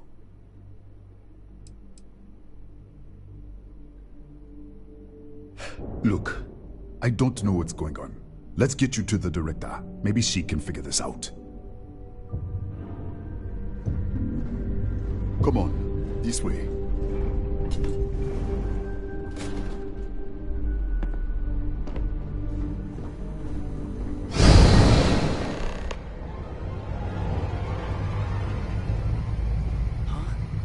Who's there? Oh, thank God. Finally, someone came. The distress signal. You picked up the distress signal, right?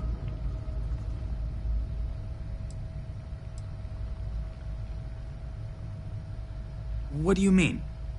Wait, how did you get in here?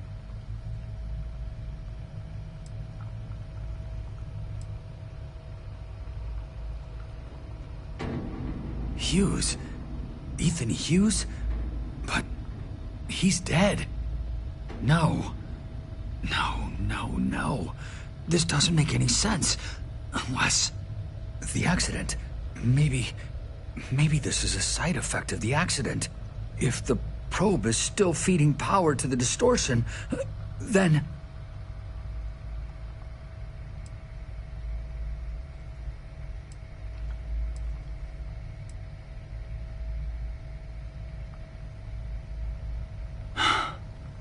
Three months ago, I was It caused a gas leak.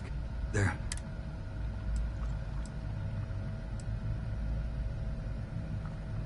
An artifact? You mean the metallic god? Disappear! We should! Wait! She's back! Alright, we're on our way up. Hughes out. I was just filling in the director. Let's keep moving. If anything happens, the director's office is on the second floor, end of the hall. You can't miss it.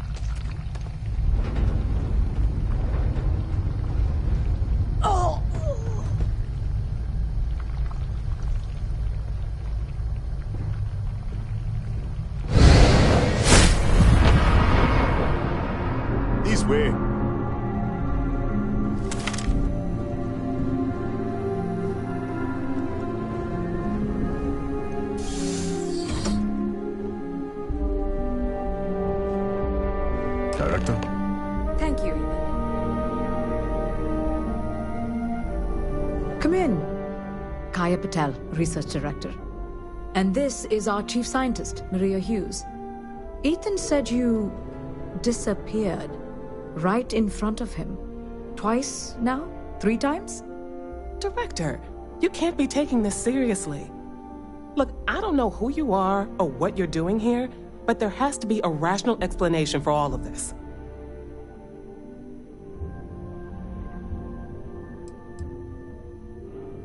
An artifact? You mean the source of the distortion? No, we don't. Enlighten us.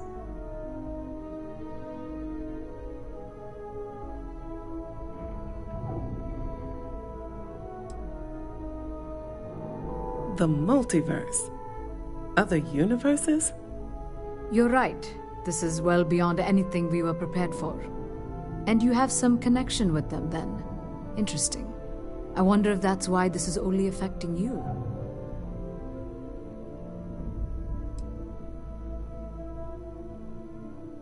That is quite a claim. What makes you think that? Tell us about this other universe. Raphael. Raphael died in the accident. He... Wait. Gas fire. Gas fire. The leak. Director, there was a hydrogen leak right after the accident. It was contained in a minute or 2. But if it hadn't been, it could well have caused an explosion. Another universe, though. That's a lot to swallow. You mean this other Raphael? No. How could we possibly do that? Raphael was a colleague and a friend. If there was some way to help him, I would. But it does seem unlikely. We're not sure. Raphael was in the lab near the ventilation controls. He could have stopped it. Maybe he did. Or died trying.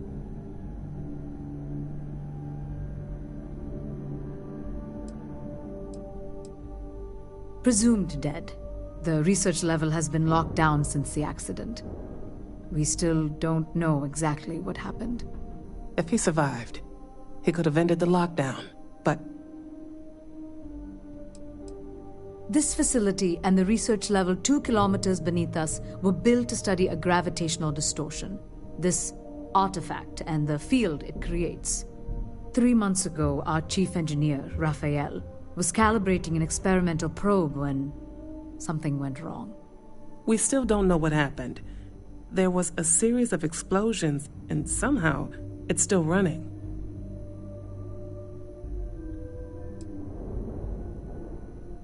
That would make sense. That's why the field strength keeps increasing. We have a control unit for the probe.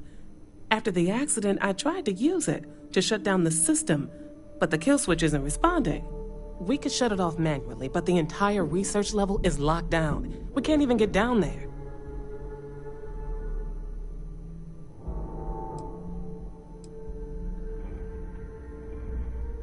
What you see here are just our living quarters. Most of this facility is deep underground. We have a particle accelerator and extensive research and development labs. Or we did. Not from up here. The explosion fried the network circuits. Without physical access to the research level, there is little we can do. We have been working in makeshift labs for months. How? I told you the research level's locked down. We can't even use the damn elevator.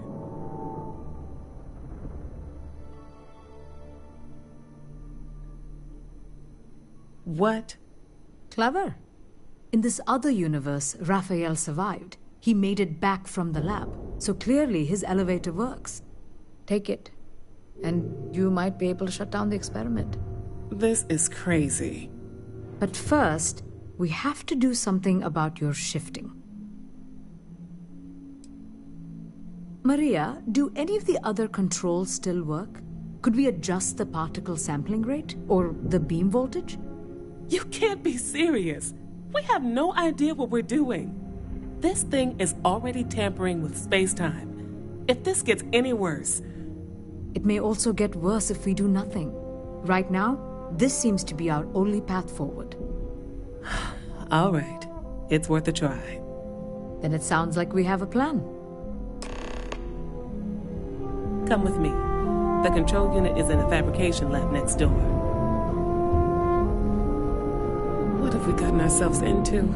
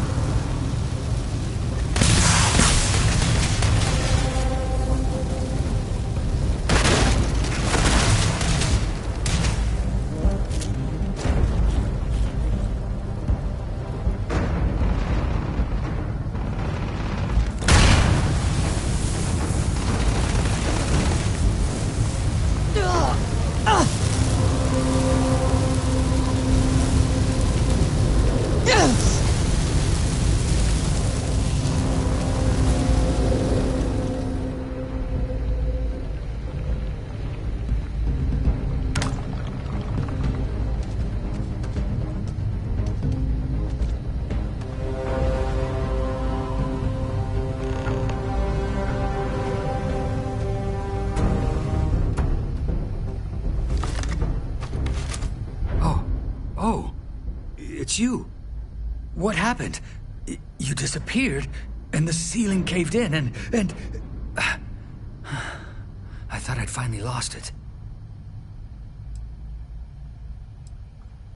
What? How? Look, if you think things are bad up here, the research level is even worse. I barely made it out, and that was months ago. I don't understand any of this. If I hadn't seen you disappear with my own eyes, I wouldn't have believed it. Okay. You're my ticket out of here. We'll do this your way. We can get out through the pantry. Here's the key. I'll back you up, I guess.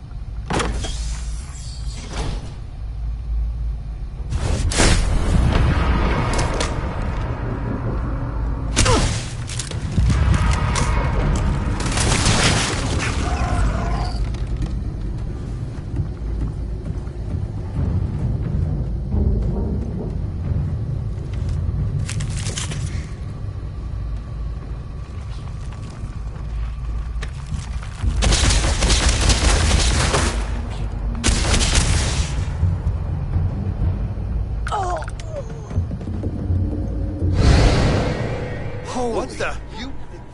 Security breach! Go! Everybody out! Out of my way!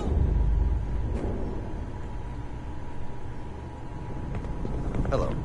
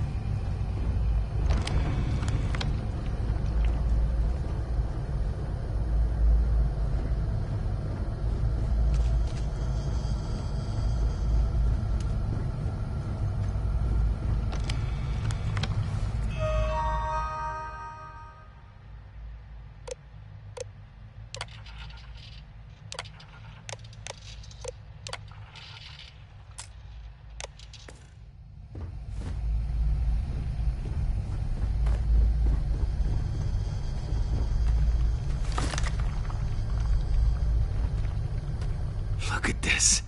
It's going to take hours to clear this out. Assuming the rest of the building doesn't come down on top of us.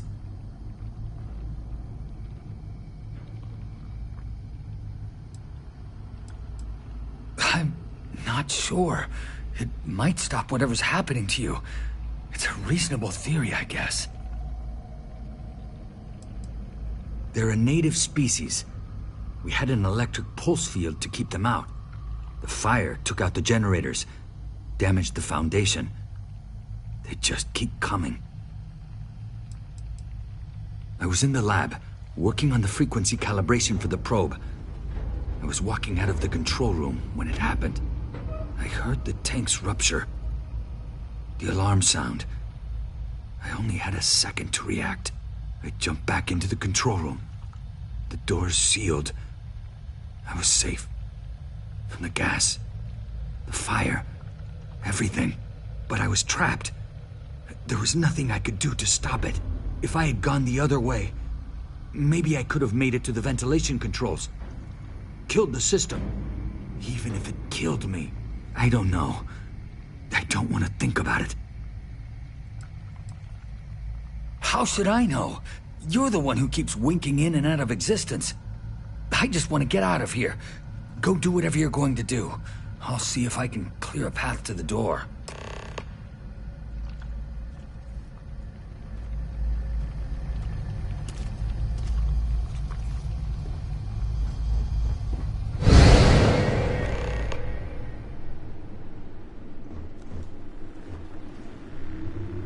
What?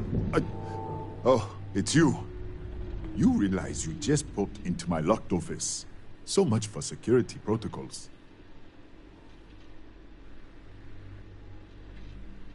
Sure. Down the hall. Take the stairs next to the atrium. Yeah, let me get the doors for you. And done. Is there anything else you need?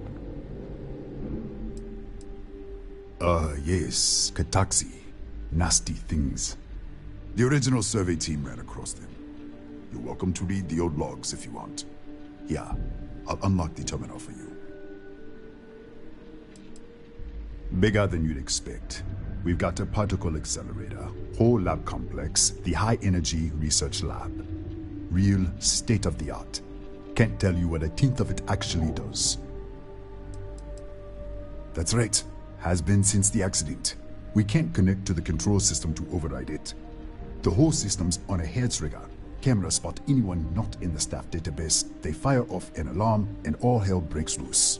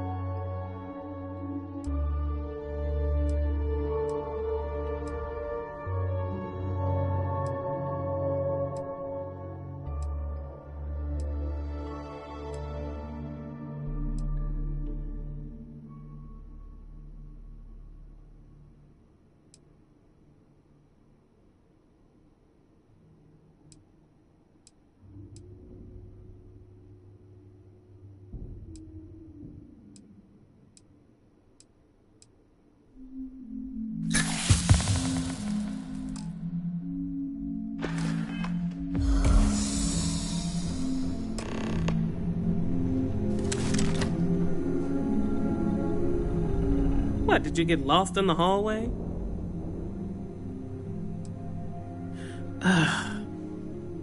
Right.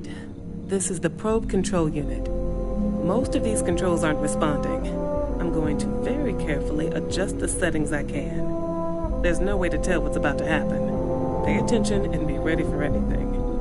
I'll begin by adjusting the energy feed of the electron beam array. We're at 93 teravolts. Calibrating to 95, 97, 100. Nothing. Let's try the other way. 91, 89.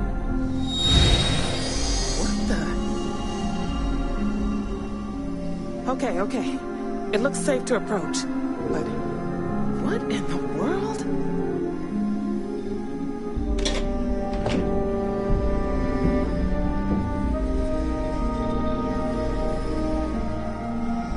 It's a micro-distortion. Flux pattern matches the distortion in the lab. The setting is just exposing it somehow. Step into the distortion, please.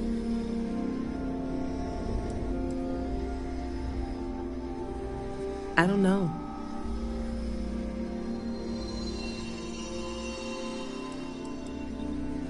It's possible. That's what I want to test. If that is what's happening, what does that mean? How many of these distortions are there? All around us, all this time, and we've never noticed. Look, whatever's going on here, it's not affecting me. You want to call this whole thing off? Fine. Otherwise, step into the field.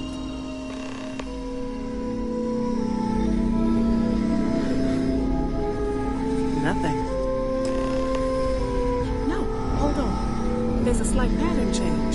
Some kind of resonance. Right, stay there.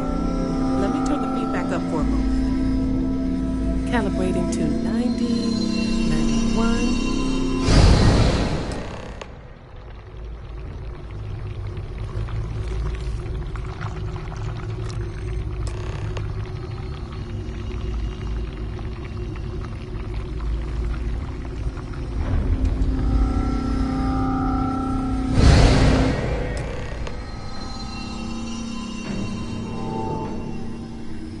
What happened?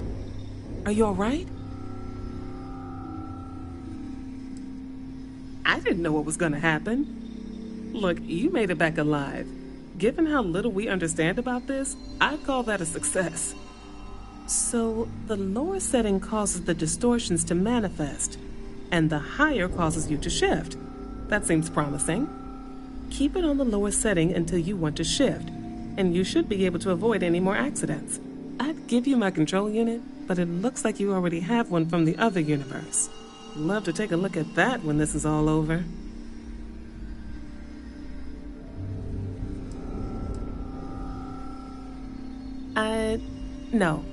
No, we still don't understand what we're dealing with here. If we found something that works, let's not press our luck. You may want to practice shifting just to make sure this works reliably.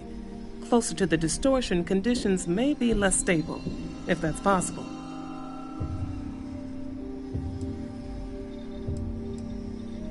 If you can get down to the research level, you need to make your way to the high-energy research lab. Disengage the power interlocks, then pull the emergency shutdown to stop the probe. That should finally put an end to all this. Oh, and before you go, the director wanted to speak with you. It really is just down the hall.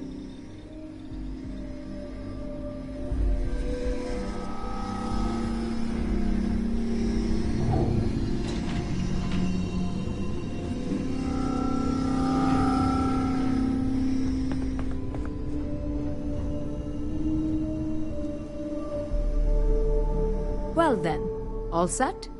If you need supplies, I've asked Dr. Barakova to take care of you. It's the least I can do after everything we've put you through. Before you go, there is one other thing we should discuss. If this experiment is the cause of your shifting, when you shut it down, the shifting will stop. What happens then? To you and to us.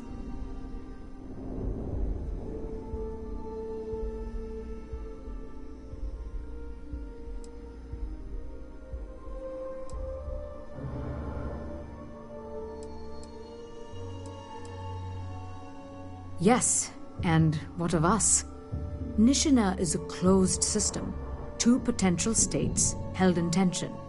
When you shut down the experiment, that tension will resolve. You are the outside observer in the system. Whichever reality you are in, at that moment, is what will become real. For you and your universe, at least. The question is, which will you choose?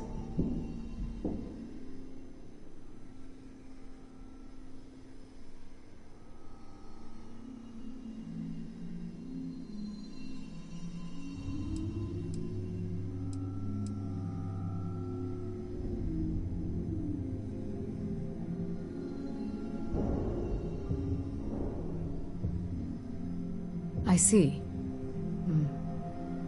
If this were a choice between my life and Raphael's, I would ask you to save him. But as the director of the station, I am responsible for the lives of my staff. 30 people. People with families, careers, futures ahead of them. In this universe, I won't beg. It's not an easy decision. And perhaps things will still work out for us in the end. Perhaps. Now, it's time you are going. With the network offline, we can't shut down the security system on the research level, so you can expect some resistance. Be careful. Ethan, unlock the elevator lobby, please. Ma'am, research level is still locked down. I'm aware of that. All right. Done. Good luck, dear. It's been a fascinating day.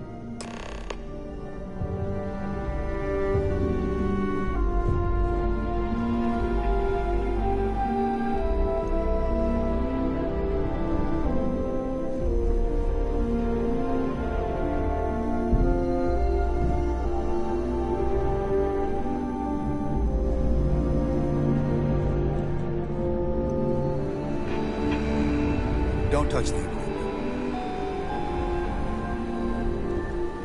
Howdy.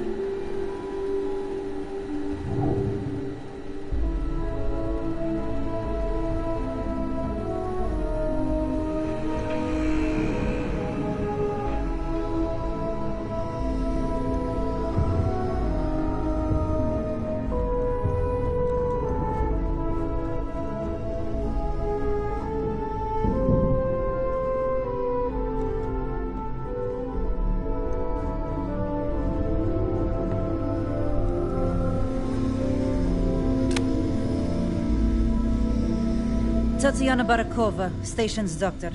This is not a public medical facility, but the director has ordered me to assist you nonetheless. I can spare a few med packs. Beyond that, I am not your therapist, your psychologist, or your cosmetologist. If there's anything else you need, ask.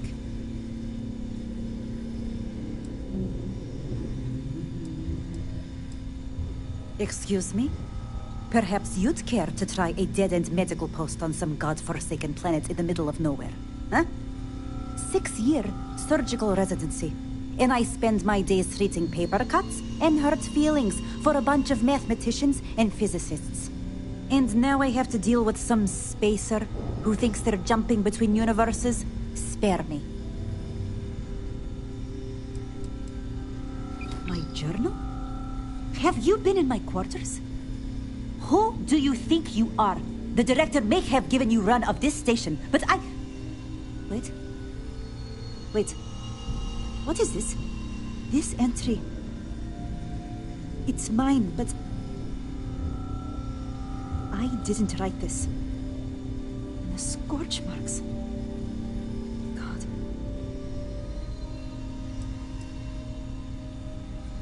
I'm... sorry. I can spare a few more supplies. And I'll give you a break on anything else you need.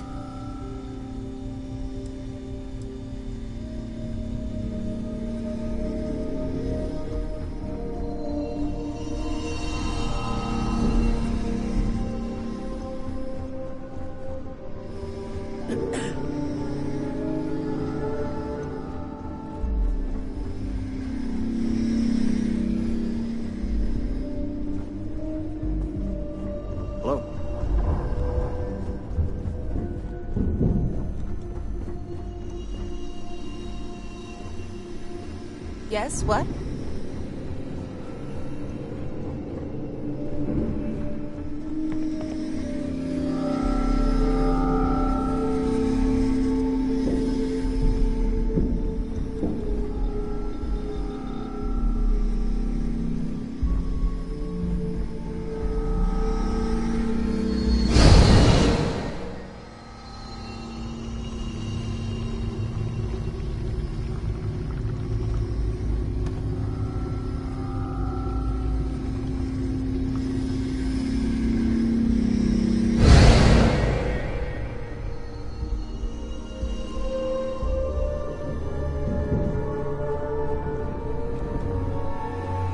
Hey.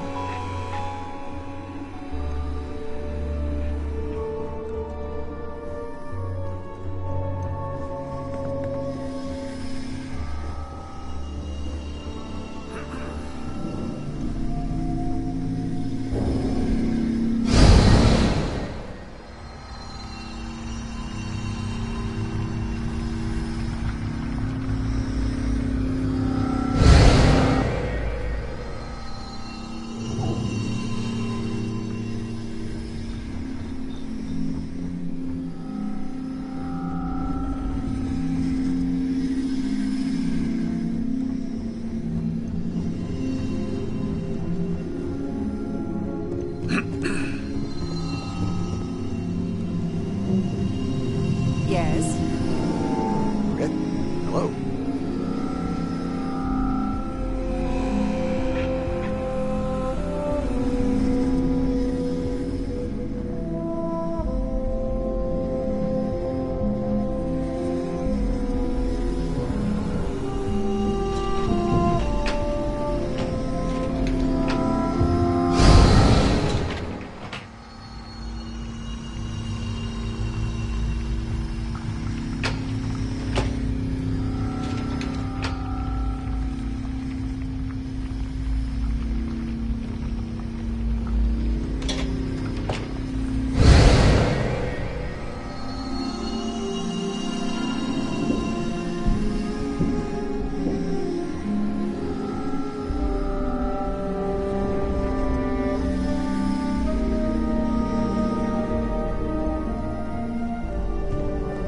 Excuse me.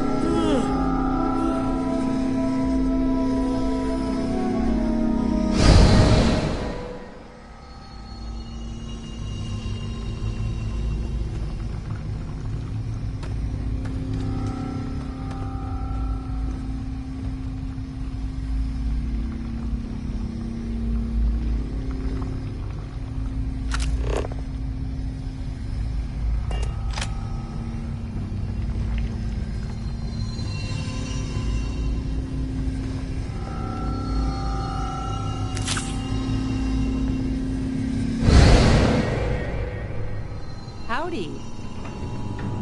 Don't touch anything. Okay. Hello. Pardon?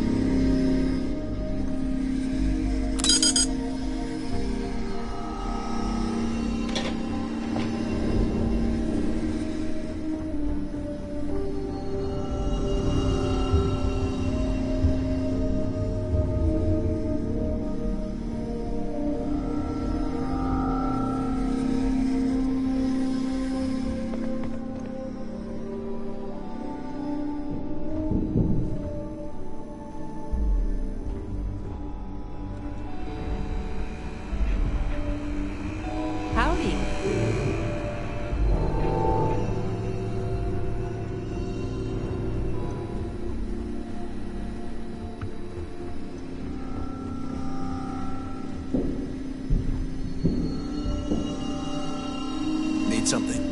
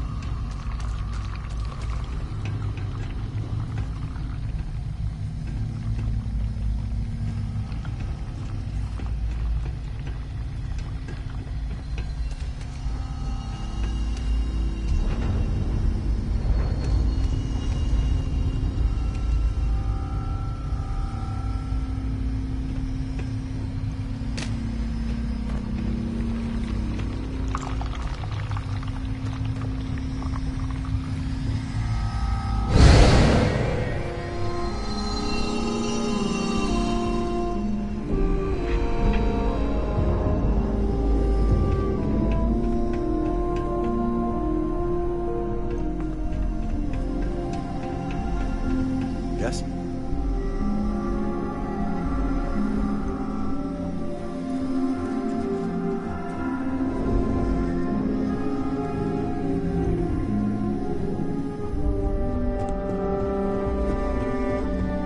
Watch yourself. Yes? What? Don't touch the equipment.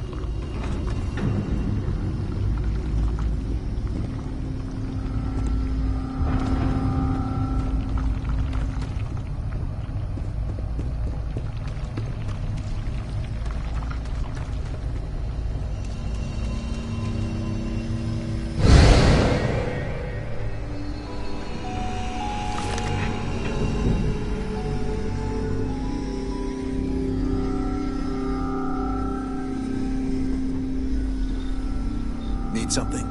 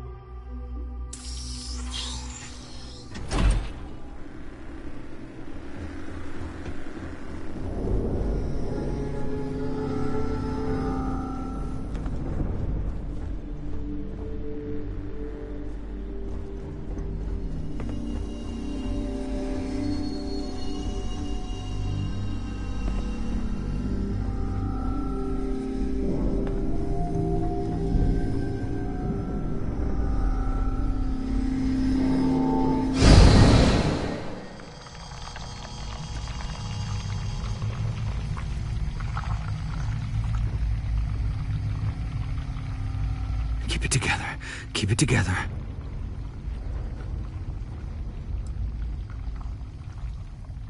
I don't know. Is it a choice? You can choose to save me or all of them. What can I possibly say to that? Look, please. I'm begging you. You're my only chance of making it off this planet alive. Please, don't leave me here.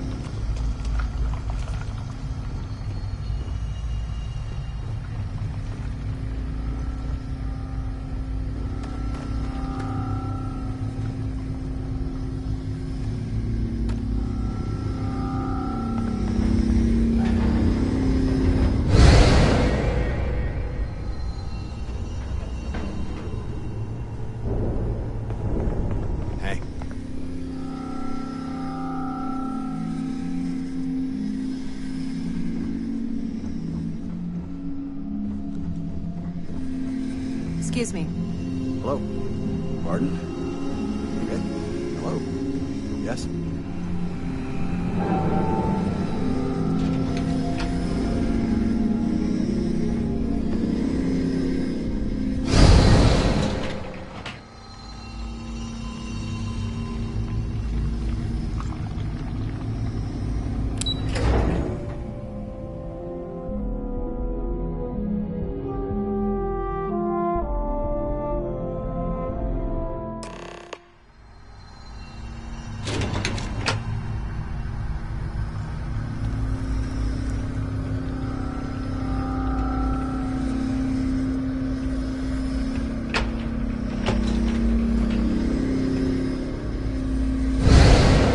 Security lockdown is active. Emergency override controls are available on designated security terminals.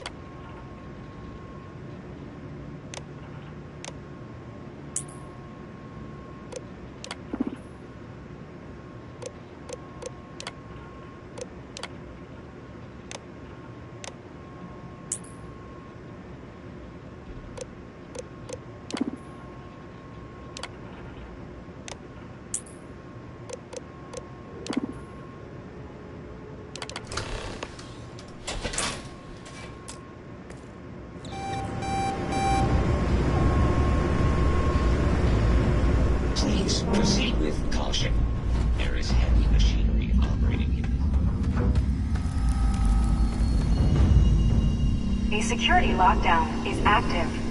Emergency override controls are available on designated security terminals.